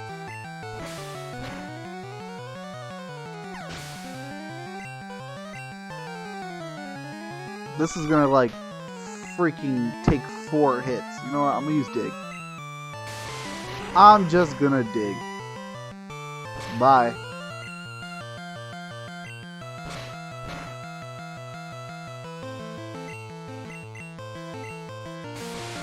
Yeah, I'm fine. Bye.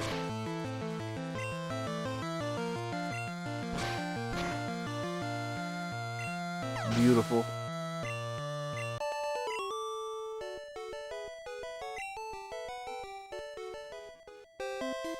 What's up, guy? I am indeed heading towards Fuchsia. It's passion pink, apparently.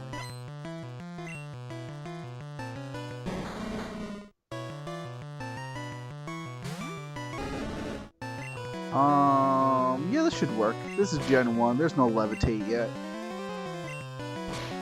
Get dug. Get dug.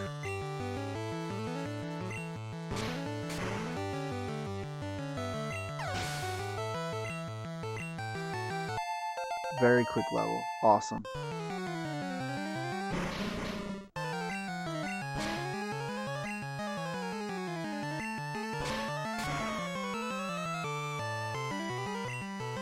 Why did you live? Burn for your crime.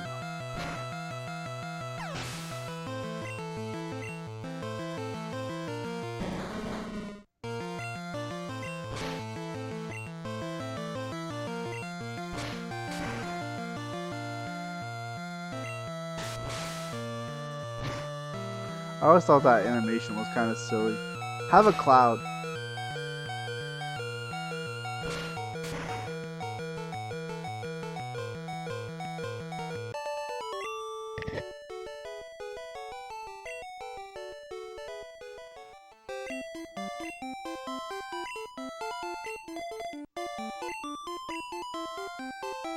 Okay. No trainers here. Yeah, I think I was going on this side. Voltorb? Voltorb! That actually sucks. I think we just put War Turtle up front. But I think Double Edge should one-hit Voltorb, which, as always, has a really great sprite for a Gen 1 game. Look at that. That is Voltorb, alright. It's perfect. Sonic Boom? I don't want to fight Guile. Oh wait, Charmeleon is supposed to train for another level. I gotta put Charmeleon back up front. I didn't realize it was supposed to go to 33. Light screen? That's not gonna stop me, tiny ball man. Get out of here. He lives. Uh-oh. Fight him. Nice.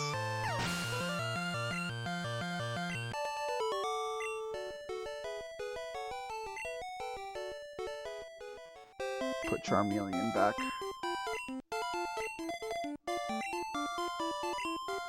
Although I'm going to have to heal. What's the play? I don't have any healing items. Yeah. I don't have teleport on anyone right now. But this is so slow. I'll be fine. We're not that far from the top, so only a minute. Cross the threshold here. Perfect.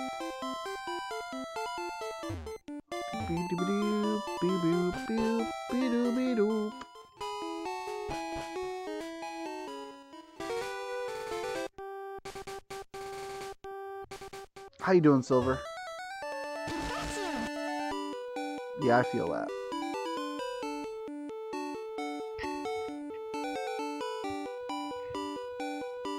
Man, I know they're supposed to be cobblestones, but like, you just get the distinct impression they just put bricks on the freaking ground. You know what? We have way too many bricks for this city. Let's just build a sidewalk with bricks too.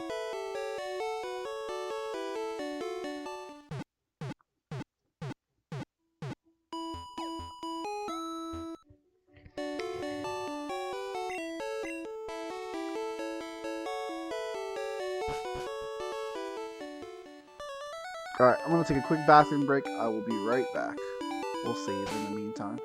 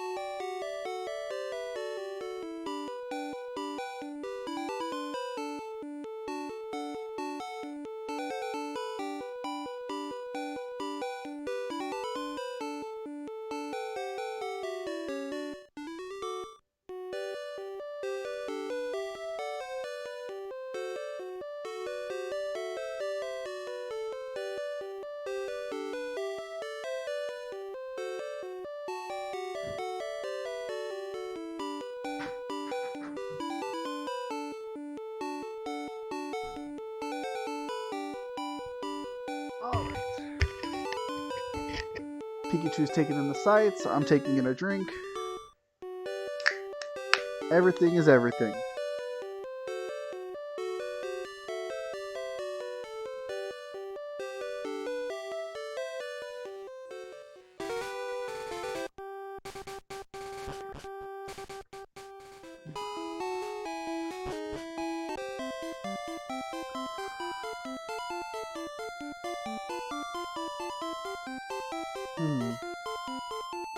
I'm hoping the grass on the left side of Fuchsia is similar in levels, Pokemon-wise, because it would be easier to train there than it would be to train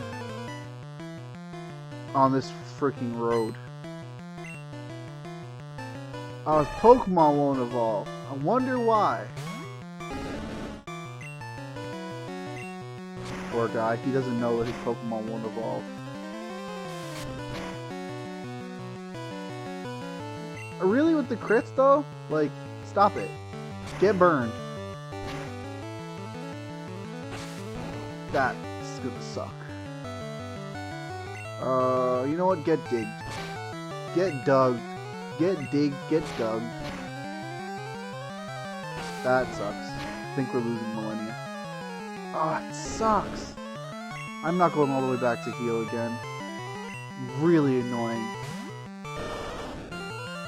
Please drown.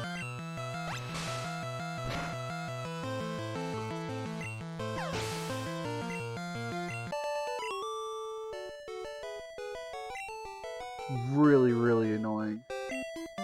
I literally went back to heal specifically so I could train Millennia.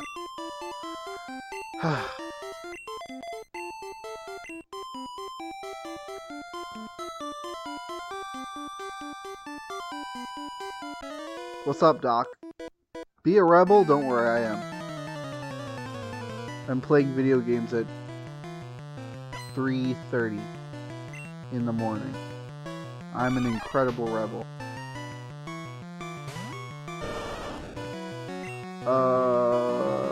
Get bit. If that crits, I'm gonna be mad.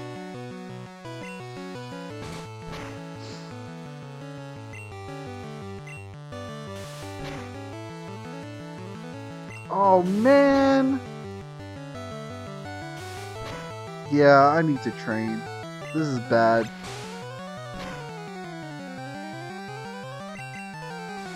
Oh, he's really trying to murder me. Incredible.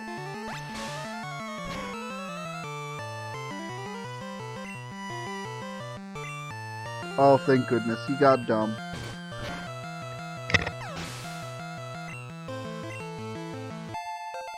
Good job, Turquoise.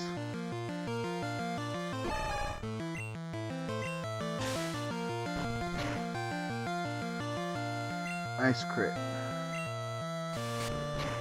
Bad crit. Oh, I didn't crit. Excellent. Or he didn't crit. I don't want to waste the EXP. I'm going to try to water gun and I'm hoping it beats him. So I'm not sure that I'll survive Double Edge. Okay, that worked.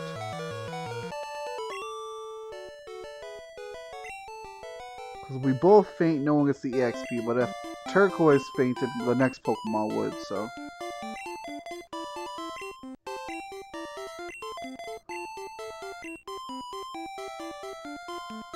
Yeah, let's just keep going down this side. Alright, now we have to go up. Get lost? Oh, hell. Now he gets destroyed.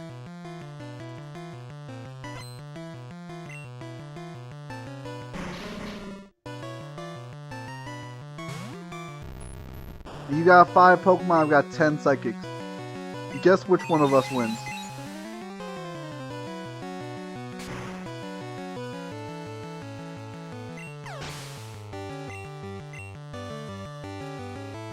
Oh, that's a Weezing. I should still one-hit it, right? 7 levels higher. It seems like a one-hit range. Yeah.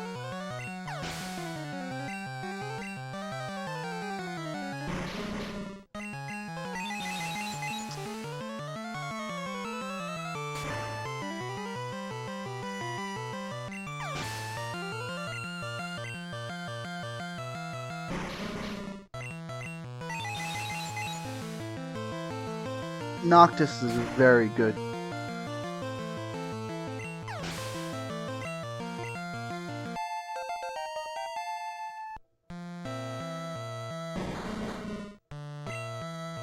Honestly, all things considered, like, with how good Haunter is without even evolving, it seems wild to just let Ghastly be so quickly and easily available. Like 3 badges in, you get a Pokemon this strong. Like, and it's frail, but it's fast and hits hard. So I mean, it being frail is kind of a non-issue most of the time.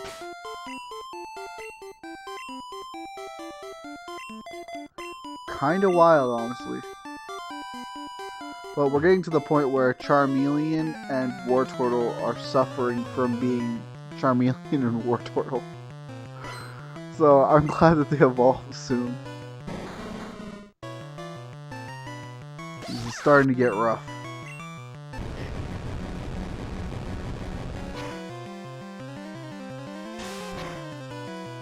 Yeah, that's fine. We can handle a couple of tackles. But unfortunately, he can also handle a couple of Thunderbolts. And it poisons. Why does it poison every time? Please go away. Forever. Never come back. Never darken my door again. It's a fuck. That's bad. I was just saying earlier, Muck is an incredibly scary Pokemon to see at this part of the game. It's so defensive. Do not disable Thunderbolt. That's bad. Okay. Tail Whip. Do 2 of those, and then Quick Attack should 3 hit it from this point. Oh, that's bad. Can we take another pound at this point? I don't think so. That was a bad call on my part. I'll admit that.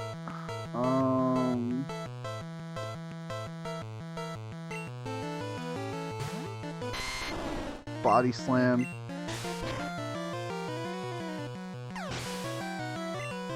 Oh yeah! Bye. Are there any trainers down here? I don't remember. Nope. Alright, let's heal and we'll fight the rest of the trainers later. There's no Pika behind me, it's the worst. The worst feeling. It's passion pink. Anyway.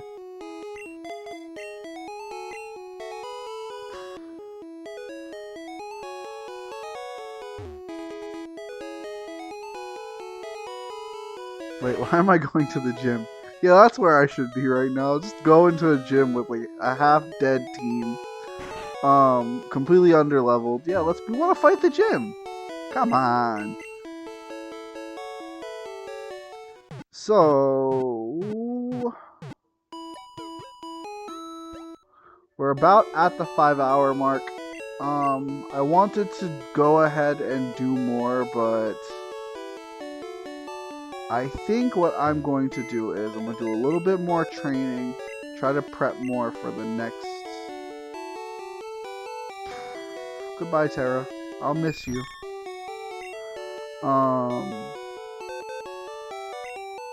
Because I have to get the Super Rod so I can easily find her Dratini. And then we've got to, let's see. Put this away, don't need that. Put this away. And this one. Oh, I don't want to put that away. I need to put away the lift key. I don't ever need to go back to the Pokemon Tower.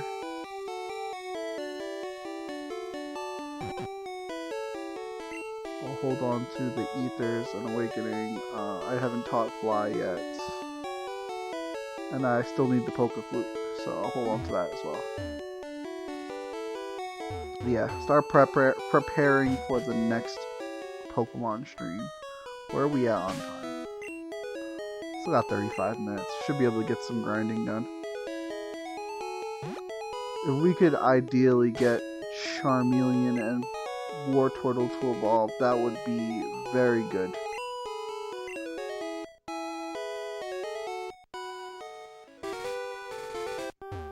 I didn't want to fight him, but that's fine. Dude, there's like 3 other people, like not even far away. What do you mean this is your turf? What does that even mean? Your turf. You're literally sharing this plot of land with 3 other people. Get out of my face. In fact, get burned.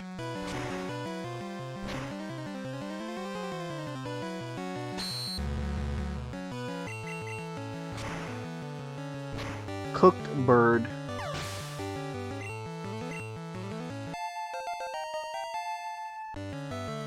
Yes, I would love Slash. I would have loved Slash like yesterday. Oh, get rid of Leer.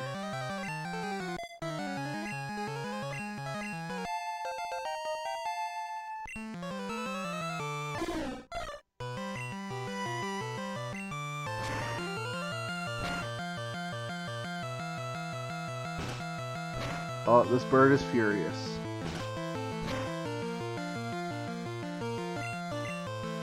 Get slashed. Nice crit. We love the second turn crit. How much does Slash do compared to Ember? Let's see. Well, it crits a lot, so... Yeah, it crits a real lot. Jesus. Jesus.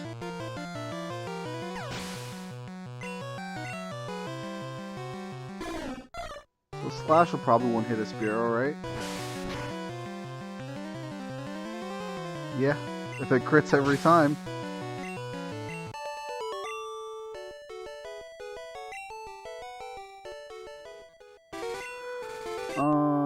Yeah, okay. Time for Pikachu to get some more EXP. And these are all bird keepers, so...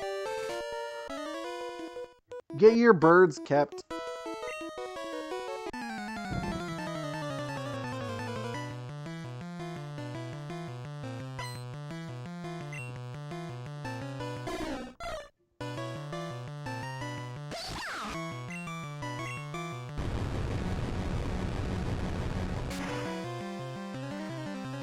Nice.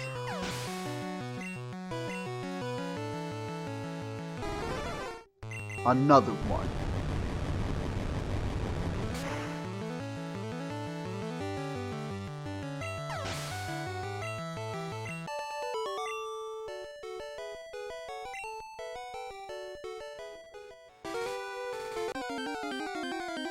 I'm gonna finish this wild battle and immediately get into a trainer battle. Man, Rattatas give like 100 EXP. That's irritating.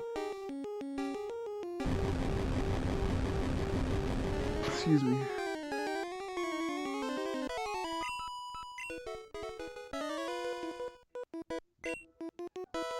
Man, he just came out here with the cook-a-doo-doo. Billy Hatcher style.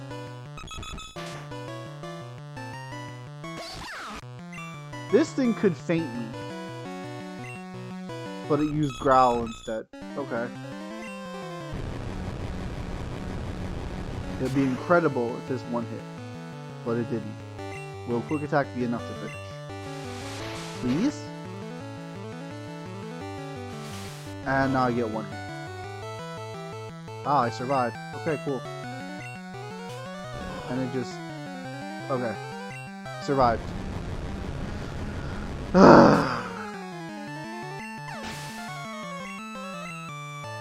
Nice. Good job, Silver. We do not need agility. Or do we? Now we don't.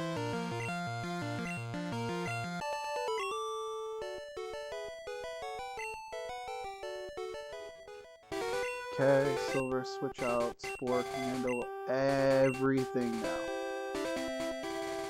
So, while we're doing our grinding and winding down for the night, I'm going to start posting some stuff.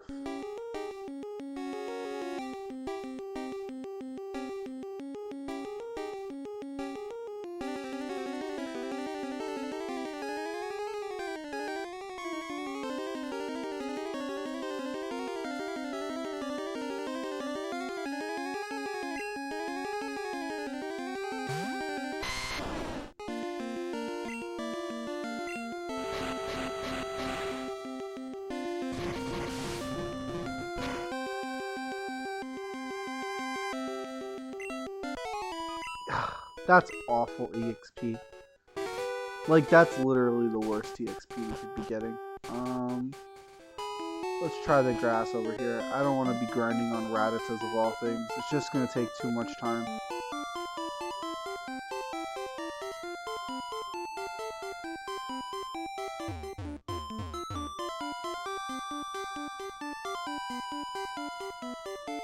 Anyway, so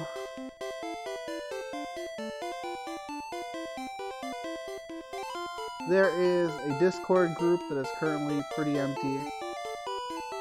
And then there's the YouTube channel, which you can catch up on the other streams that have been done, including the rest of this playthrough that has been done so far. If you want to check out any of that, feel free.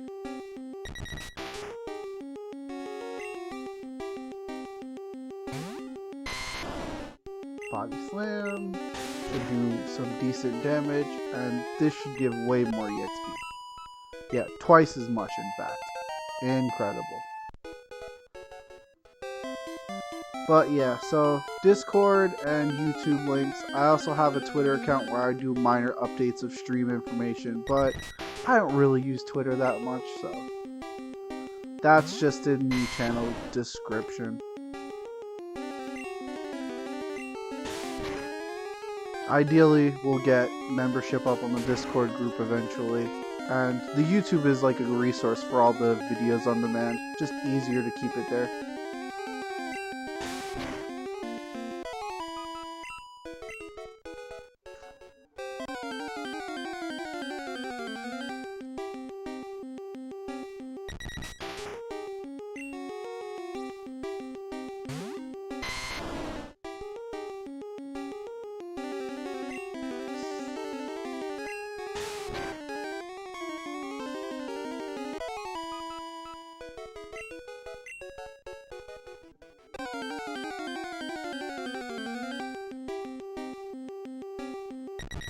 These duos are very good EXP.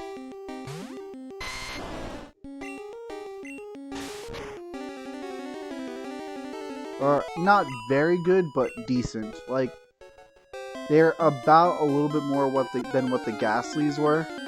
But the thing about the Ghastlies is that we also had a chance to encounter Haunter, and Haunter gave like 500 EXP, which is very good. But this is more than fine.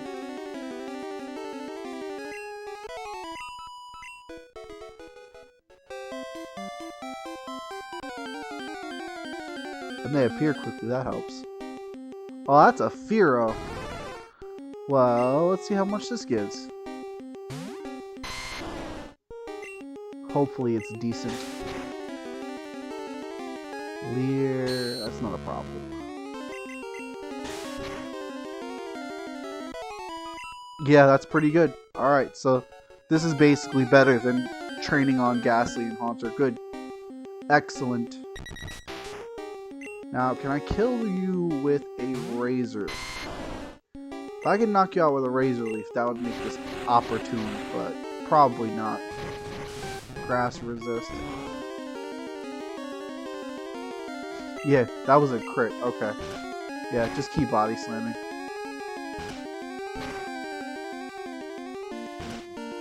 Excuse me.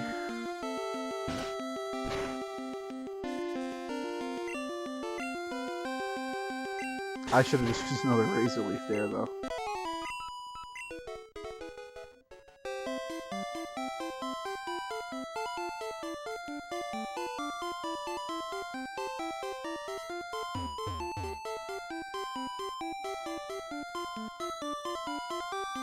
Come on, where are you at, Burbs? Where the Burbs?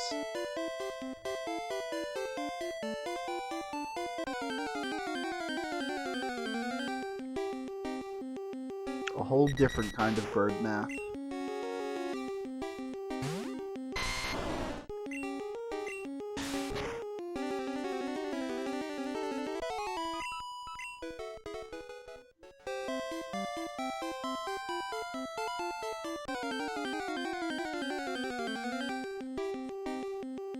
Oh, Ponytail. That's cool. I didn't know Ponytail was available here. Not really what you want to see when you're training a Venusaur, but it'll probably be fine.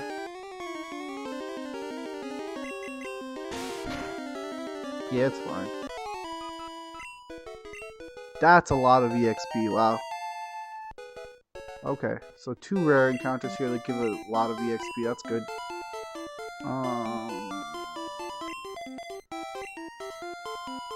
Charmeleon should be able to one-hit everything with Slash, right? Should I heal? Am I worried? I guess we'll find out in a minute.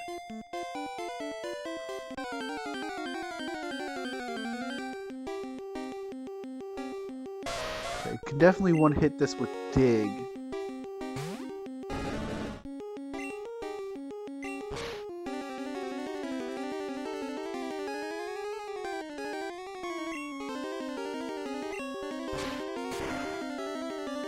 Yeah, perfect. Yes, that's a lot of EXP. Alright.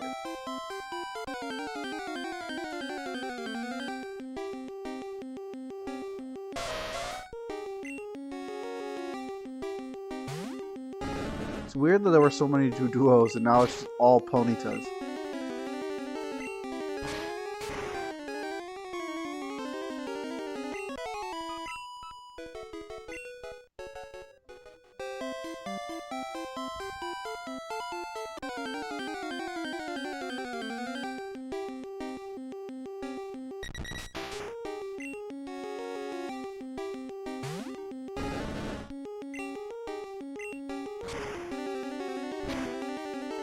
Ember doesn't one hit, but that should still be alright.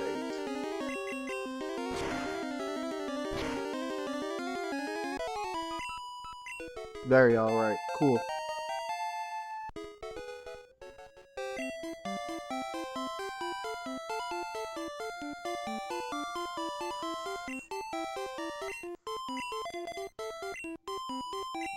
Excuse me.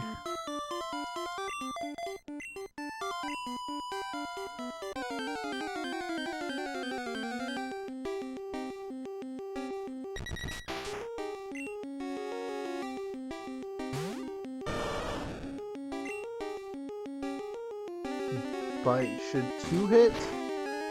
Yes, perfect.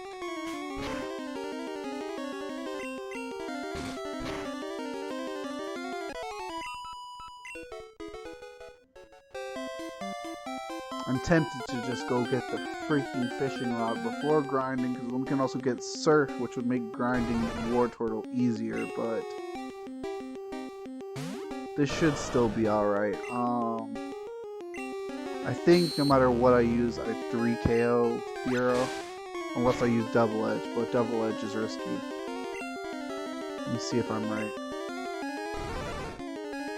Well, Growl's definitely going to manipulate the odds. Yeah, okay, 3 KO unless I get growled. Fair enough.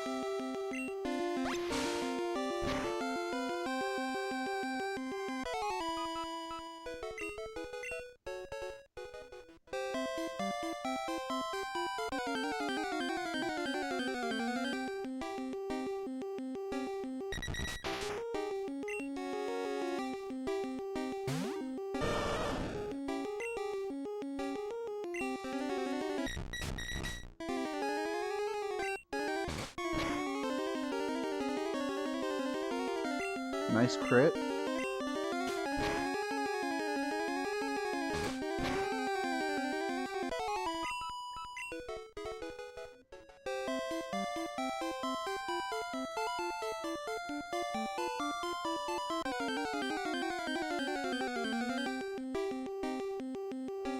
Alright, I'm hoping Water Gun one hits Ponyta. Because if it doesn't, this is going to get kind of annoying, but we'll see. It's faster, that's reasonable. And it burned.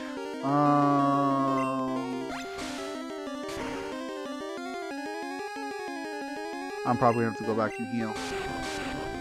Unfortunately.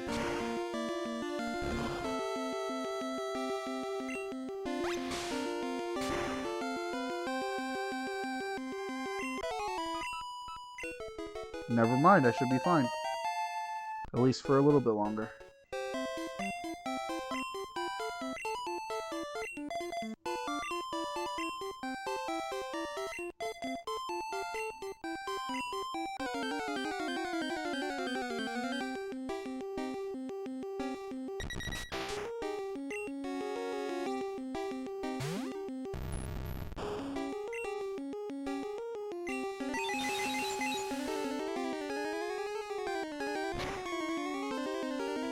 I don't remember where you get the Ice Beam TM. It might be in the Seafoam Islands. But I'm wondering who I should teach it to.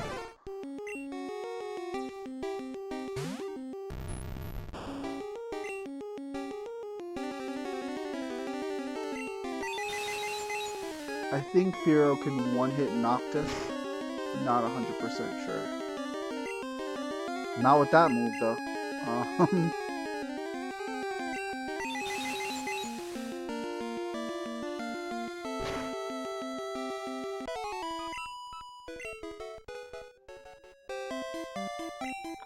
Plenty of time.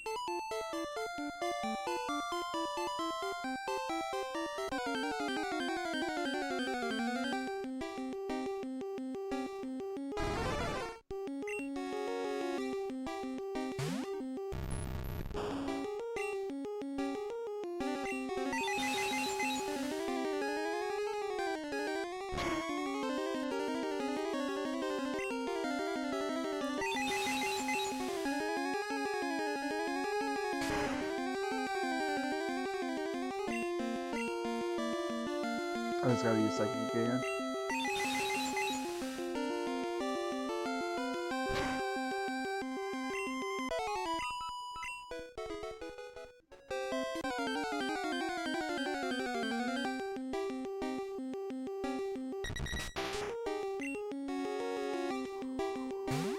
Oh goodness.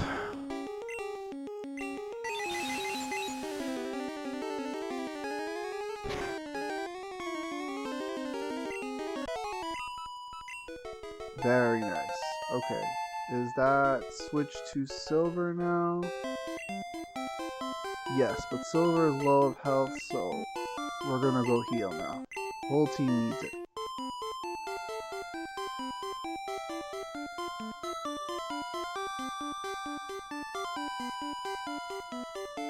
At the very least, the grinding is going pretty fast, so no complaints.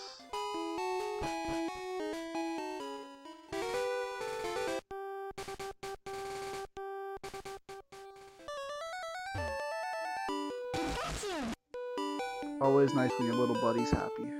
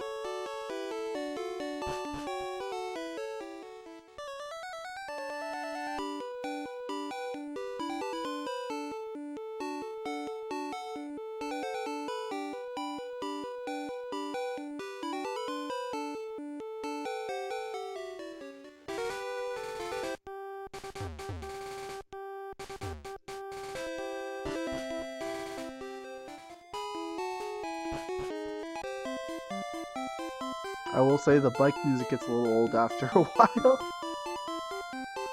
I don't think I've ever really been a fan of the Gen 1 music.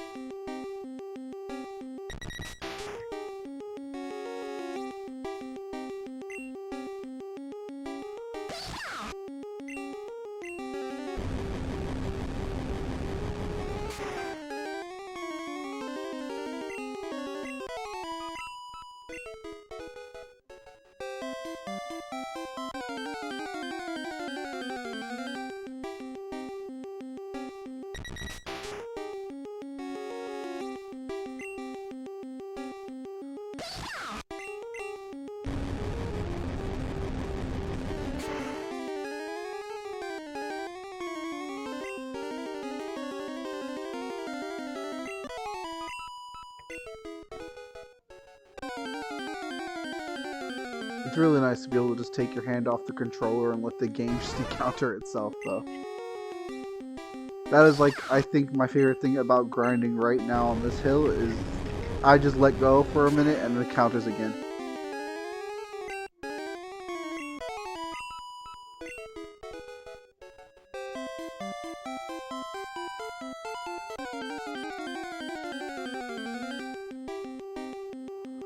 Ponyta. I think Ponyta is going to require 2 hits from Pikachu. Should be fine, though. Silver's got it.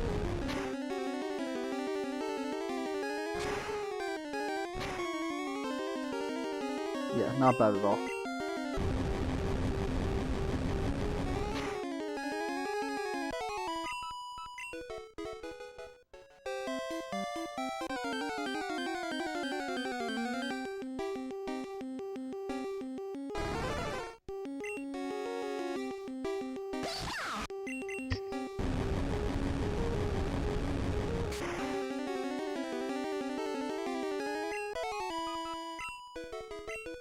Very nice.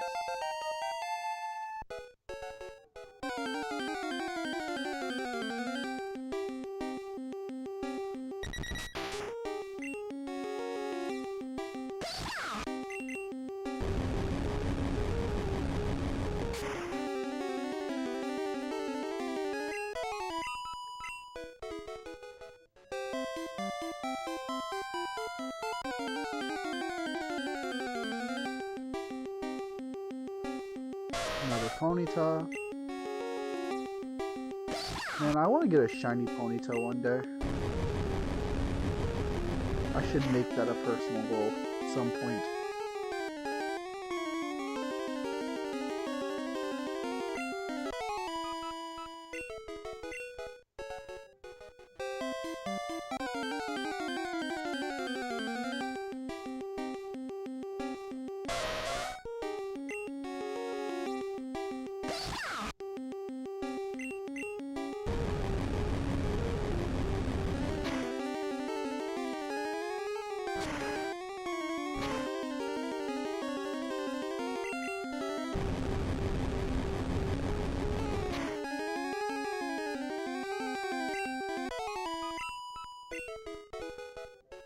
I think it'll be about 2 or 3 more, like, Fearow or Ponyta encounters.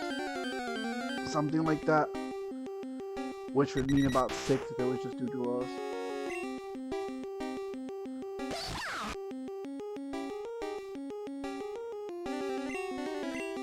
I'm running out of Thunderbolts, so that doesn't bode well, actually.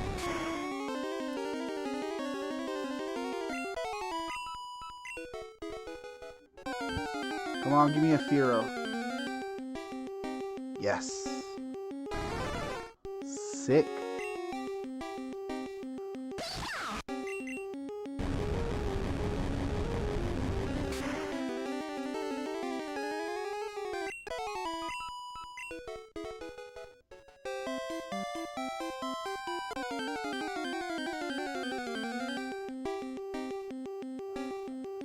Those are my last 2 Thunderbolts.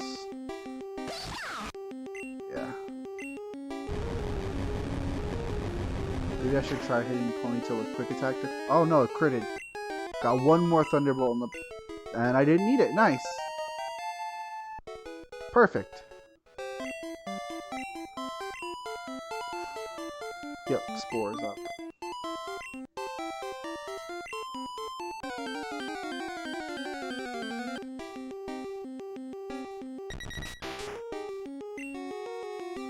The Spore just gets the body slam everything, which is nice.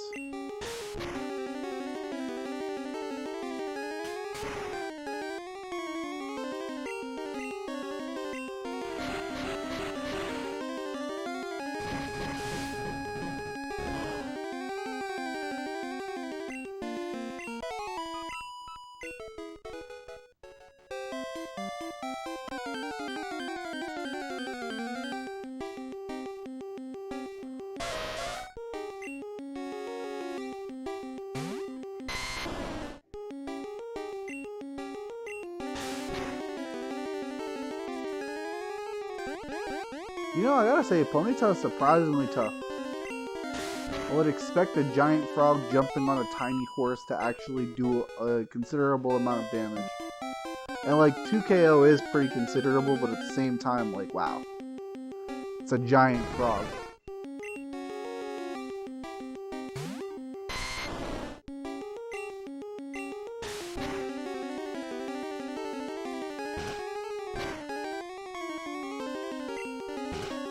Oh, it's gonna crit every single hit now. Annoying.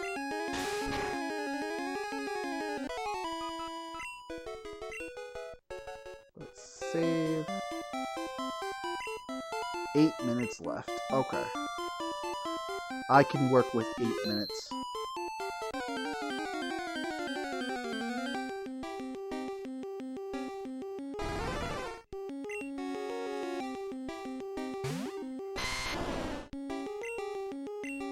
Maybe I'll go over just a little bit to evolve Charmeleon and Wartortle. You dare use my own spells against me?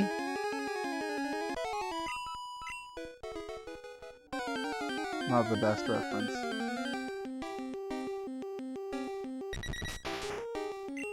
Or a quote? Not the best quote. That's just a straight up quote.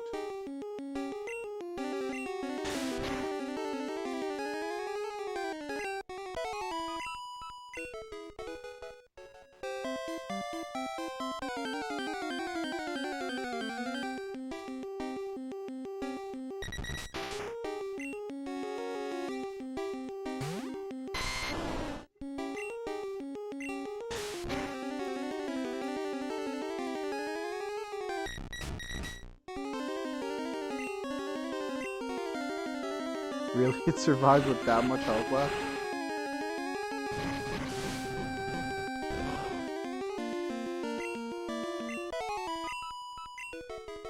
Nice, very nice.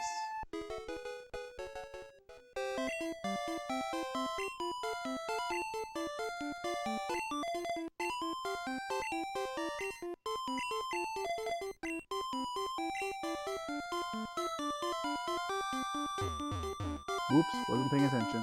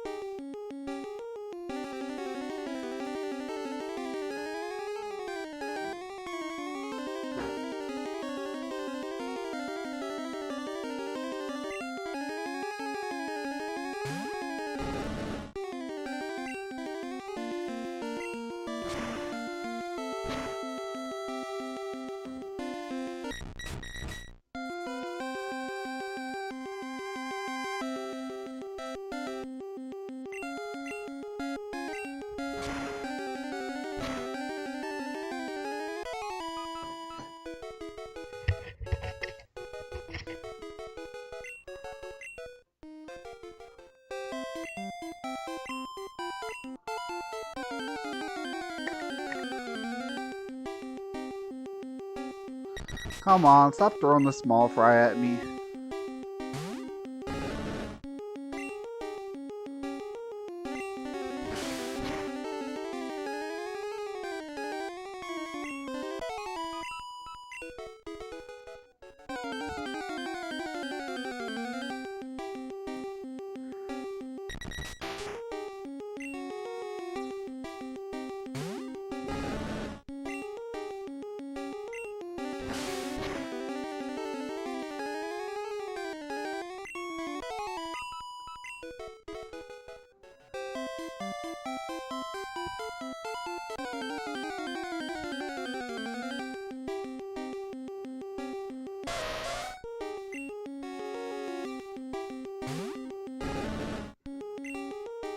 Diggle one hit it.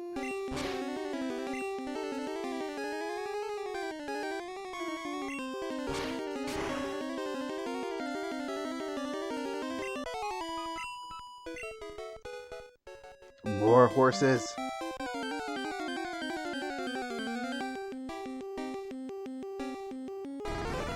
Ah, it's not a horse, but I'll take it.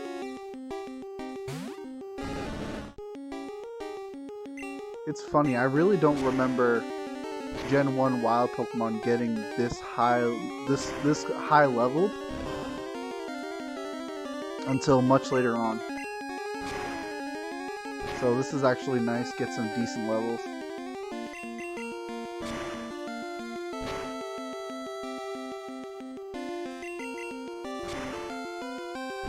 Although I don't know that I want to grind to level 40 here, because Duos don't give a whole lot of EXP.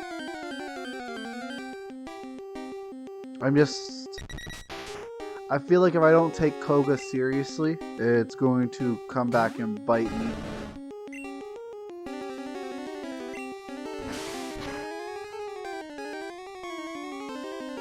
Nice crit. Love to see it.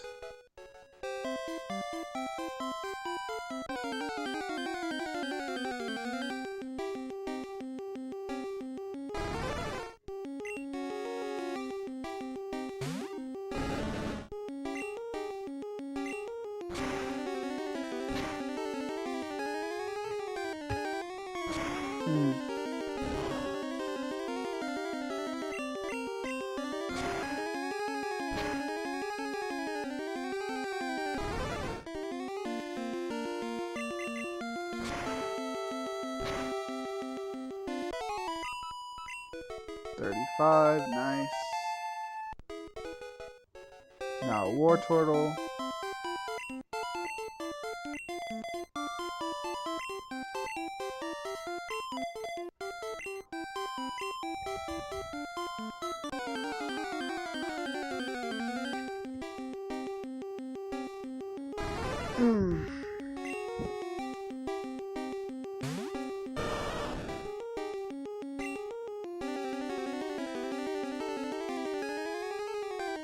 I think we just water gun.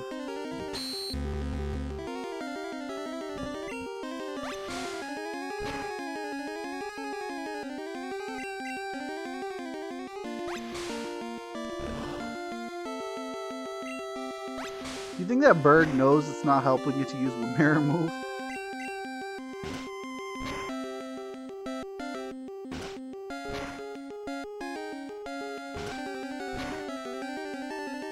I actually really wonder what the deal with Mirror Move is. It's learned by a lot of, like... It's learned by a few different flying types, and I don't understand why, necessarily.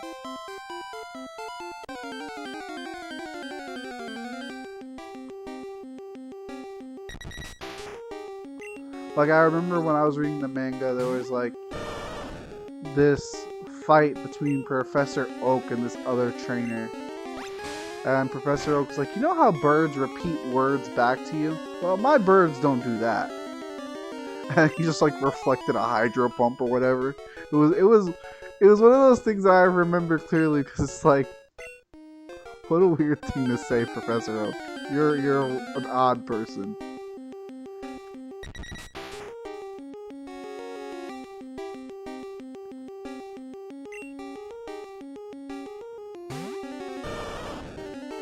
That manga's a fun read, though.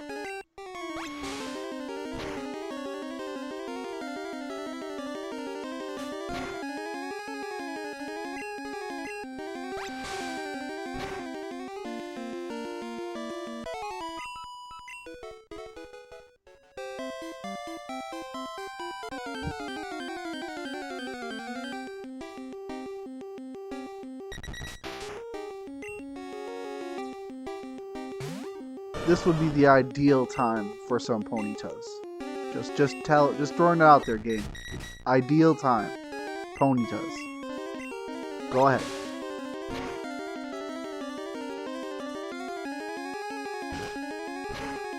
Ah, Fury Attack. Fury Attack takes so long, too.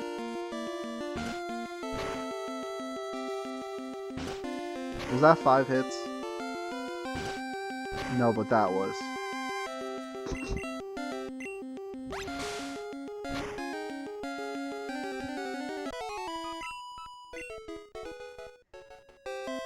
Just a bit more.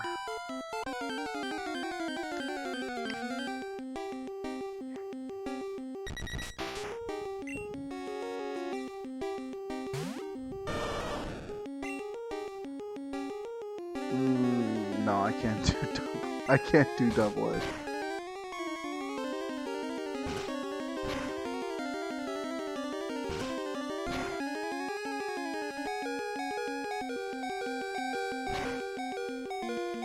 Please level up.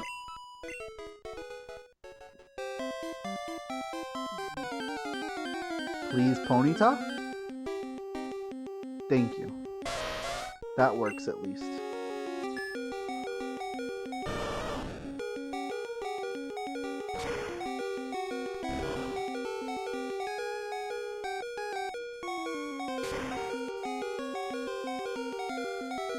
That didn't...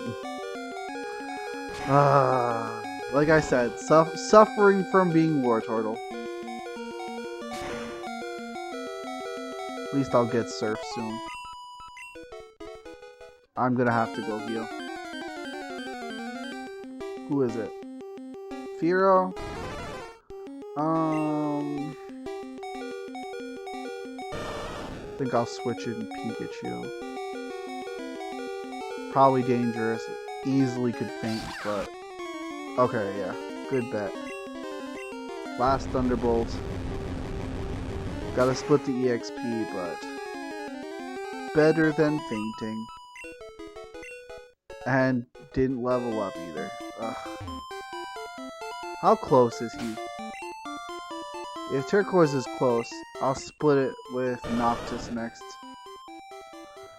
No, because if it's a Doduo, that's 2 Doduos I have to split with. I need to heal. That's so annoying.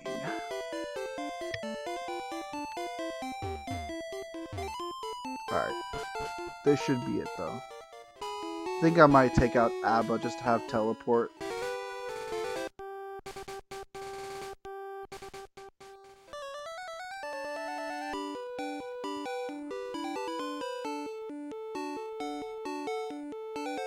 Oh, not there.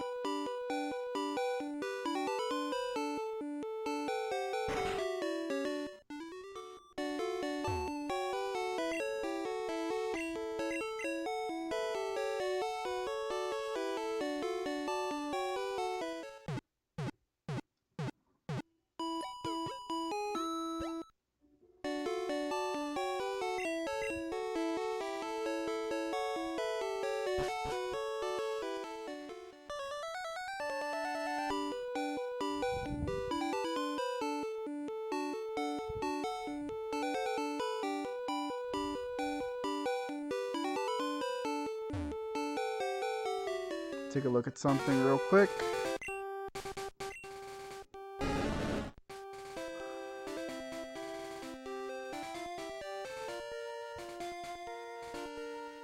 So that would take about 6 Spearow/Ponytas if they each give 600.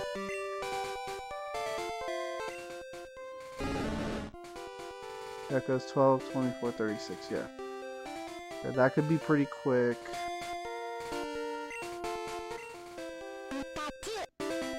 Same thing. Same thing.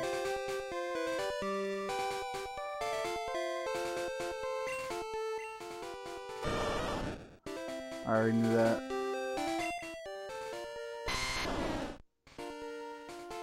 Yeah, alright. I'm gonna get them all up to level 36 before I stop. Because I want them all to be evolved at least. And that'll be a good stopping point. Team will be prepped and ready to add its final member. And we'll be able to get everybody up to level 40. Roll Koga, roll Silphco, roll Sabrina. Probably get through the Seafoam Islands and then maybe do the Pokemon Mansion, depending on how much time it takes.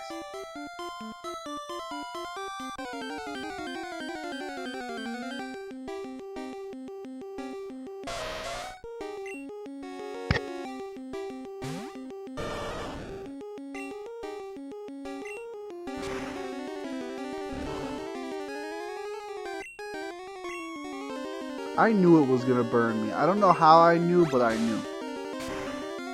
I'm sitting here, when a crit lands, I'm like, it's gonna burn me, isn't it? You better not burn me. What does it do? I swear. Enough of this.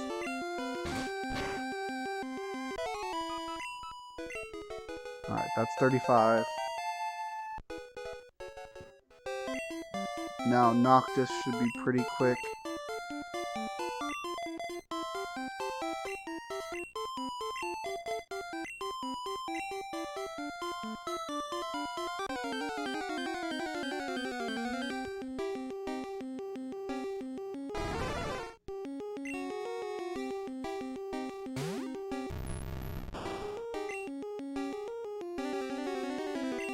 I'm very tempted to teach Noctis Thunderbolt as well.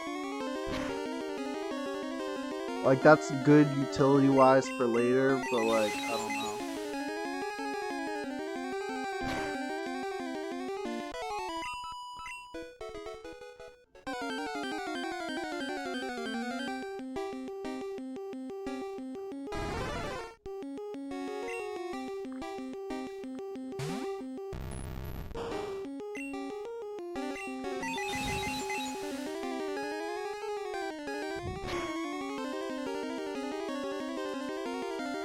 Can Mega Drain kill it this?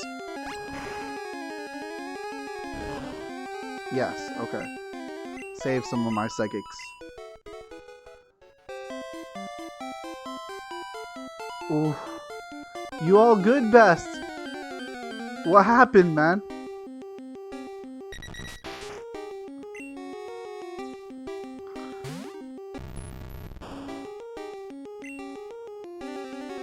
Oh, I didn't mean to use Hypnosis. Rip.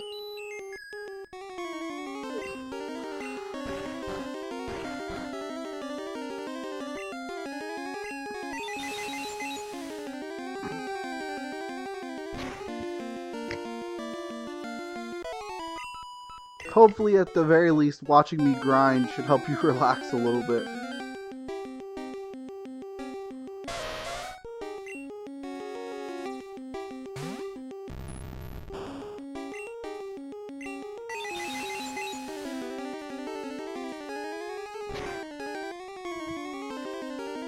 I can use Nightshade on Ponyta at least.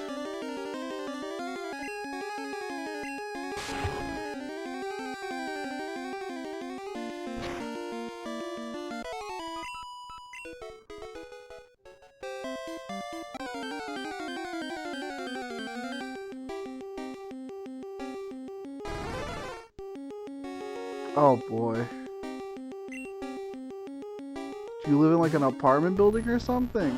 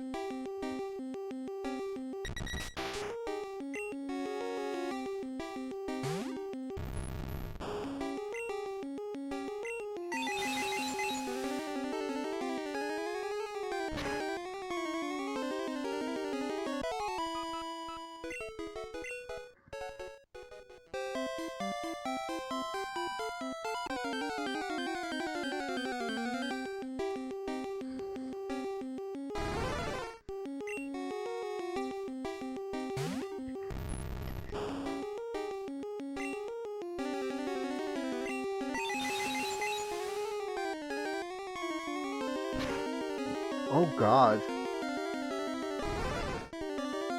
You're braver than me. I would not have gone out there. I would have called the cops and just sat up in a room doing something.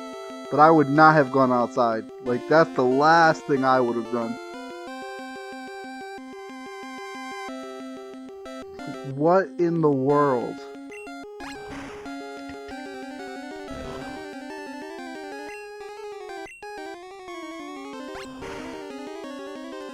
Do I want to spam Mega Drain until this thing faints? Not really.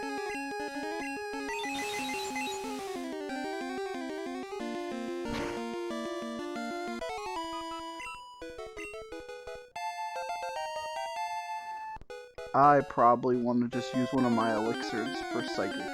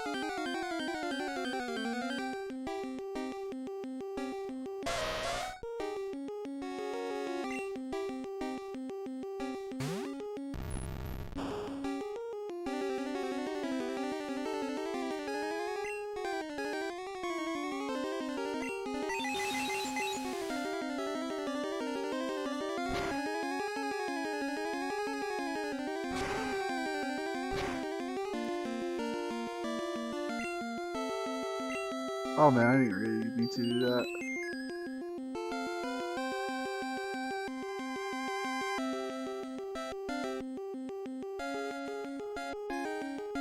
Oh god. Yeah, that's exactly why I would not have gone the fuck outside. Cause I might have freaked out and just punched it.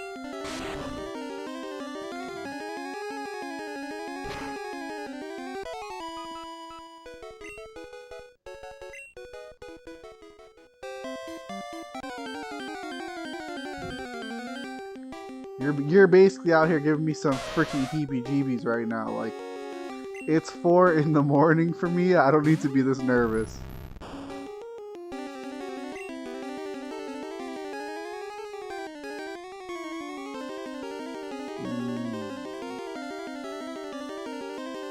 Yeah, I don't know why I'm overthinking this.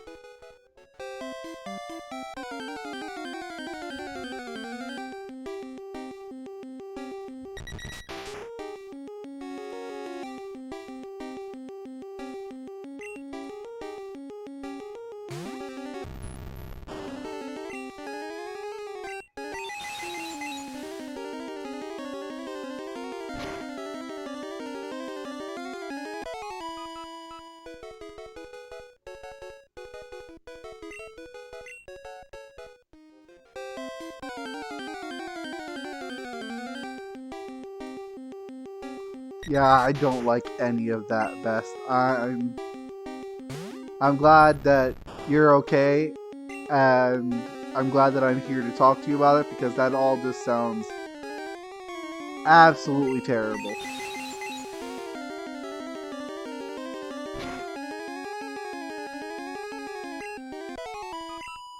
I don't like that at all.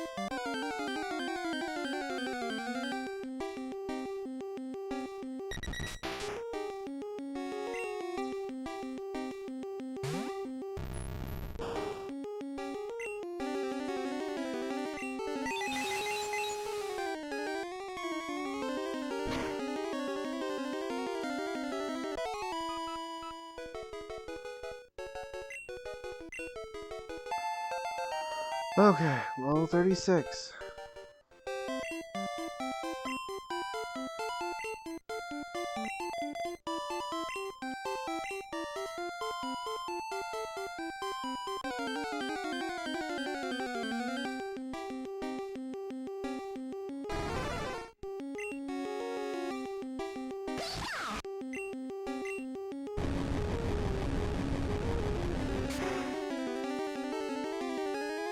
Are you good though, Best? Like, seriously, you alright?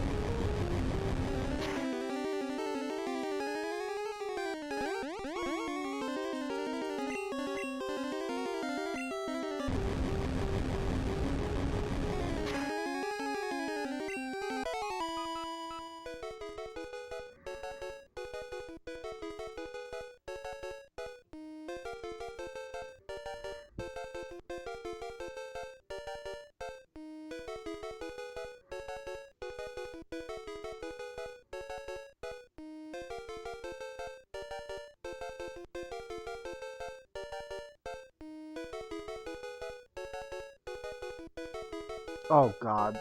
Dude.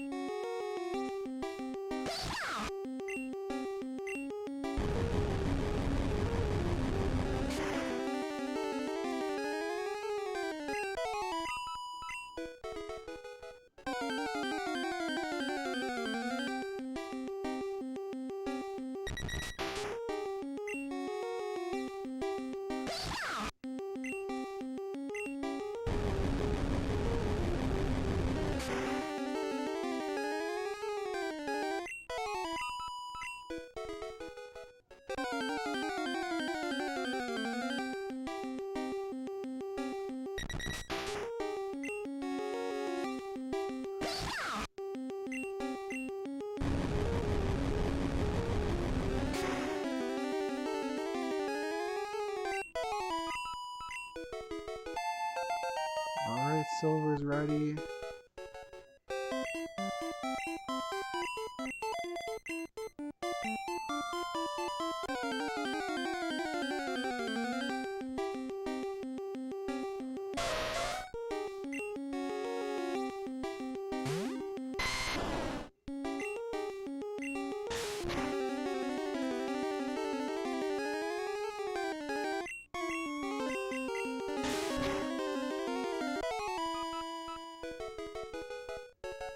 What? Man. That's why I don't mess with cops. Tell the cops something, they tell you, nah, it's too much work, and then do the exact opposite of what you were like. I don't even know what to say about it. That's typical cop behavior there. I hate that that's typical cop behavior, but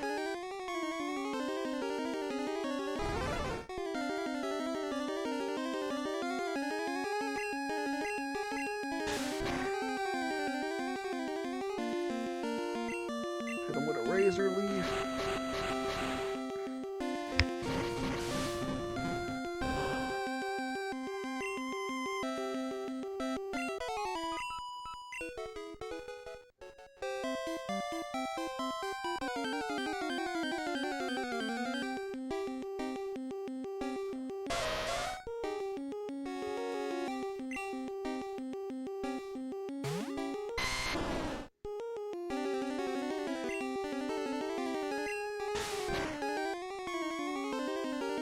Nice crit. Excellent crit.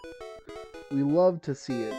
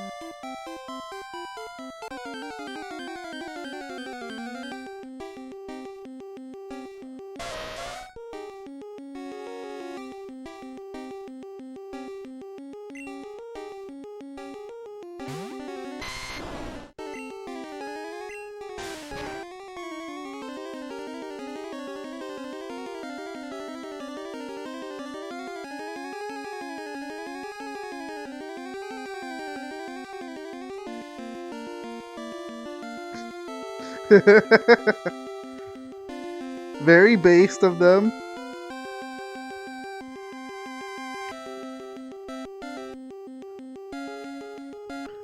I mean, I can't blame you for not getting involved, because I would have been standing there looking at the cop, just not saying shit, but agreeing wholeheartedly in my head too. Just because, like, the last thing I need to do is get arrested for yelling at a cop, and cops like to do shit like that. Especially when they feel irritated, they'll just be like, you know what, I feel like you're putting me under stress. You're going in for the night. Like, I've seen cops do more for less, to be honest. I actually have a story about, like, something that happened to me with cops that I will share once you're done sharing your story. Just to kind of give you an idea of my own personal experience with the pigs, so to speak.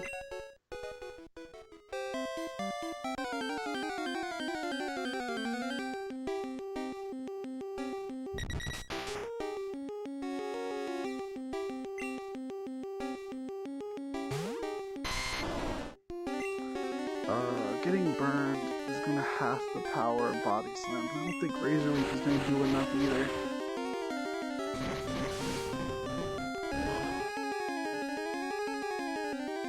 Unless it crits, then it doesn't matter.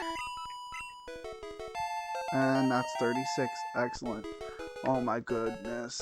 Stop auto-modding that.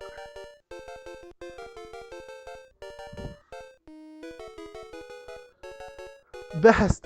Okay, Best. I'm sorry. I'm gonna do this. I'm gonna say this. You don't need to hear this, but I'm gonna do it. I'm sorry. But bro, you made the same mistake 3 times. You went looking, bro. You can't do that. It's like, I know you were trying to help and you have good intentions, but like, if she's off her meds or something, or she's not right, or she's sick, you could have been in a lot of danger. To be honest, you like seriously, like people like that, like just to give you an idea, right? So, and this will lead into my other story too. My sister, because I have 2 sisters. One of my sisters is bipolar, and the thing about people who have issues like this, who have illnesses like this, who have these types of damaging conditions, is that they have very erratic and dangerous behaviors that come from a lack of control they have over themselves. And so my sister was one of these such personalities that when she goes unmedicated and she's not taking care of herself and what she's supposed to be doing, she very easily jumps from placid to violent in seconds. Like, to the point where it was almost a constant during one point in our lives. I say ours, my family's lives, where she would just randomly attack an adult, and sometimes multiple adults. I had to literally, there was one point where I heard screaming in the back of the house. I had gone to the store or something, and I came back and I heard screaming, and she had my aunt, my grandmother, and my mother all pinned to the floor. This was at the time, like 15, 16-year-old girl and she had 3 full-grown adults pinned to the floor, and the only one strong enough to get her away was me. It's very dangerous to put yourself into a situation like that, like, because I knew she was my sister, but I also knew if I let her, she would seriously hurt me or my family. And proof to that point, that same situation where I pulled her off, all 3 of those women were holding her and not frog marching, is that the right term? But basically marching her to the front of the house when she broke free and tackled me into a shelf. And I almost caved her face in because of it. I say almost because all 3 of them grabbed onto me before I could start swinging on her. Because I was pissed. I was enraged. Like, the point being, like, these people are incredibly dangerous and erratic when they're not in their right mentality. And if the person in general had been on drugs, then they could have been insanely strong, because people who are on, like, extreme drugs of some kind also have, like, this issue where they physically lose track of their strength limiters in their body, or something about being high like that. The adrenaline coursing and stuff, they're not aware of themselves, and so they will frequently output strength they should not be able to, and it makes dealing with these kinds of people incredibly dangerous. So in the future, just hear me out on this. Like I was saying, I know I shouldn't be saying this. I apologize. Like, but for your well-being, you gotta stay the hell away from situations like that. Because again, it's for your well-being. I know you're trying to do something for a random person. I know you're trying to be a good person. But you're my friend, and it's my job as a friend to tell you to take care of yourself and to worry about you. That's where I'm coming from. And again, I apologize for being critical. You don't need no criticism right now. You just went through something that very stressful. I apologize, but I'm more worried about you. That being said, the cop story is interesting because a lot of my sister's issues started to, well, at the very least, you're not stressed, you're not under any duress. That's good at least. The cop story is a lot of my sister's issues, right, started to occur alongside of, like, teenage BS, but also alongside of the divorce that split my parents apart. The divorce directly was caused by a situation that my father almost killed me. But when the divorce started to, really take shape, my sister really had a crit slash mirror move, wonderful. She just started to react really badly. One of the things she did was when my mother and father, they were talking in a room in the house because my dad was trying to work it out, but my mother was like, no, it's not happening. You almost killed our son. He felt the need they felt the need to announce it, whatever. He was like, your mother thinks it's a good idea if we split up, and like to put all the blame on her shoulders essentially. And my sister thought it would be a good idea to get extremely dramatic and run out the house, which, like, it's not fair for me to say, oh, she was just being dramatic, because it's a very traumatizing thing to have your parents split up. I feel like I'm belittling her feelings, but also I hate her, and also she was being extra. Because you know what? I wasn't upset, mostly because he'd almost killed me, and he'd spent most of my life beating on me. I wasn't upset because he was also beating on her. Like, he would take wiffle ball bats to her when she didn't clean her room right and stuff like that. Like this. He was not a good guy, and her being upset and, like, Stockholmed into the fact that he was a good father, just, I still never understand to this day. But anyway, so she runs out of the house, and just starts running. And she is not particularly athletic or skilled at things. So I chase her out, and I chase her out to, you know, because I don't want her to go run off somewhere and hurt herself. So I go to chase her down, and I start dragging her back to the house. Someone must have saw and called the cops because they thought I was trying to like hurt her or she was getting abused or something.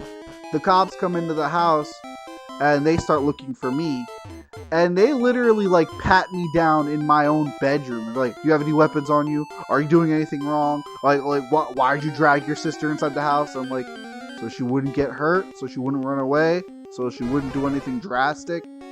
Like they were dead ass. They marched me to the front of the house like I was a threat to people around me, just because I didn't want her to fall down a hill or something. We lived at the top of a really big hill too. That was the other thing. As she was just running straight out into a parking lot, not watching where she was going. So it was just like, it's your job to march a teenager to the front of the house, like, and pat them down because you're afraid this teenager is going to be dangerous because he made sure his sister didn't get hit by a car or worse. Like, and that's not the least of my problems with the pigs, because again, that same situation I'm telling you about where she was fighting everyone and knocking people over, the cops got called because of that, because she couldn't be in the house because obviously she was a danger to other people and herself. And the cops are like, "There's no way that little girl was holding anyone down. She wasn't hurting anyone." And the cops wouldn't take it seriously. And then there were two other cops outside laughing and joking and not taking it seriously at all either. And I just remember sitting there watching them like, nah, cops, not even once. Not even once. No police. It ain't worth it. Not worth the effort at all.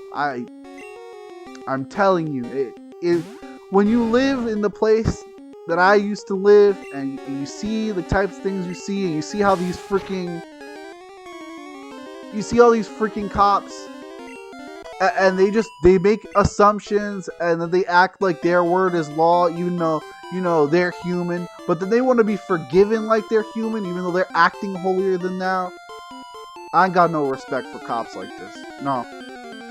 And again, I've seen good cops. I've seen cops that do good things. I've seen cops who only care about helping people. So I'm not going to be like, nah, all cops are bad. But I will say, police in general, police as a unit, I'm not about it. You and your uniform don't impress me. Yeah. New York City is a different type of place when it comes to cops, you're right. So, but again, like, it's ridiculous.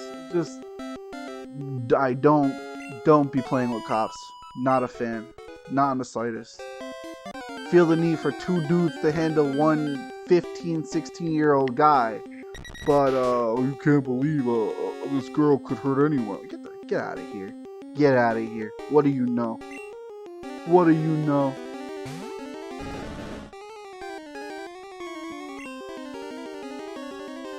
Ridiculous.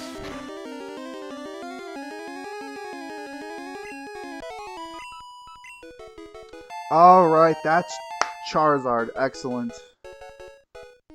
I'll tell you what though, best. I'm just gonna finish leveling Wartortle to evolve into Blastoise.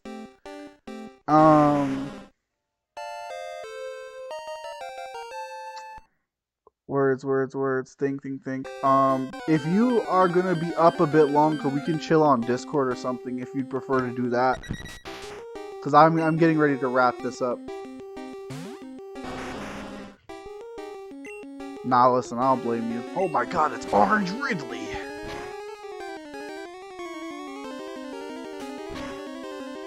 Yeah, I don't blame anyone for not trusting cops.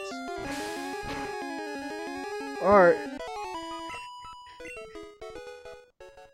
Like I said, I'm glad you're alright and everything. I know stuff like that can be a little... ugh. You know, I thought training these Pokemon wouldn't take any time at all, but I got mostly to duos and it actually stretched out another hour. I was gonna stop at 5 hours.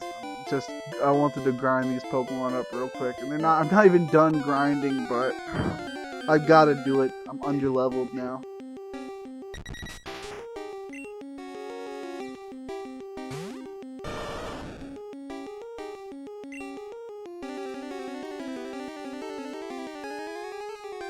Honestly, man, I'm telling you, 50-50 against you as far as that goes. It's a very serious thing to deal with, you know, these different kinds of disorders and illnesses. If someone is doing something like that, you don't necessarily know what is going on with them. And to put yourself out there for that person, more often than not, it doesn't go well. Because, again, you don't know what's going on.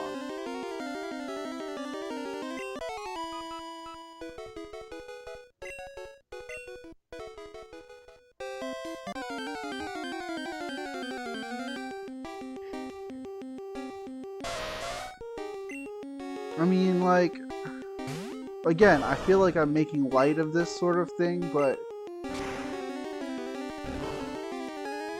these people with these kinds of difficulties, you never know what's happening in their head, because they aren't even fully aware of what's happening in their head. And if they cannot pull themselves out of it to make sense of it, you're not going to be able to. 100%. 100% of the time, you're not going to be able to help them if they cannot help themselves. And that is a fact for even the smallest of disorders, the smallest of illnesses, the smallest of compulsions. If they cannot help themselves, most likely you will not be able to either. That's why things like interventions don't necessarily lead someone to good decisions and good behaviors. It is people trying to convince this person to do it for themselves and for the other people there. You know, it's very difficult.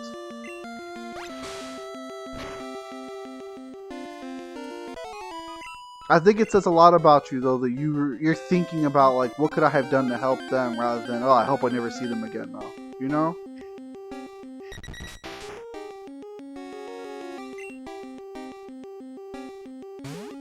Like, truthfully, it says a lot about you as a person that you care so much about this stranger who made you uncomfortable. You're a very good guy, Best. Honestly.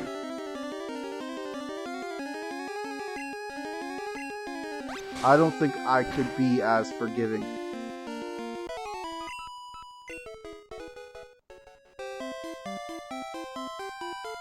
In fact, I'm fairly certain I know that I'm not that forgiving or kind.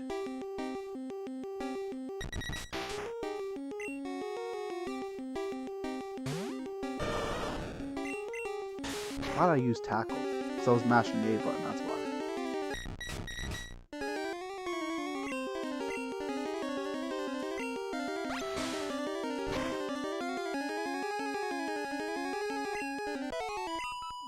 For me personally, it's less of what did they do to you and what could they have done.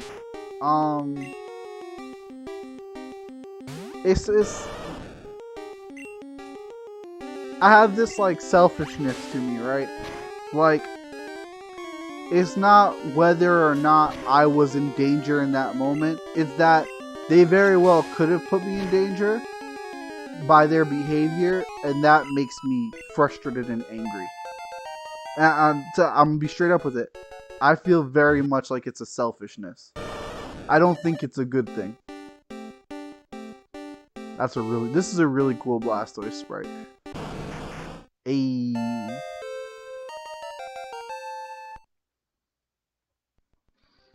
Alright, let's heal.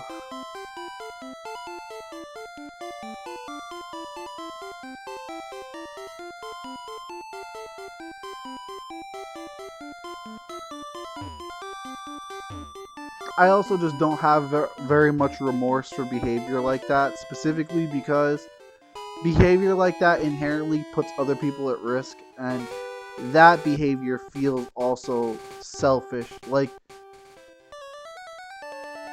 if you have these issues and you're aware of them, You shouldn't be putting them out there for other people to potentially be endangered by them. Like, I mean, I haven't even forgiven people who simply called me names in school. Like, I remember just about every insult I ever took, and the people who hurt me for literally no reason at all, and I was sitting there, I think about them way more often than I should. That's unfortunately the kind of person I am. I don't forgive, not very easily at all.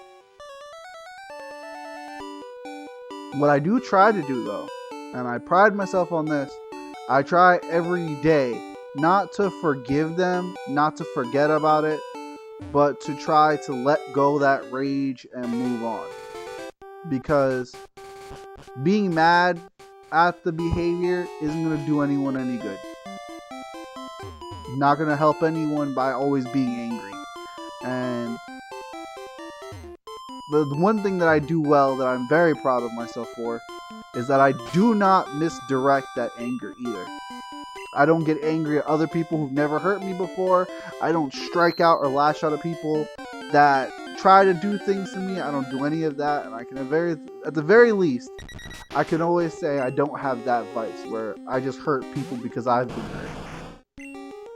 But you, Best, you are a good person. I wholeheartedly believe that.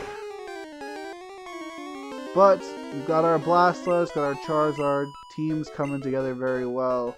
I think it's time to call it. I'm gonna have to put some trigger warnings on the freaking description for this YouTube video.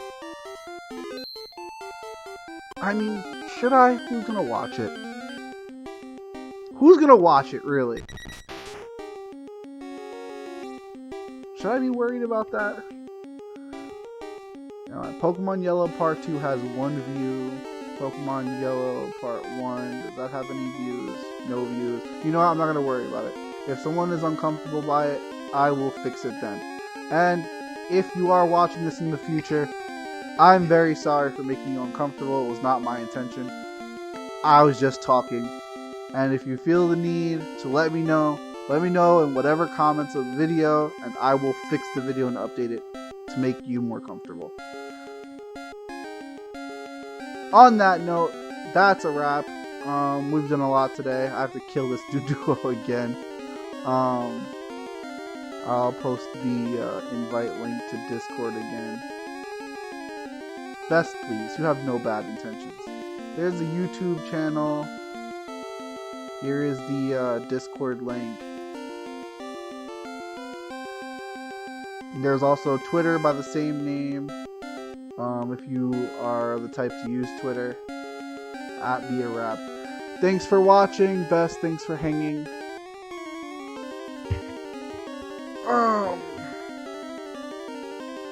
That's a wrap. Have a good night.